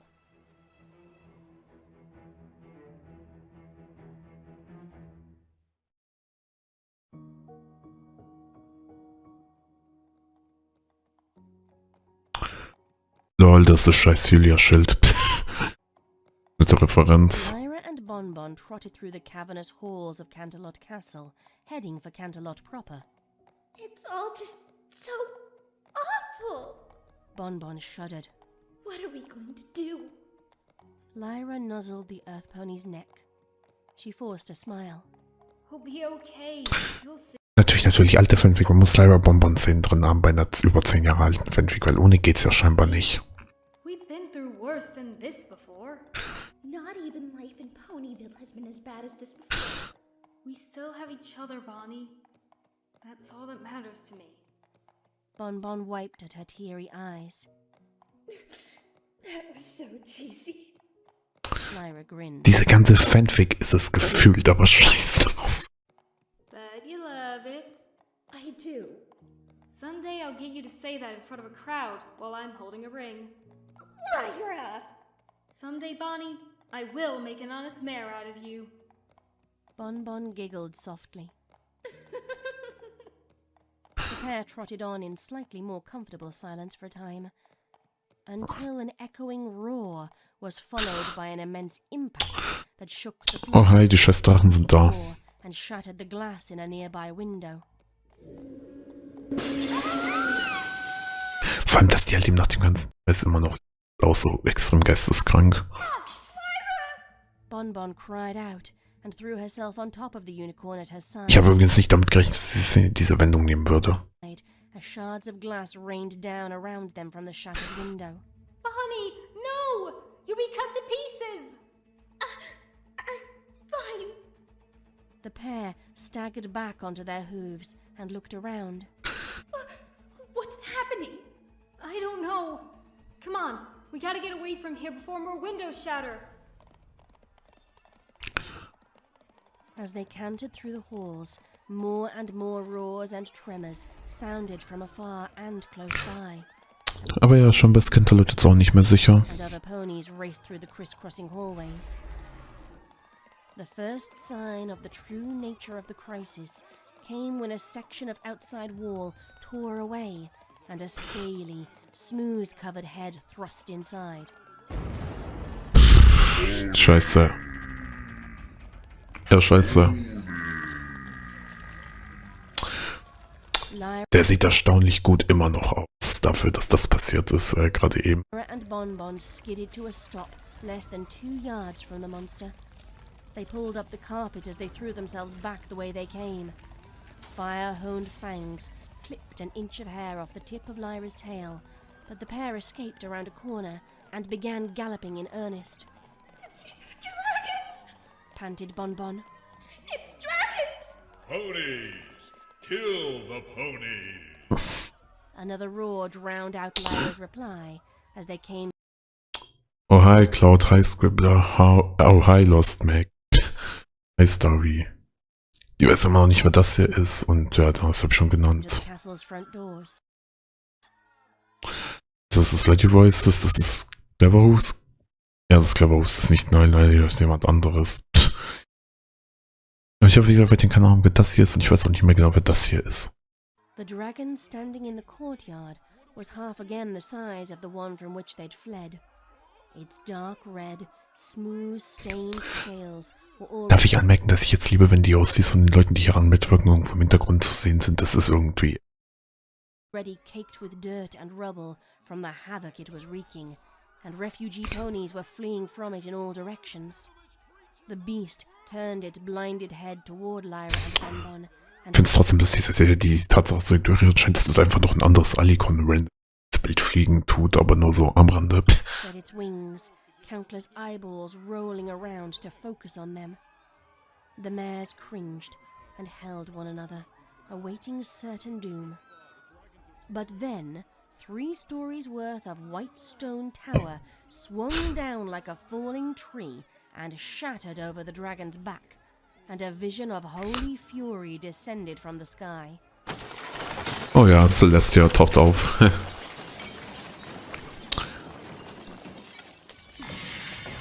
Na, wer soll es denn noch ansonsten sein? Luna hat sich ja verpisst. Und Twilight macht keine Ahnung was und Dramatisch ist auch nicht da, also ja. The blazing, corona-wreathed golden plate armored form of Princess Celestia alighted on a clear patch of ground.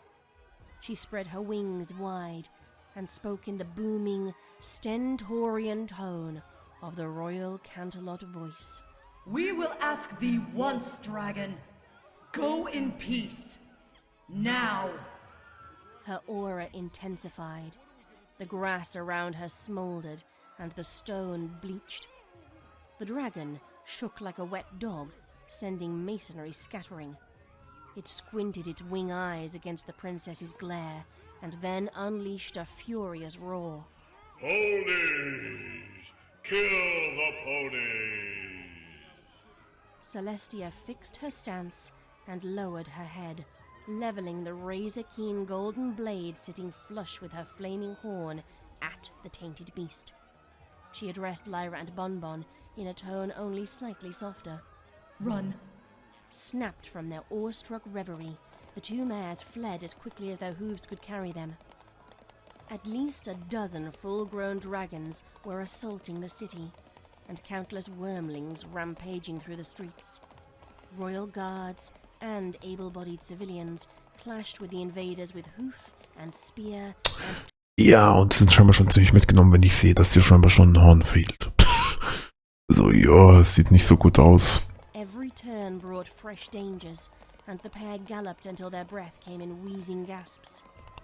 Lyra strained to keep up with Bonbon, but she simply could not match Earth Pony endurance. She started to fall behind. Bonbon... Warte, das ist Goldie aus PTS 2. Ich meine, ich habe PTS jetzt noch nicht gesehen, aber zumindest das weiß ich. Aha, nett. Nett, ja. To keep her close. Lyra! Come on, baby, you can do it! No! Go! You go! Get to safety! Not without you! We get through this together, or we don't get through it at all. Your pep talks suck. Behind Lyra, a black-scaled wormling plodded into view from an alleyway and snarled menacingly. Bonnie! Go! Damn it, Lyra! I'm not leaving you! Bonbon shoved Lyra forward, her tears leaving a damp streak on the unicorn's shoulder. You have to! Lyra ignited her horn. Her golden aura surrounded Bonbon. With a flick of her head, the Earth Pony flew ahead like she had been fired from a slingshot and tumbled down the street. Come on, you big ugly thing! Come and get me! Lyra Was mir so auffällt, ist, sowas verdient wirklich die Bezeichnung Audiodrama, wirklich. Kein Scheiß. Solche Sachen verdienen diese Bezeichnung wirklich zu 100%. turned to face the wormling. Lyra, no! Bonbon screamed in denial as the aura faded. She was halfway back onto her hooves when a blur of yellow and orange raced past her. The wormling inhaled, puffing out its chest to ready a fiery blast, and then caught the swing of a smithing hammer on the side of its jaw. It tumbled to the side, spraying out Oh hey, Megan ist endlich wieder da, yay. smoke and sparks like a Catherine wheel. Lyra and Bonbon both stared through the rain of ash and embers At the tower Besser gesagt, Megan und Applejack sind jetzt da und Megan ist im Allgemeinen wieder back. just saved them. Wird sich sicherlich auch Twilight freuen, Applejack wiederzusehen, denke ich mal, wenn Twilight überhaupt in der Nähe ist. As the orange mare that followed her. You okay there? Lyra, unable to form proper words, merely nodded. Good.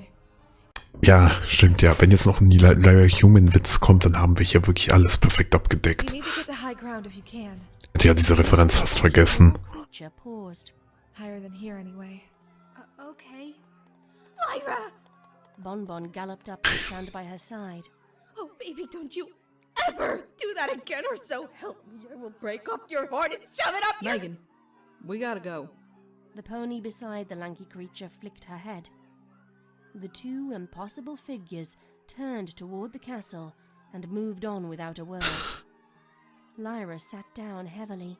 The chaos of the moment. Wenn jetzt Lyra anfängt, über Humans auch noch zu reden, wie gesagt, dann ist alles perfekt. Forgotten.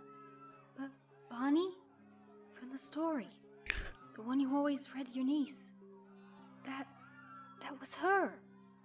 That was the Megan. Bonbon gave a hollow nod. And that means? It was Lyra's turn to nod. We buy apples from the Applejack.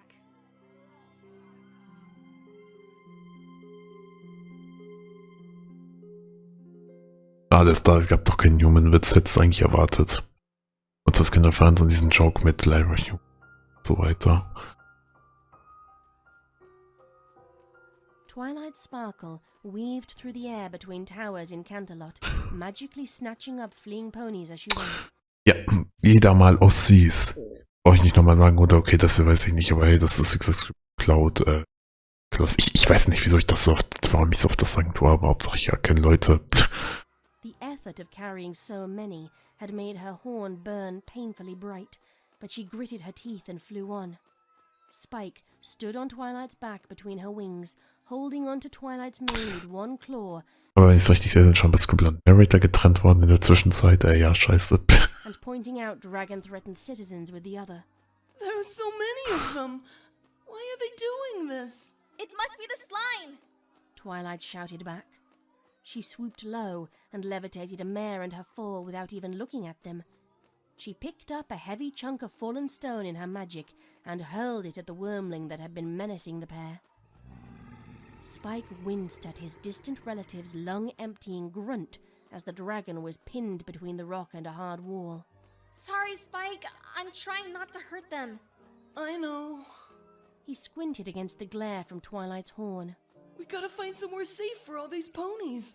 It's just like in Ponyville. You can't carry them all. Twilight sighed in frustration. You're right. She cast about in search of somewhere, anywhere, to drop off the dozen-odd ponies hovering in her wake. And then she saw it. There! Twilight swooped down toward a wide crack in the street that opened onto a familiar tunnel. She put down the magicked crowd in a semicircle around the crack. Her horn let off wisps of grey smoke as its glow flickered and went out. She pointed at the crack. Those tunnels lead deep into the mountain. They won't find you there. Get inside, hurry! The ponies began to scramble their way down into the tunnel. Suddenly, a red dragon hopped down from a nearby rooftop. His upturned muzzle parted in a bloodthirsty snarl. Spike stared. Garble? He waved his claws. Oh ja, ich hab's mir schon gedacht. Garble, it's me! Spike! Twilight fixed her stance. Spike, watch out! She gritted her teeth. Besonders in dem Artstyle ist er kaum wiederzuerkennen, nur so am Rande. The eyes on the smooth, blinded dragon's wings narrowed. He growled low as he crouched in readiness to pounce. But he never got the chance to make good on that threat. A thick lasso shot forward and cinched around his ribs. Oh hi, Applejack. Arms to his sides. The rope Das ist schön, dich wiederzusehen. he was pulled off his feet. Oder besser gesagt, du bist genau im richtigen Moment gekommen. Landed on his head. He groaned, but did not get up. Twilight and Spike shared a startled What? The rope's earth pony owner trotted into view, followed by a creature of legend. Twilight's jaw dropped. It can't be. Applejack's eyes widened. Twilight, you're all right. She galloped up to her friend. Twilight stayed dumbstruck for a time. Her eyes Ja, Twilight, das, was du vorher gesagt hast, ist angetreten. darting between her friend and the coat-clad, bipedal beast at Applejack's side. Applejack frowned. Twilight? Applejack? The voice that replied wasn't Twilight's. Applejack turned to the crack in the street where a yellow filly was climbing her way back out. Applebloom. Applejack fell silent, now as stricken as Twilight. Das ist ein schöner Moment. The little earth pony filly raced over to her sister and leaped into a hug, nuzzling the mare's chest.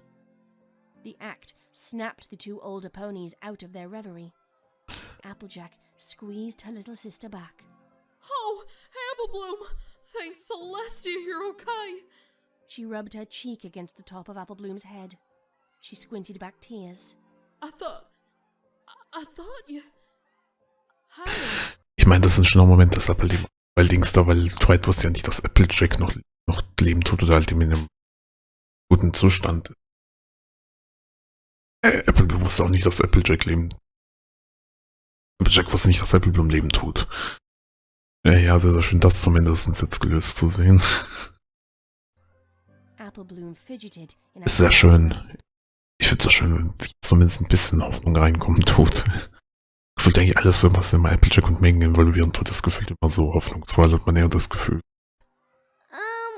Well, you see. Twilight smiled. Applebloom and some of her classmates made it to the clubhouse. I rescued them from there. She cleared her throat. They were, having an unscheduled field trip. Applejack gasped. Playing hooky? You little varmint! When all this is over, you're gonna be grounded for a week. And let out a half-sobbed Ich glaube, das ist scheißegal jetzt. laugh.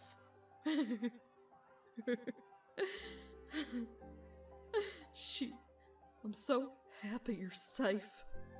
She gave Applebloom a gentle shake. Don't you ever skip school again. You hear? She squeezed her close once more, laughing again.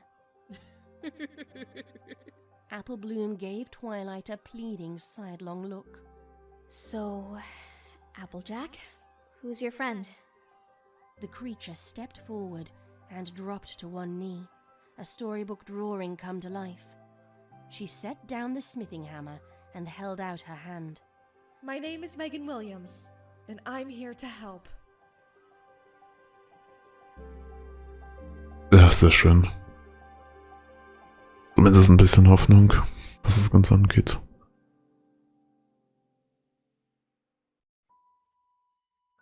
Ja, wir sind noch nicht ganz durch scheinbar, oder? Deep beneath the castle, and far beyond the reach of the din above, in Luna's dimly lit Stimmt, da war ja noch was mit Luna. and darkly decorated private chambers, Und hey, Fledermaus-Ponys wachen. reassembled herself with an echoing shout. Nocturne, attend! Es ist auch ziemlich lustig zu sehen, wie was dieses von dem Rückblicken betrachtet, das Fledermauswachen gemacht hat, wenn man bedenkt, dass man sie nur in einer Episode gesehen hat, in Staffel 2. Schade, dass die Show daraus nie mehr gemacht hat, aber immerhin machen viele Fanfics wie die hier was Gutes daraus.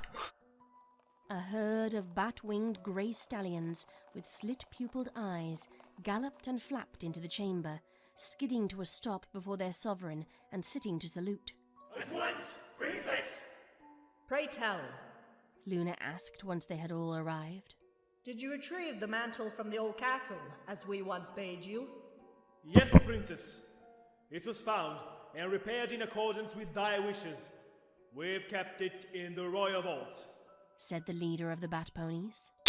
Luna nodded. Also man die Bad Ponys, also ja, Fledermaus-Ponys. Aber nee, aber ernsthaft, die haben wirklich das alte Schloss im Everfree scheinbar wieder aufgebaut. Ernsthaft, ja, von so kurzer Zeit. Und Luna, vielleicht sollst du dich mal schlafen legen.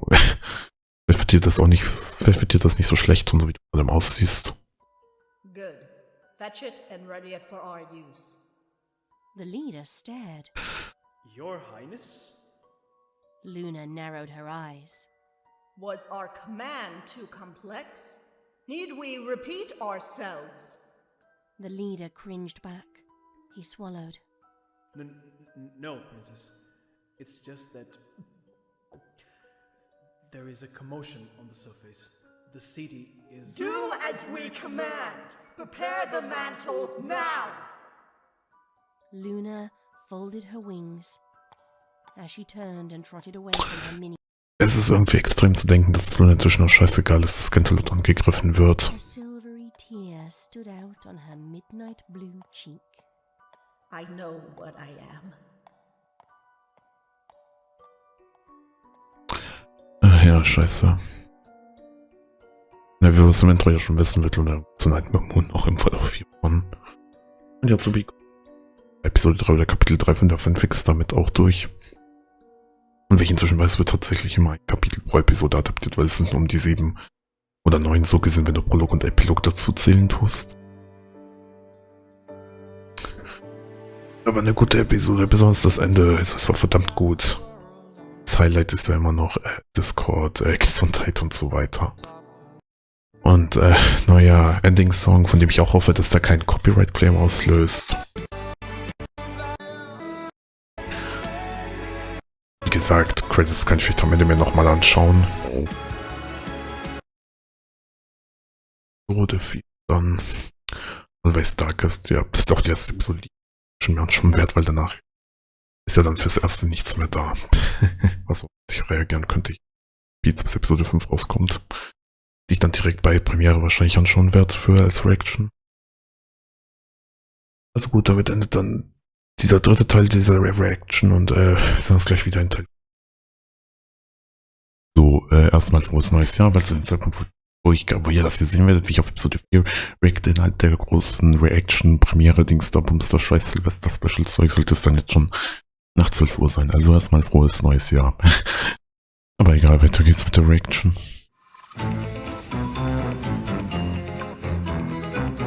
Ja, das ist der Grund, warum das Ganze hier Silvester Special heißt. Lol. Obwohl es ein vollständig aufgenommenes, im Vorfeld Stunden bis Tage voraus aufgenommenes Video ist, größtenteils.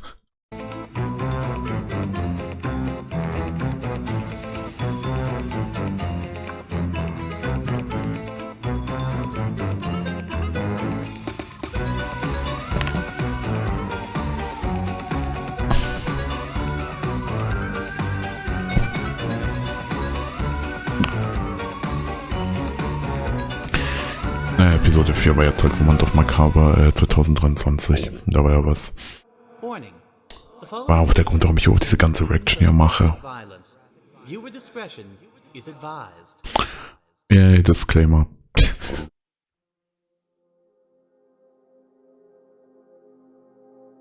Many years ago, so long ago in fact, that her stories are now the stuff of legend and mere bedtime stories for foals, a creature called the Megan came to the land that would someday become Equestria.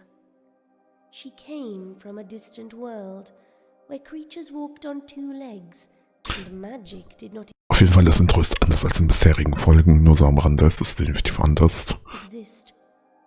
Yet, despite her lack of magic, the Megan was brave and daring, facing down foes far greater than herself to protect those too weak to protect themselves. She answered the desperate call of ponies who found her when they crossed the dangerous and mysterious Rainbow Bridge, looking for help to defeat a great evil that threatened their land with slavery and eternal darkness. With the help of a mystical artifact called the Rainbow of Light, which reflected the incomparable amount of love and courage in her heart, the Megan defeated that great evil and became a protector. Weißt du, das ist schön, dass es schon in Gen 1 schon alles nur durch Regenbogenschießerei gelöst wurde. Das ist sehr schön. Of the land, befriending the ponies and joining them on many subsequent adventures. She was a loyal and true friend to all, fighting alongside the ponies against all the evils that threatened them. Yet, one day, without warning, and for no reason written in any book or scroll, both she and the Rainbow Bridge vanished, never to return. The ponies were left alone and scattered to the winds, fracturing into tribes that fought each other and forgot their shared history. Ja, das erklärt so einiges. Sehr schön, wie schön das Ganze auch in die Lore von Next Gen 4 eingebettet wird. Das, wer auch immer das auf jeden Fall geschrieben hat, hat definitiv Ahnung von dem gehabt, was er schreiben tut. Monsters made of snow and cruelty to ravage the land and lay waste to their kind, until friendship and tolerance prevailed and brought forth a new age of peace and prosperity. Now, many centuries after those old rifts were healed and Equestria was founded, one of those ancient evils from the distant past has returned to threaten the land. Das Bild ist neu. Grogar, a wizard of immense strength, has been resurrected from beyond the grave by the accidental fulfillment of an ancient prophecy. In shadows bound lies Tambalon, till dark as midnight shines the dawn. When Nightmare Moon was released from her 1,000-year imprisonment and covered Equestria in darkness during the day, she unleashed Grogar from his prison. With him, he has brought the Smooths, a powerful entity that Obwohl Grogar sich ganz schön Zeit gelassen hat, weil wahrscheinlich wirklich 1-2 Jahre seitdem vergangen sind, seitdem Luna zurückgekehrt ist, aber anyway, ist ja auch egal. drains the heart and soul from whatever it touches, leaving ponies and all other creatures frozen in despair, unable to save themselves from drowning or starving to death in its smothering clutches. Grogar seeks nothing more than the complete and utter destruction of Equestria and the deaths of all of its citizens.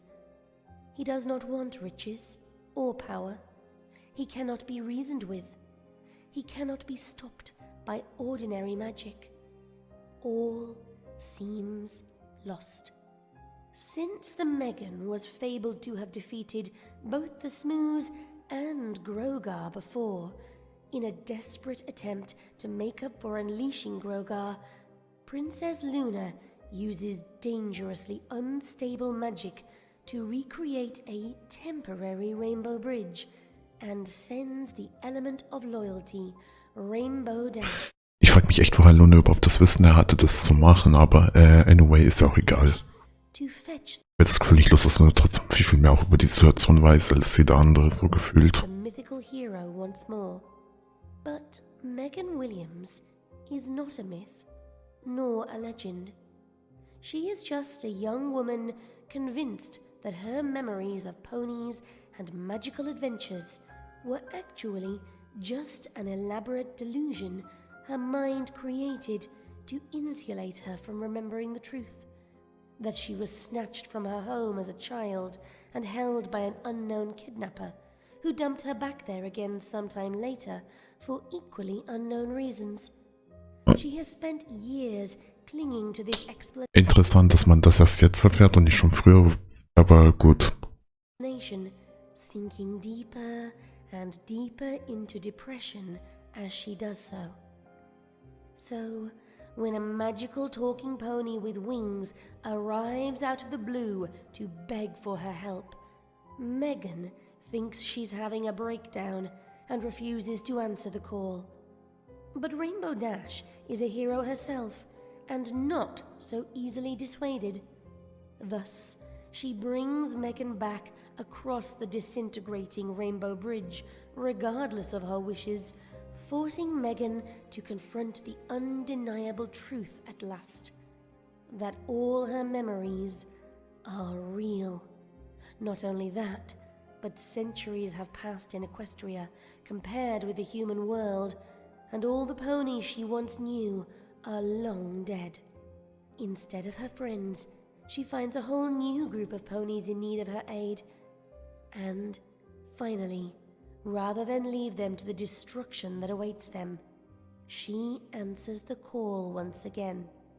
Yet Megan may have taken too long to come to this realization and take up her old role as the pony's protector. Ja, die Sache mit Luna ist tatsächlich eine Sache für sich.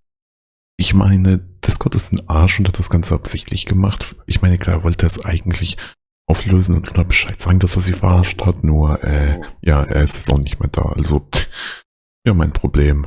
Princess Luna has suffered a psychological break at her apparent failure to stop the doom of Equestria that she has caused, retreating to the caves beneath Canterlot after being accidentally humiliated by her sister's student, Twilight Sparkle.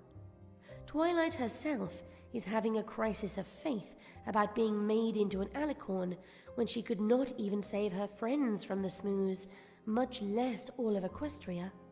And Rainbow Dash has spotted a pony who seems to know too much about Grogar's plans and is chasing down Lightning Dust to find out just exactly what she knows and to stop her from potentially making the situation even more deadly. Ich meine, ja, siehst du mal, die Person, die Grogar dabei geholfen hat, dass das Ganze so, eskaliert ist. For every pony who has thus escaped the Smooths. Meanwhile, Grogar and the dragons who have fallen under his control are drawing ever closer to Canterlot. Naja, eigentlich sind sie ja schon in Canterlot. Also zumindest zu teilen.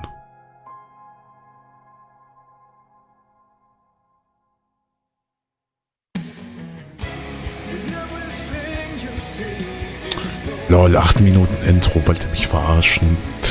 Ich meine, es ist voll nötig, wenn du über ein Jahr lang nichts dazu uploaden tust.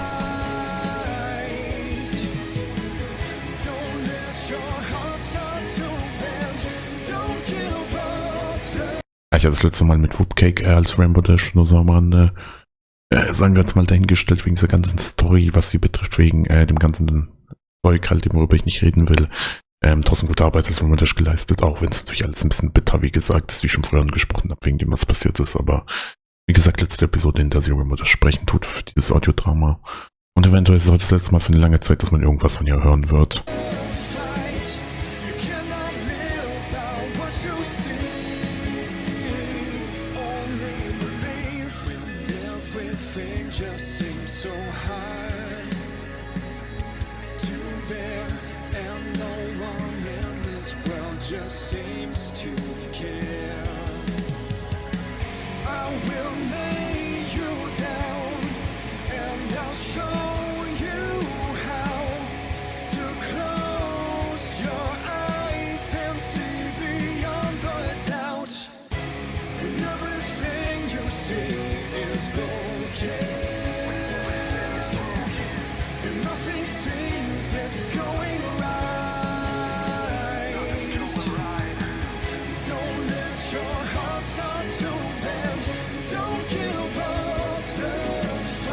Darf ich an der Stelle mal hinterfragen, wie viel von dem Fanart für dieses Projekt eigentlich schon fertig ist und unbedingt, wie weit in der Zukunft zum Teil Szenen hier gezeigt werden, die noch ziemlich lange brauchen, bis sie eintreten.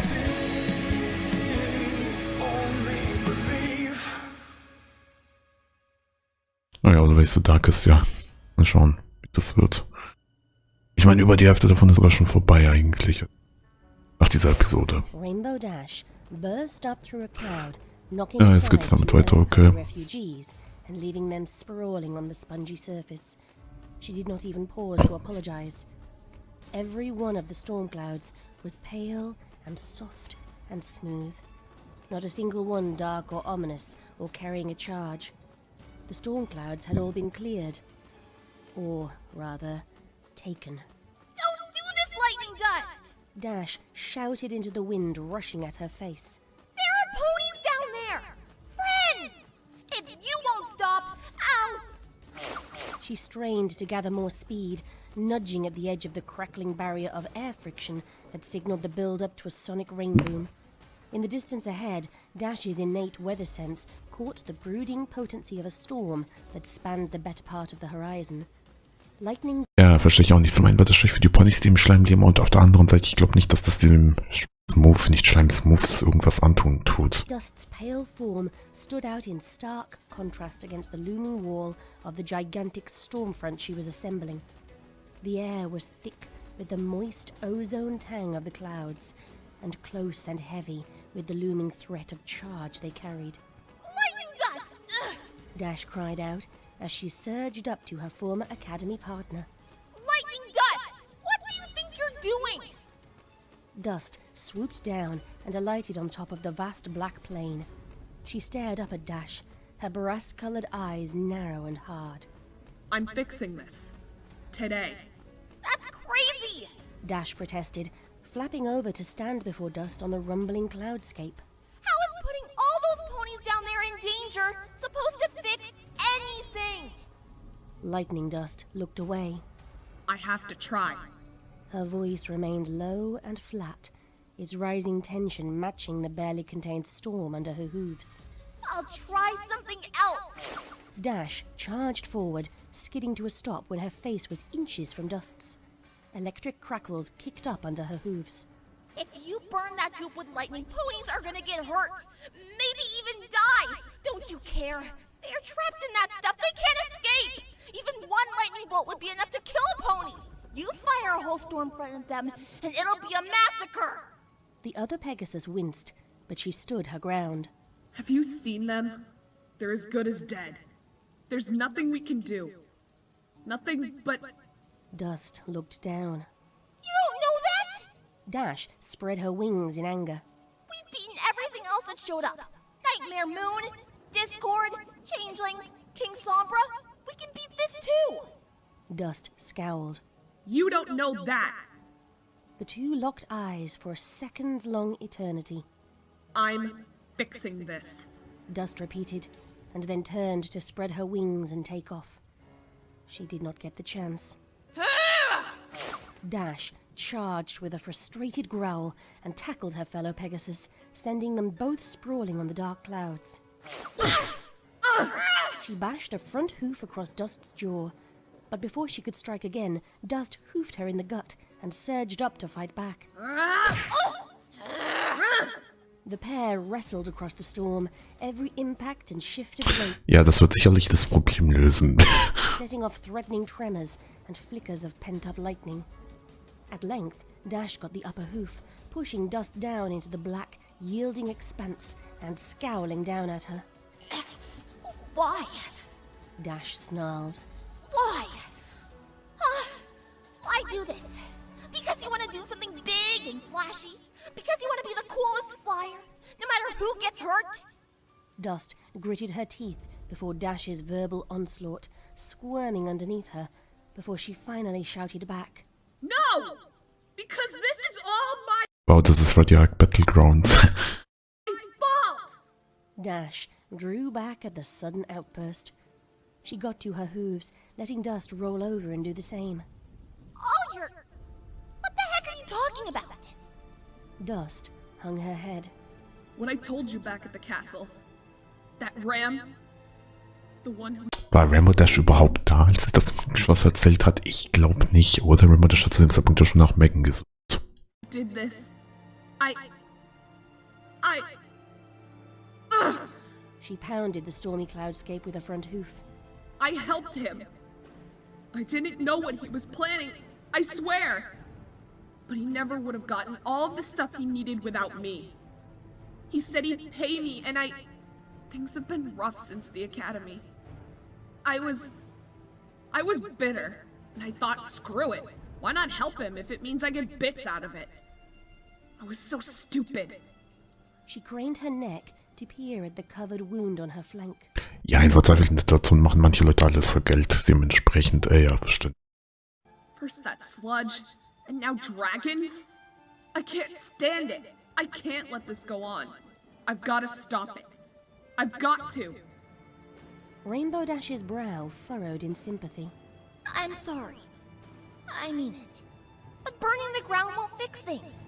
You're just gonna make it worse. Dash paused, looking above and beyond Dust, at dark winged shapes rising up in the distance. Rainbow, what are you... Dust turned to follow Dash's gaze. Her ears drooped. A scattering of dark shapes was approaching by air, moving in chaotic unison like a swarm of angry hornets. Come on! Dash shouted and took to the air. Dust followed after her. A few moments later, they were close enough to see the invaders more clearly. They both wished they couldn't. Ja. A flight of smooth, soaked dragons was advancing on Cloudsdale, roaring and snarling and flexing cruel talons. They ranged in size from barely larger than a foal to behemoths larger than a farmhouse. They stared at Cloudsdale and its inhabitants with the mindless yet hungry eyes studying their slimy hide. Also Cloudsdale war bisher doch noch nicht am Arsch. Okay, habe ich wohl schon mal falsch verstanden.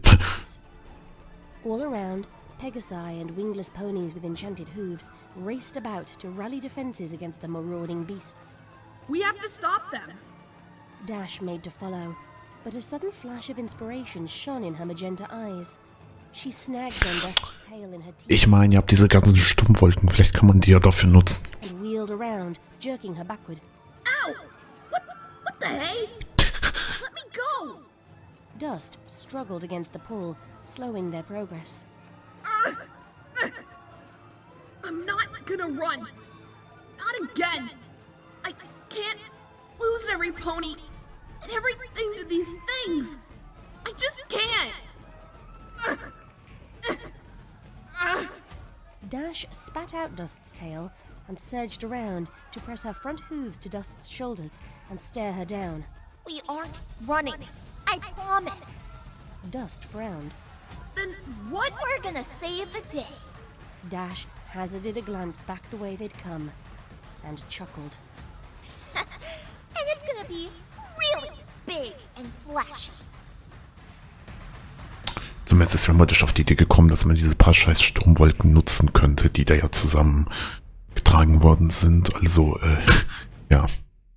Sehr schön. My name is Megan Williams, the living legend said. And I'm here to help.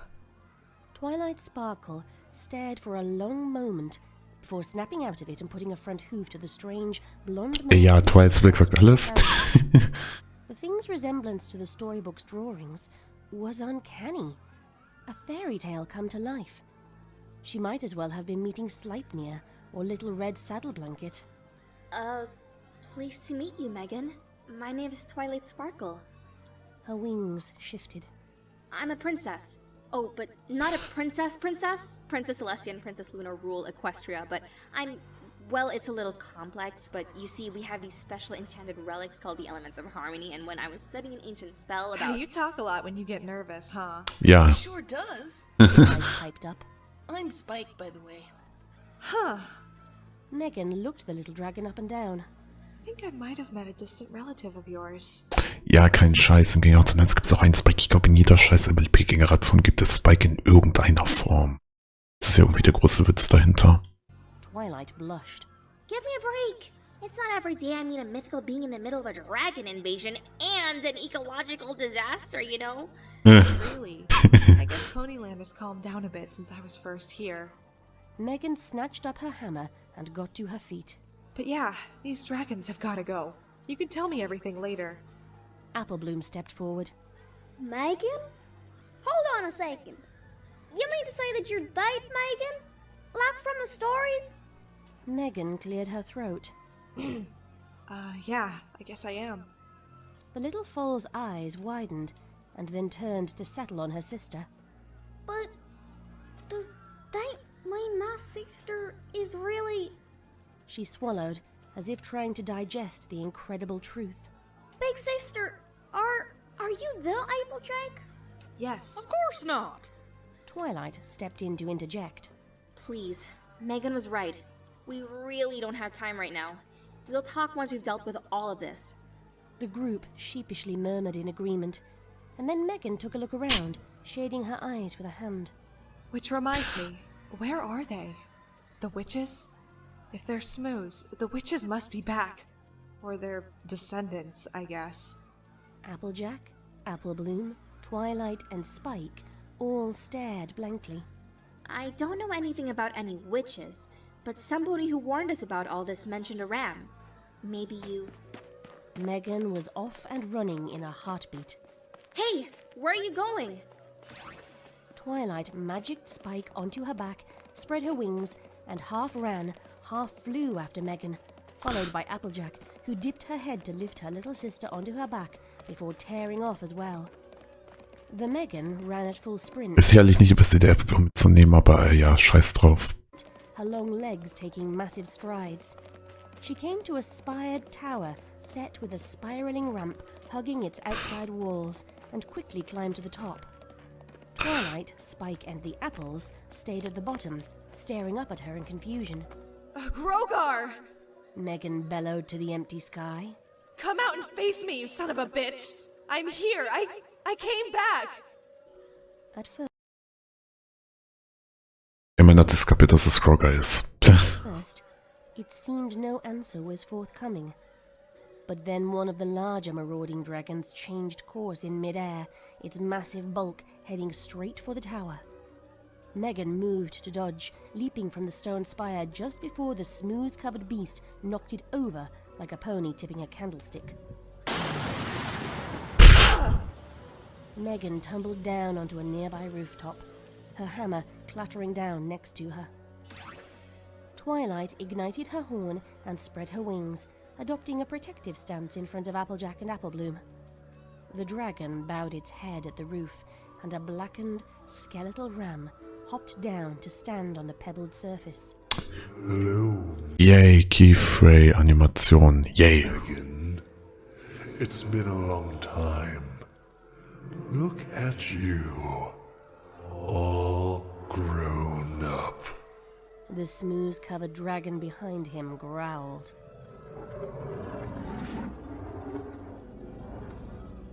Megan! What's happening? Twilight spread her wings and took off, flapping up to the rooftop across the street. Megan picked up the hammer and narrowed her eyes. Looks like one of these ponies finally wised up and just killed you, huh? I was wondering which one of you monsters would end up crossing that line. Huh. Too bad it didn't stick. Grogar chuckled, the sound as dry as tinder. Actually, another monster was the one who did me in. My second most promising student. And he betrayed me. Stabbed me through the heart with the very horn I gave him. I was so proud of Sombra too. Whatever. I'm putting an end to this. Just like I always do. Megan Achso, Grogar wurde von Sombra getötet. Okay. Schön. The undead ram adjusted his stance, ready to move. His horns shone with a transparent aura of magic. Not this time. You're out of your depth, girl. Grogar nodded his head at the beast behind him, and the thing inhaled for a blast of fiery breath. Megan! Watch out! Megan charged towards Grogar, diving forward and tucking into a roll. A sheet of flame poured above and past her, setting the far side of the roof alight. At ground level, Applejack and Applebloom raced aside as blazing embers and flaming debris rained down around them. Megan turned to a halt less than a yard in front of Grogar. She surged to her feet and swung the hammer in a brutal Das ist ziemlich beeindruckend. catching the ram on the underside of his jawbone. The echoing impact shattered the front half of the brittle skull like an antique vase. Sharp teeth clattered across the rooftop like hailstones. This time, stay dead! The dragon rumbled in shock and drew back, uncertain how to react without guidance. You sent me back!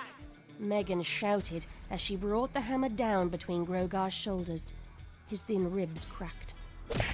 You broke the sunstone and it sent me back! On the far rooftop, Twilight winced and averted her eyes at the sound of the next shattering blow. Interessant, dass schon beim Becken ein bisschen OP innerhalb von dem ganzen Equestria scheinbar ist. Sehr interessant.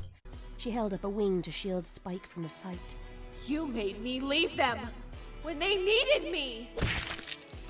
Megan's face was locked in a bloodthirsty scowl as she pounded the skeleton over and over, smashing it to jagged shards. Just die! Megan dropped the hammer on top of Grogar's demolished remains and wiped a shaking hand down her face. The dragon Also einfach wird's nicht vorbei sein. but did not retaliate.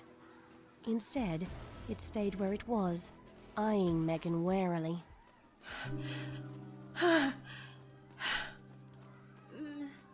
Megan? Twilight gulped. Ally or not, the creature's sheer fury had been terrifying. Megan heaved a deep sigh, and then knelt down to rummage in the bone shards. She retrieved the ram's tarnished bell pendant and tossed it to the ground. She stood up and stomped on it hard, crushing the fragile metal, and then stared up into the dragon's blind face. This is over. Go back where you came from. The eyes, studying the beast's wings, all turned to stare down at Megan. And the thing grinned. Suddenly, a hollow, echoing voice called out. Oh no, Megan. We're just getting started. A whirling storm of shattered bone struck Megan like a battering ram, throwing her off her feet to land within a few feet of the wall of fire at the roof's edge. Twilight and Megan watched in stunned horror as the bones reassembled themselves. Ja, ich glaube, das Untote zu töten ist, glaube ich, nicht ganz so einfach. In seconds, Grogar stood restored in all his dark, skeletal glory. Oh dear. It seems it didn't stick again. Megan rolled onto her stomach and dragged herself onto all fours. Her cheek bled from a nick by a sharp-edged bone shard. How? Your bell. I broke it. Grogar barked out a laugh. I've studied magic for 13 centuries since we last met, Megan. I've given up on shortcuts. Ja. No more relics to steal. No more bells to ring. No. Eben, ja, das ist relativ wahrscheinlich, dass Grogar tatsächlich jetzt auch im Verlauf von ein paar 10.000 Jahren intelligenter geworden ist. Aber nein, wirklich, Megan, hast du gedacht, du könntest was Untotes so einfach töten? Nee, so einfach funktioniert es nicht, schon gar nicht in Equestria. I've learned magic the hard way. His horns blazed, and seething starbursts spilled off them like eels being born. The white-hot magical constructs shrieked their way across the roof toward Megan. Megan stumbled to her feet and dodged as the spells detonated. She avoided the blasts by a split second. Wow. Dimly glowing pockmarks scarred the roof where she'd knelt. There was a Ich sage, Megan ist irgendwie OP. time to enjoy her escape, however, before she had to leap once again to dodge a second magical salvo, and then a third. The last roll brought her close to the wall of flames. This is too much for her! Twilight realized. Even if Megan found some way to defeat the Dark Sorcerer, his dragon was waiting to finish her off. Grogar was toying with her. Twilight frowned and ignited her horn. Megan, hold on! We're coming! The glow from Twilight's horn spread out, surrounding her and Spike. Whoa, what are you doing? Spike eyed the aura anxiously. It's too dangerous to fly to her with that dragon guarding them. We'll teleport in and rescue her before they can stop us. Grogar turned to face the young alicorn as her horn's glow caught his notice. The next wave of his magical blasts faded out, yet the ram's horns glowed brighter still. Megan's eyes widened in recognition. She held out a hand in warning. Twilight, don't! The warning came too late. Twilight Sparkle and her dragon assistant winked out in a flash of purple-red magic. They did not reappear. Ja, fuck. Sind wahrscheinlich Twilight und Spike irgendwo Scheiße. Lightning Dust's hooves tingled as she gripped her payload. Okay, das sieht ein bisschen abgefuckt aus, die ganze Szenerie. Ich meine, warum ist Cloudsdale auf einmal von Gewitterwolken umgeben? WTF. And poured on more speed. Von der Cloudsdale ja auch über der Wolkendecke, glaube ich, zum Teil liegt. Ja, ist ein nettes Bild, aber irgendwie macht das so keinen Sinn. Rainbow Dash's plan was reckless, ill-advised, and suicidally dangerous. So far, it was working like a charm. Ready, Dust? Rainbow Dash shouted over the roar of the wind. On three! The Buccaneer plays! 1, 2, 3! The two Pegasi corkscrewed forward with angry storm clouds gripped in their hooves, coiling around and past the massive dragon's snapping jaws and reaching talons. As they passed its meaty torso, Dust squeezed her cloud, and Dash did the same. The fierce bolts of lightning streaked between the clouds and through the dragon.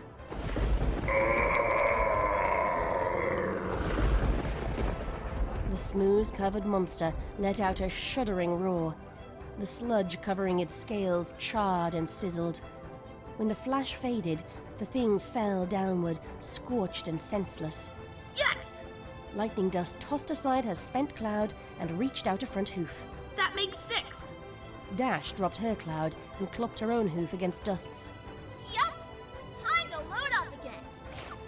The pair raced off toward the dwindling storm front that Dust had assembled and snatched up a pair of fresh clouds. Once they were rearmed, they surveyed the horizon, looking for further invaders. There! At the Cloudaseum! Right! Naja, immerhin hat das scheinbar irgendwas richtig gemacht. Es ist schön zu sehen, immerhin was gebracht, die ganzen scheiß Sturmwolken zu sammeln. The Pegasi took off toward the site of the next largest dragon's attack. As they flew, they passed numerous smaller skirmishes, with Pegasi unleashing lightning or wing-powered hoof strikes on the smaller attacking dragons, and magic-blessed earthbonies and unicorns fighting alongside them. Dash and Dust parted ways as they drew closer to the majestic building, arcing around the hulking brown monster, raising its smooth, splattered talons to smash the Cloudaseum's side wall. This looks like the last big one. Give him everything we got! Piece of cake! Without another word, two of the fastest Pegasi the Wonderbolts Academy had ever seen surged toward the tainted dragon with victory shining in their eyes. The maneuver was flawless. The pair lined themselves up, triggered their clouds, and sent fierce lightning blasting through the beast in both directions.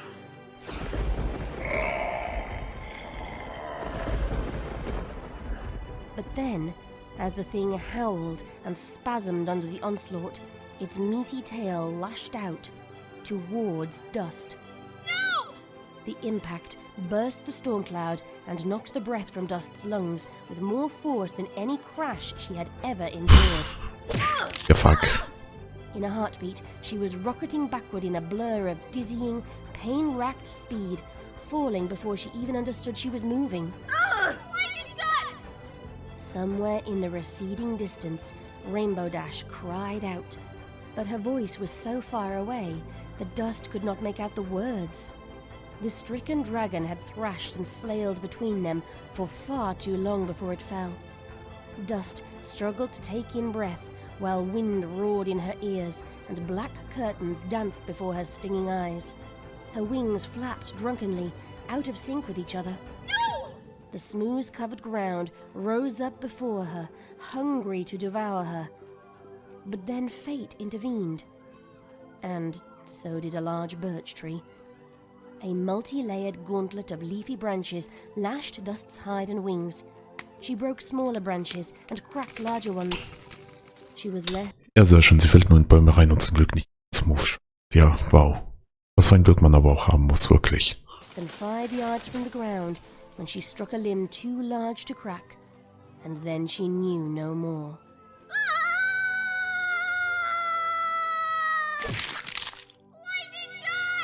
Immerhin passiert nichts Schlimmeres. Obwohl es mich jetzt wirklich interessieren würde, wo Twilight und Spike jetzt eigentlich.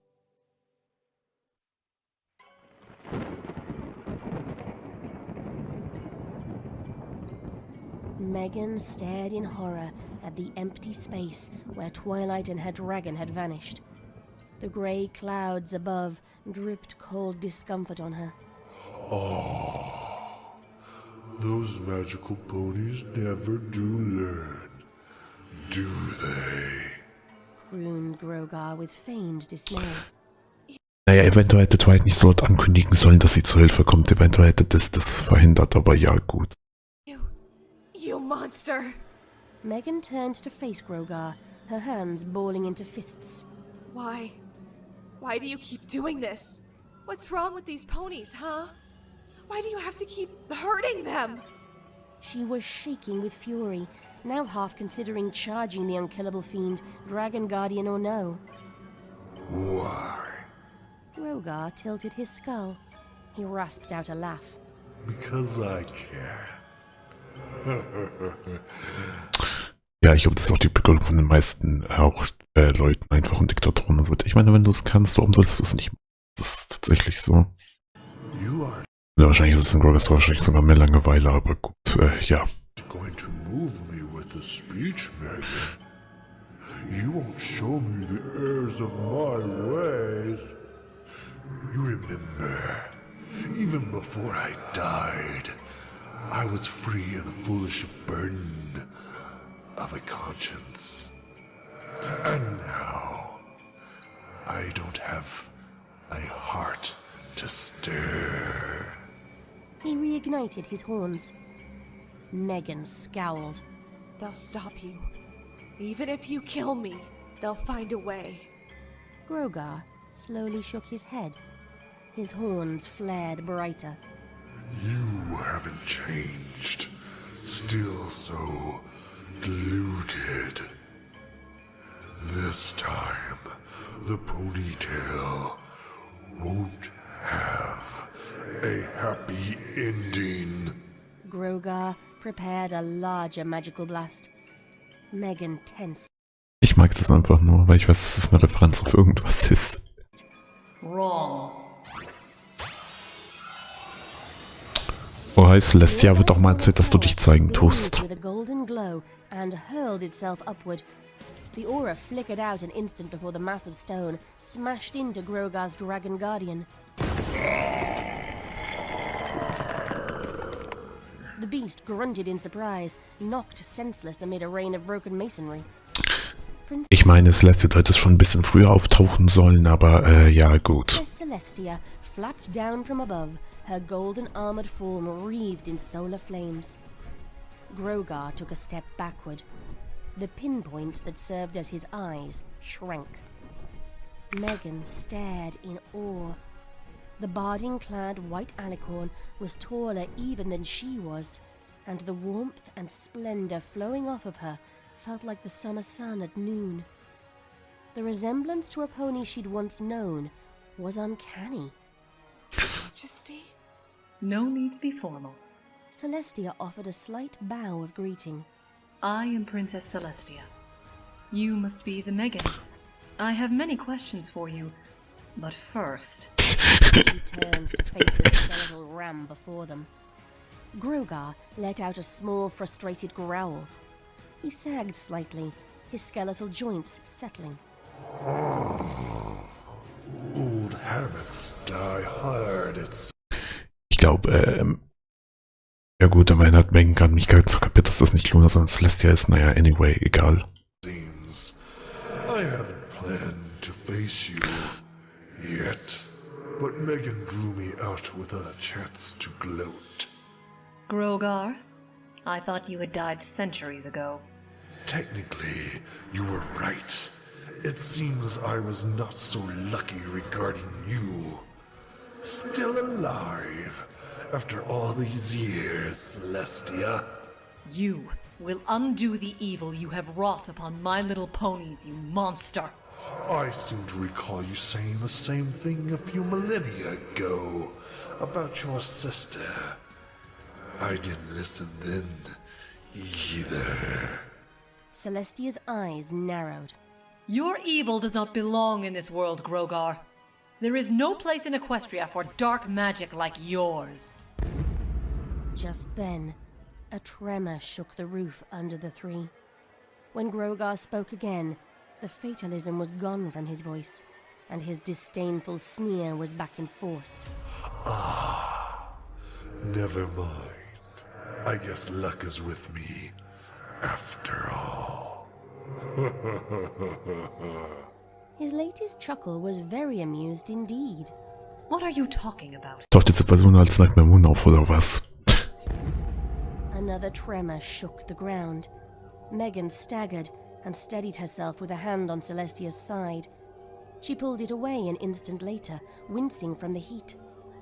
Grogar nodded toward the royal palace.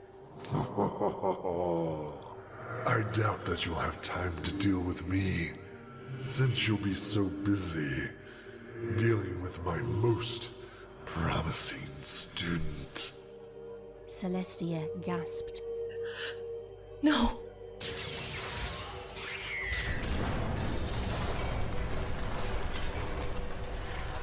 A towering blast of dusky, purple flames erupted in the palace's central courtyard, and a grimly glorious midnight black alicorn, clad in silvery blue equinium armor, rode the blaze up into the sky. Ponies of Equestria, face your darkest fears made of flesh.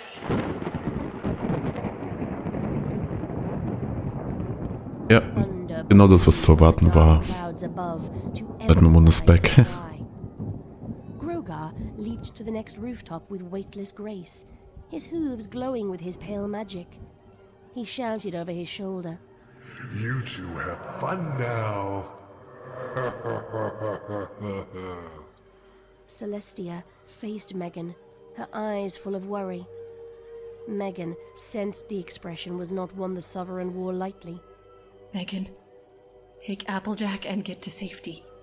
If Twilight was right, you two can find a way to help fix things if you work together. She turned to face the dark inferno in the distance. Stay away from the palace. I don't want to risk hurting you by accident if I come to blows with her. Her fiery aura glowed brighter, and she took to the air.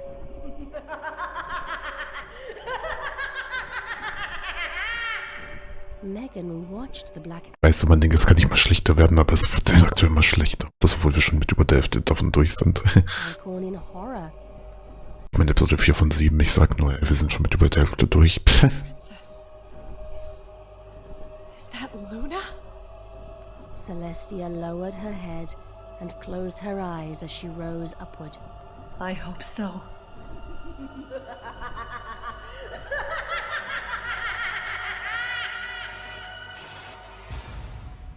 Ja, ausgezeichnete Nightmare Moon Performance an der Stelle.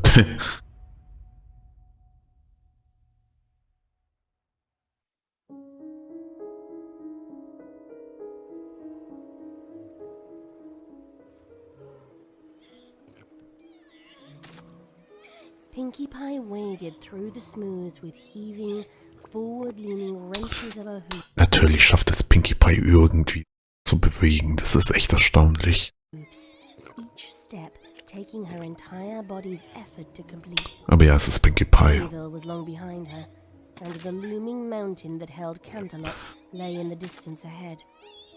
Her rosy hide was soaked with sweat underneath the layers of purple filth, and a thick hemp rope slung around her Das ist aber eine nette Überraschung tatsächlich. shoulders bit deep into the sludge as she dragged her precious cargo behind her. Not far now. Only a few more miles. Just a little ways. Just a teensy, weensy, tiny bit. Just a hop, skip, and a jump. She paused and performed an anemic vertical wiggle that could charitably be called a jump before moving on. Remember? Huh? Like in the mountains? You were so scared. But then you saw you reached all the way without even jumping. Pinkie managed a thin giggle, even though the act made her legs tremble and her teeth clench. The smooths covering her shifted, and the edges of it around her exposed cutie mark sizzled and bubbled. The eyes studying. Aber Hauptsache nicht nur Pinky schafft es alleine irgendwie rumzulaufen. Sie kriegt irgendwie in Fluttershy, Rarity und Discord noch hinter sich herzuziehen. Das ist einfach nur wow. Weißt du, mich wundert's null, dass Dingsterbumster Pinky genau das hinbekommt. Sowieso immer schon so Meta. Rarity and Discord were the same, moving only as the ropes tied around them pulled them. If anything, being towed through the sludge had only gotten them even more covered in the stuff. Pinky stared at Fluttershy for a long moment. Aw, it was nothing. She pushed on, striding through the vile ocean with relentless Earth Pony endurance. Wow! Wee! This stuff sure stinks, huh? Makes me wish I had some sneezing powder just to get my nose all stuffy. She tilted her head as if listening to an unheard answer from Rarity. Yeah, just like then. Me and Dashi had super duper fun that day. It's a good thing you got a sense of humor, huh?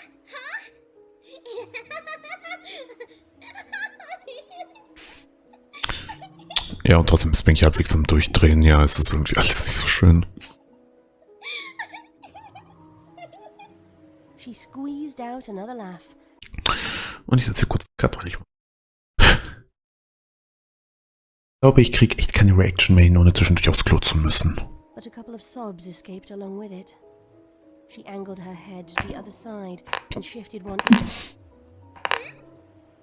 Oh! Nah. Not really.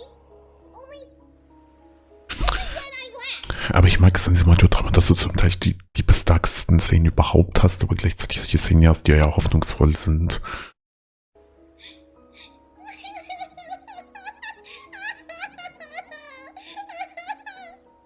Pinky couldn't stop herself this time. The gallows humor hit her right in her funny bone. The smooze bubbled and hissed on her flanks as she cackled, her peals of laughter making her body shudder as if each guffaw were the lash of a whip on her back. Tears followed the channels that their previous fellows had washed into the smooze on her cheeks.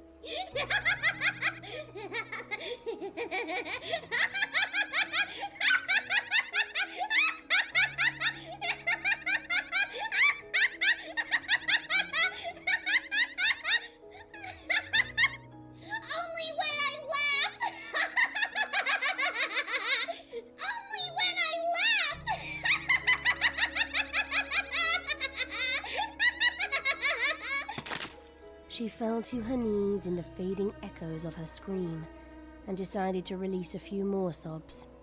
Better out than in, that's what Granny Pie used to say.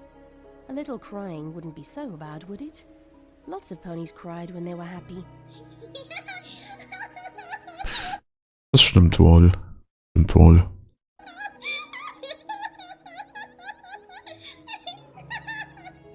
She stooped lower, her shoulders heaving with the force of her wails. The smooze around her rippled hungrily. Suddenly, she froze and opened one eye. Her ears twitched. Twilight? She whimpered at the empty expanse of smooze around her. Is that you? Her ears swiveled forward to Warte, was? nothing. She took a step back. Warte, sag mir nicht, dass es Twilight auch im Ding drin ist. Oh. Sag mir nicht. Aber hey, nette Animation, sag mir nicht, dass Kruger Twilight auch in den Scheiß reingestopft hat. Weil wenn ja, danach ist das Ganze noch viel schlechter als erwartet. Also die Situation wirklich am Arsch.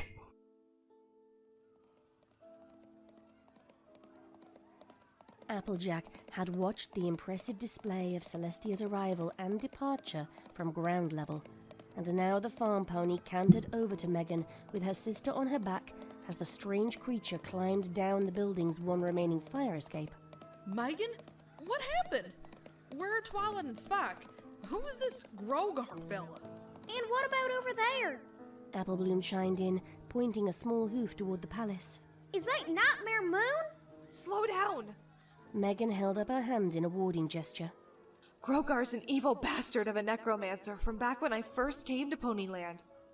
If Twilight's as smart as she sounded, she and Spike are probably okay for now, especially if Grogar is out here. He banished her to his kingdom, Tambalon. Tambalon? The Kingdom of Shadows? Applejack tilted her head incredulously. But that's just an old... Oh.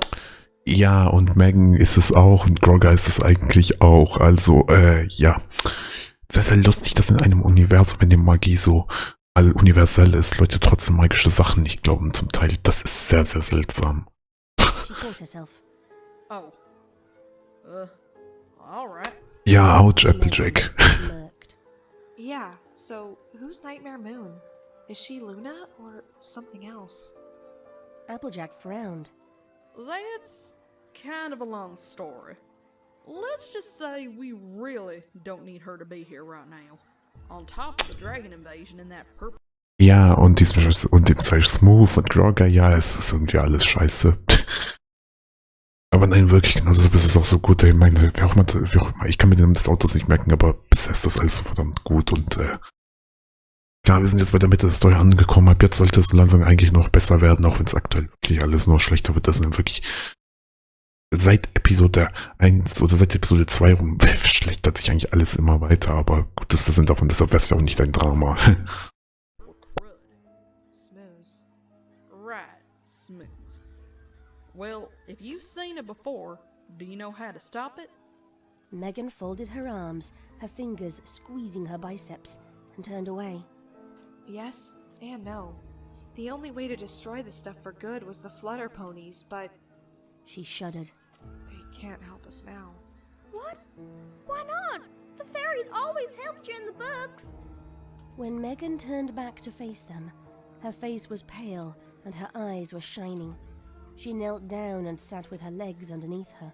They lived in a valley where this huge jewel was kept, the Sunstone. The thing kept the land lush and full of life. It even made the sun rise in Ponyland and created the Rainbow Bridge to my world. But the last time I saw Grogar, he... Ja, und inzwischen tut ja Silvester die Sonne aufgehen lassen. Also es hat sich wirklich so einiges verändert. Wahrscheinlich ist auch deshalb diese Regenbogenbrücke eigentlich nicht mehr da. He destroyed it. Applejack gasped. Shoot, that's awful. Megan shook her head. No. Awful was finding out that since I rode the rainbow to come here, putting out the sun let him send me back. Her hands squeezed her arms tighter. When I finally managed to return to Ponyland, it was a nightmare. Tears slid down her cheeks. Apple Bloom hopped off her sister's back and approached Megan, putting a gentle hoof on her knee.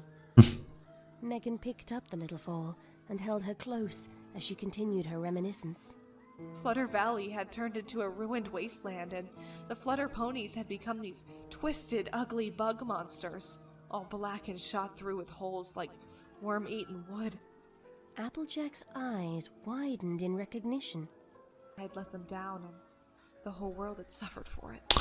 Achso, die Changelings sind also diese, das heißt, sie müssen zu den Changelings hin, okay? Ja, das erklärt warum Chrysalis zum Intro zu sehen ist. Okay, das könnte noch interessant werden. From Dream Valley, but everywhere I went, things were even worse. Day and night coming at random, trees coming to life and attacking me, burning rain and freezing cold forest fires, giant spirit things that looked like horses made of snow and froze whatever they touched, and no ponies. Ah ja, von da kommt also dieses Bild her, okay. Das ist ein Flashback. Achso, deshalb sieht Megan darauf auch jünger aus. Und bitte, YouTube, kannst du mal im Vollbild bleiben? Danke, bitte. Wer kommt auf die, wenn du mehrfach draufklicken tust, um was zu pausieren, dass das gleichzeitig den Vollbildmodus beendet? Ja, unintuitiv wie scheiße alles. Ponies needed me, and everything got destroyed. I couldn't stay and watch what was left of the land shrivel up and die too. I made a bargain with the troll for a wish and used it to go back to Earth as soon as I could. Apple Bloom stood up in Megan's lap and gave her a hug around the neck. I don't think this was all your fault, Miss Megan. You got that right. It sounds like you came back right in the middle of the first time Discord showed up and caused trouble, and when the Wendigos were around. All ponies had left this land by that time, and were living in the lands outside what we now call Equestria. We resettled here after Celestia and Luna trapped Discord in stone. Mhm. The leaders of the Ja. 3 tribes of ponies reunited unicorns, earth ponies, and Pegasi and drove out the Wendigos. So, things turned out okay in the end, Megan. Discord. Megan idly stroked Applebloom's mane as she spoke. Luna mentioned Discord before. Some kind of evil spirit? Applejack rolled her eyes and let out a shudder. Yeah, but not the angry kind. More like the kind that plays with the world and everything in it, like some bratty cult breaking his toys. A roar. Ja, fuck. Ja, aber tatsächlich bei Discord ist die Sache so gesehen, auch wenn er Scheiße bauen tut, meint, er ist doch ziemlich harmlos eigentlich. Discord hat ja eigentlich, könnte eigentlich tatsächlich wirklich ziemlich viel Scheiße bauen. Selbst, ich meine, selbst in seinem reformierten Zustand könnte ihn theoretisch nicht. Aber, ja, wie gesagt, ich glaube, es liegt aufgrund der Art und Weise, wie Discord allgemein drauf ist, dass er ja nie sinnvolles Potenzial nutzen tut. Das ist auch die Sache, weil wäre er nicht so drauf, wie er ist, sondern wäre er anders drauf, ja, danach wäre Equestria am Arsch. Schon lange. Grogar's guardian had woken up.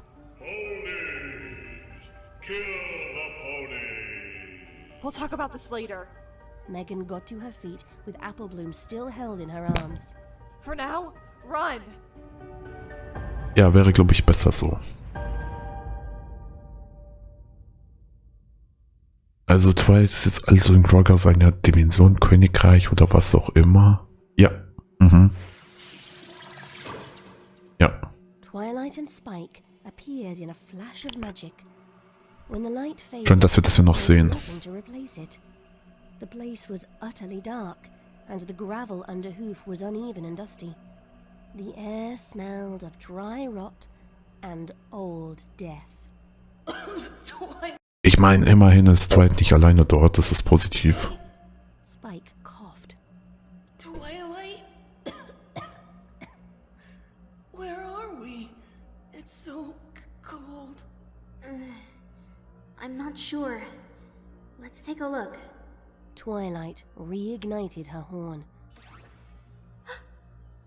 The pair stood in the ruins of a stone building that had apparently been shattered by a massive earthquake. Only a few lonely sections of wall remained standing, like the jutting ribs of some enormous beast's skeleton. All around, archaic buildings stood in various states of disrepair. Some looked freshly evacuated, while others were merely rubble. Twilight slowly turned in a circle, surveying the strange city, until her eyes fell on a sign bearing a familiar seal in the shape of a stylized ram's head. Tambalon, she whispered. Spike Ja, schön, dass Twilight das auch weiß. rubbed his upper arm. Jedenfalls sieht das nicht ganz so abgefuckt aus, wie ich dachte. Das scheint alles einfach nur, ja, ziemlich eintönig zu sein, farbtechnisch, aber ansonsten geht es eigentlich. Arms and breathed warm air between his claws. What? Tambalon, the kingdom of shadows. That ram must have used black magic and banished us here. When I researched black magic after we defeated King Sombra, I read that the dark power that he drew on, the same power that Princess Luna used as Nightmare Moon, all came from here. Mhm. Ja. Brows knitted. Oh, that's not good.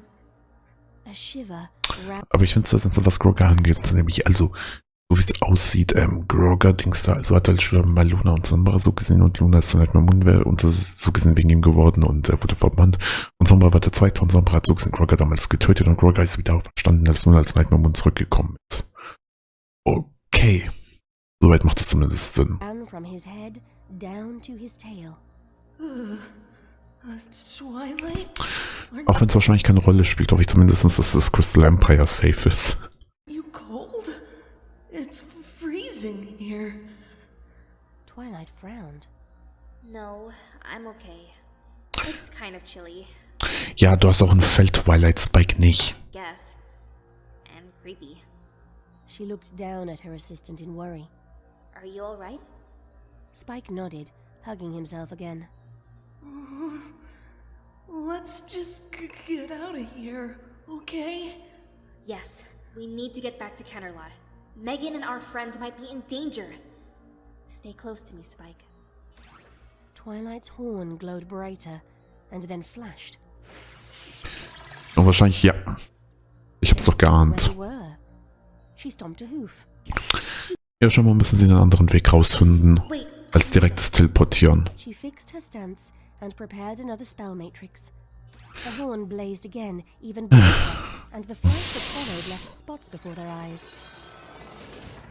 In their view of Tambalon.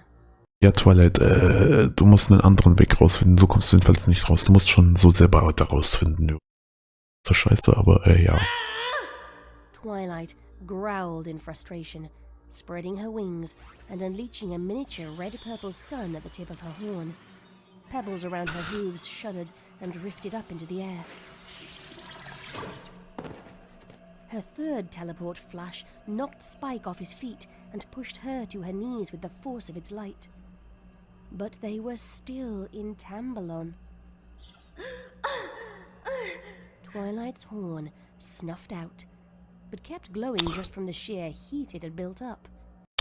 Ja, schön, Twilight, du solltest doch nicht so viel Magie verschwenden, dass es dir zum Teil weh tut. She winced in pain and gasped for breath. It's no use. I can't teleport us out of here. We'll just have to try to find some other way out. Yay, wahrscheinlich werden wir in den nächsten Episoden wahrscheinlich sehen, wie Twilight hier dran herumwirrt. Eventuell kommt sie auch erst raus, wenn alles vorbei ist. Würde mich nicht mal wundern. Und dann erst relativ gegen Ende. Spike nodded. He gritted his teeth to keep them from chattering. Once the heat in her horn had faded somewhat, Twilight once more lit their way, and they set off through the abandoned streets. There were signs of what could have been an old battle, but the general decay of the place made it hard to be sure. Spike shivered all the while as they walked. After a few minutes of travel, the road angled upward, and they crested a hill. Spike pointed down into the valley below. Twilight, look! The vast open space, cleared of any ruins taller than a foot or two, was speckled with a seemingly endless collection of stars. The softly glowing, hoof-sized motes sat shimmering on the ground, seemingly discarded, as though the sky had shed them like false... Aber was sind wir daraus, Leute, wenn ihr jemandem helfen wollt, kündigt das vielleicht nicht so laut an, weil ansonsten kann euch was passieren. Dass Twilight aber echt so dumm ist und es so gemacht hat, ist echt verwunderlich. Spike slowly stepped forward, the cold momentarily forgotten. What are they? Twilight followed the little dragon. I'm not sure. Just then, a familiar, meek, gentle voice carried on the wind. You sang a song. Twilight looked around with wide... Warte, ist das der Ort, wo man hinkommt, wenn man vom Schleimdings da irgendwie auch, also von dem Smooth-Scheiß zurückgefressen wird? Kann es sein, dass man dann da drin landet, so gesehen? Also, das sieht so aus. Das wird auch klar, warum Pinky auf einmal Twilight im Smooth drin sieht. Sehr gut. Spike waved from a few paces away and called out.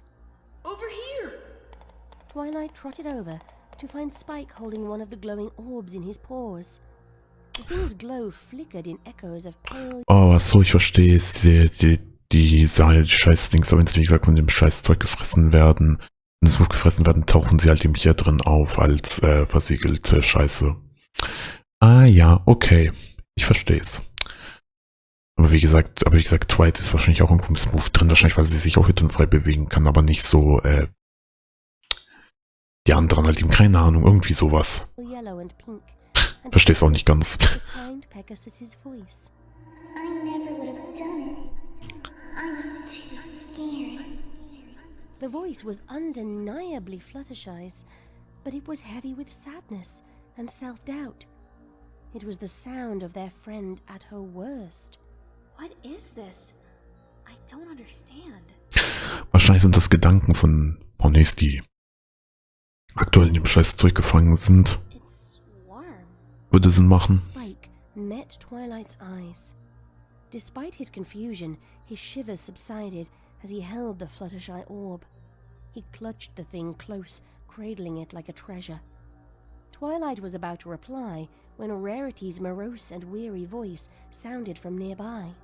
Those flowers. You and Rainbow Dash made a trick. Twilight galloped over to the source of the sound. Achso, ja, weil man ja sehen kann, dass Rainbow Dash einen Sonic Rainboom gemacht hat. And found a white and purple flickering orb among the countless masses.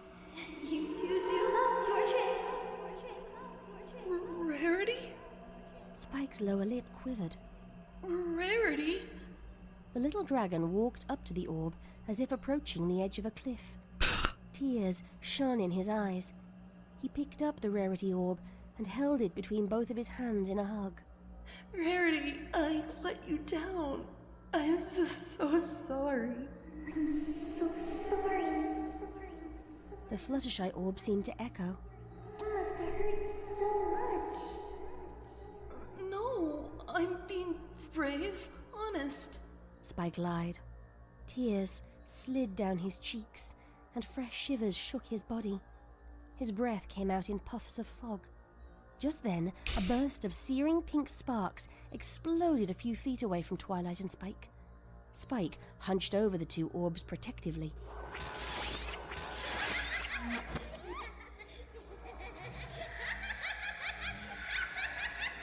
Aber Hauptsache, Pinky ist irgendwo unterwegs und ja. Wäre sehr, sehr lustig, wenn Pinky auf einmal irgendwie auftauchen würde oder die Person ist, die Twilight hieraus befreien wird. Das wäre irgendwie sehr interessant. Und wie gesagt, ich habe Pinky ja schon bei Twilight gesehen hat.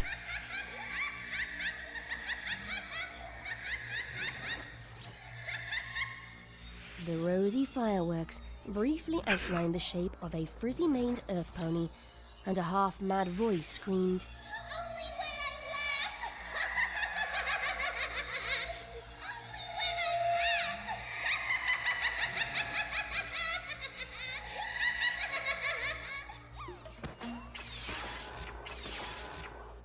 The pyrotechnic display was gone as quickly as it came. Twilight stared at the spotty after-images in her vision. Pinkie Pie? A further sputter of sparks created a silhouette of Pinky, standing facing Twilight. Twilight? Is that you? Twilight stepped closer to the pink glitter. Yes, Pinkie, it's... Das beweist aber auch, dass die Leute, die in diesem Smooth-Zeug drin sind, tatsächlich hören können, was um sie herum passiert, so wie es aussieht, wenn ich es richtig interpretiere aktuell. It's Twilight! Behind her, Spike reached out to hold more and more of the glowing orbs. He muttered softly to himself as he worked. Don't worry, Rarity. I'll keep you safe. You and every pony else. Nothing will get you while you're with me. Yeah, I'll keep you nice and safe. You keep me warm. He gathered more orbs, scooping in motes that had been out of his reach a moment earlier. It's so cold, Rarity. I gotta stay warm. That's all I want. All He squeezed his eyes tightly shut. I need more. I want more. I want more and more. Oh ja, scheiße. Pinkie, can you hear Ja, es wird auch noch Probleme mit Spike geben. Scheiße. me? Say something! Still distracted by the phantom party pony, Twilight tried again. The swarm of pink sparks shifted, as though Pinky were leaning to look past Twilight. Curious, Twilight turned around. Her ears. Ich lass mich raten, der Spike wird jetzt erwachsen, so gesehen und unter Kontrolle von diesem Scheiß, Smooth-Scheißzeug geht auch noch Canterlot und baut Scheiße. Ja, irgendwie ist das vorhersehbar, aber natürlich kann es auch was anderes sein. Aber es ist mal nur die Theorie. Aber ja, fuck.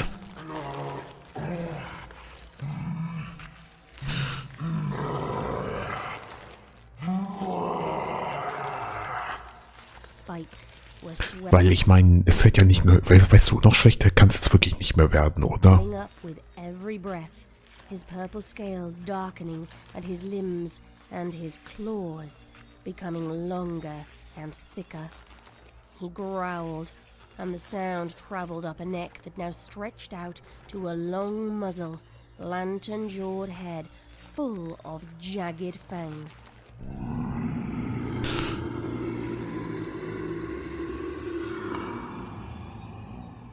The pinky presence stepped backward and spoke once more in a horrified whisper. Uh-oh. Ich meine, wahrscheinlich ist Spike auch außerhalb davon. Wie gesagt, Dwight ist wahrscheinlich in Smooth drin, Spike ist auch da drin und so gesehen wird Spike durch manipuliert, dass er ein Drache ist und er wird dann... Ja, wahrscheinlich muss jetzt Dwight innerhalb dieser Weltsachen mit Spike kämpfen und wahrscheinlich wird er außerhalb davon, wie gesagt, so wie die anderen Drachen. Ja, scheiße halt. Wahrscheinlich jetzt to be continued. Ja.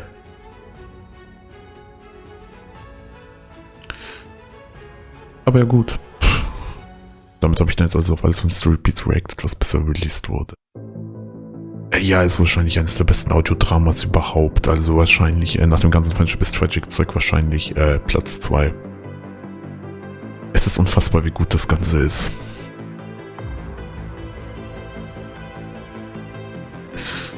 Und ich bin gespannt, wie das Ganze in Episode 5 weitergeht.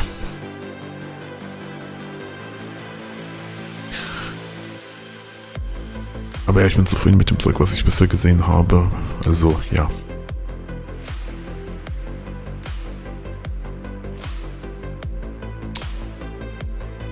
Schön, dass jetzt hier nicht mehr Princess Luna in den Credits steht, sondern Nightmare Moon. Das hat was. Zwar steht am Ende wieder Prinzessin Luna drin, aber trotzdem.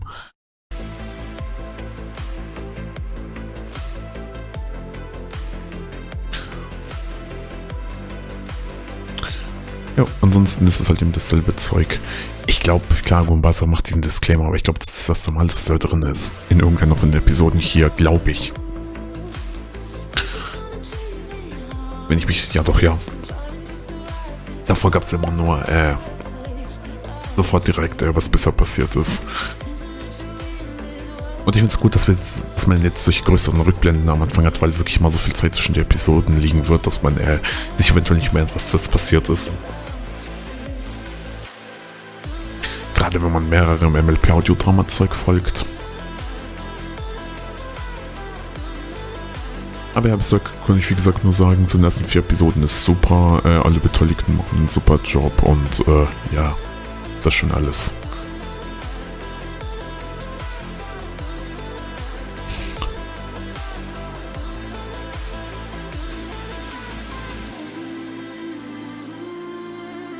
Klar, wir sind ja noch lange nicht durch, es wird wahrscheinlich noch 2 bis 3 Jahre mindestens dauern, bis das durch ist, also erst 2026 frühestens ist es fertig. Wobei, wenn der Epilog separat adaptiert wird, wahrscheinlich 2027 erst. Also es wird was sein, was irgendwie 9 Jahre in Produktion war.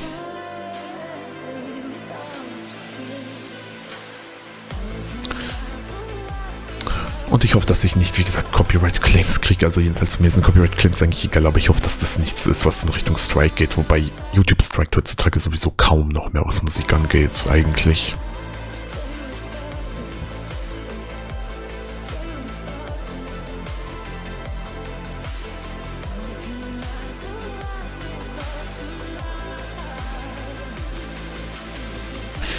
Ich frage mich zwar immer, wozu hier drin immer ein Greenscreen genutzt wird, aber gut, könnte ich mal Scribbler wirklich fragen, wenn ich irgendwie mal die Gelegenheit habe, was soll hier mit Greenscreen-Effekts gemeint ist, weil ich kapiere es nicht ganz, vielleicht kann mir das heute jemand in den Kommentaren sagen.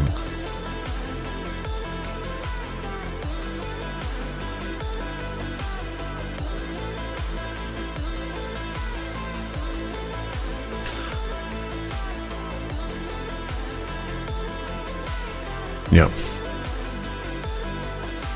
Episode 5, Before Sunrise. Dieser Titel impliziert irgendwie, dass es ab der nächsten Episode langsam bergauf geht. Wahrscheinlich ist es dann Episode 6 und 7, so gesehen, wo es weitergeht. Ich meine, ja, die Sonne ist ja auch noch nicht aufgegangen und wahrscheinlich wird es auch darum gehen, wie Silvester und Nette Kommentare bzw. Luna gegeneinander kämpfen. Also ich bin sehr, sehr gespannt, wie das Ganze weitergehen wird. Ich denke, dass Episode 5 wahrscheinlich schon eher Richtung wieder etwas positiver sein wird. Gehe ich mal von aus, weil alles bisherige war eher negativ. Aber gut.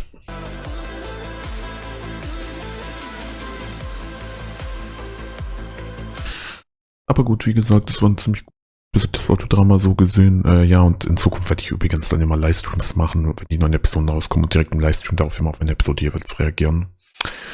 Nur schon mal für die Info in Zukunft. Aber gut, das war dann dieses Silvester-Special. Ich hoffe, irgendjemand hat sich diese vollen 5 Stunden angeschaut. Wahrscheinlich nicht, aber egal. Und ja, guten Ort weiter und so fort. Frohes neues Jahr, weil wie gesagt, es müsste 1 Uhr nachts sein wahrscheinlich oder 1 Uhr nachts. Wenn ihr das hier dann seht in der Premiere und ja, hat wie gesagt Spaß gemacht. Damit habe ich dann fertig. Wir sehen uns im nächsten Video Reaction oder was auch immer wieder und ja, tschüss.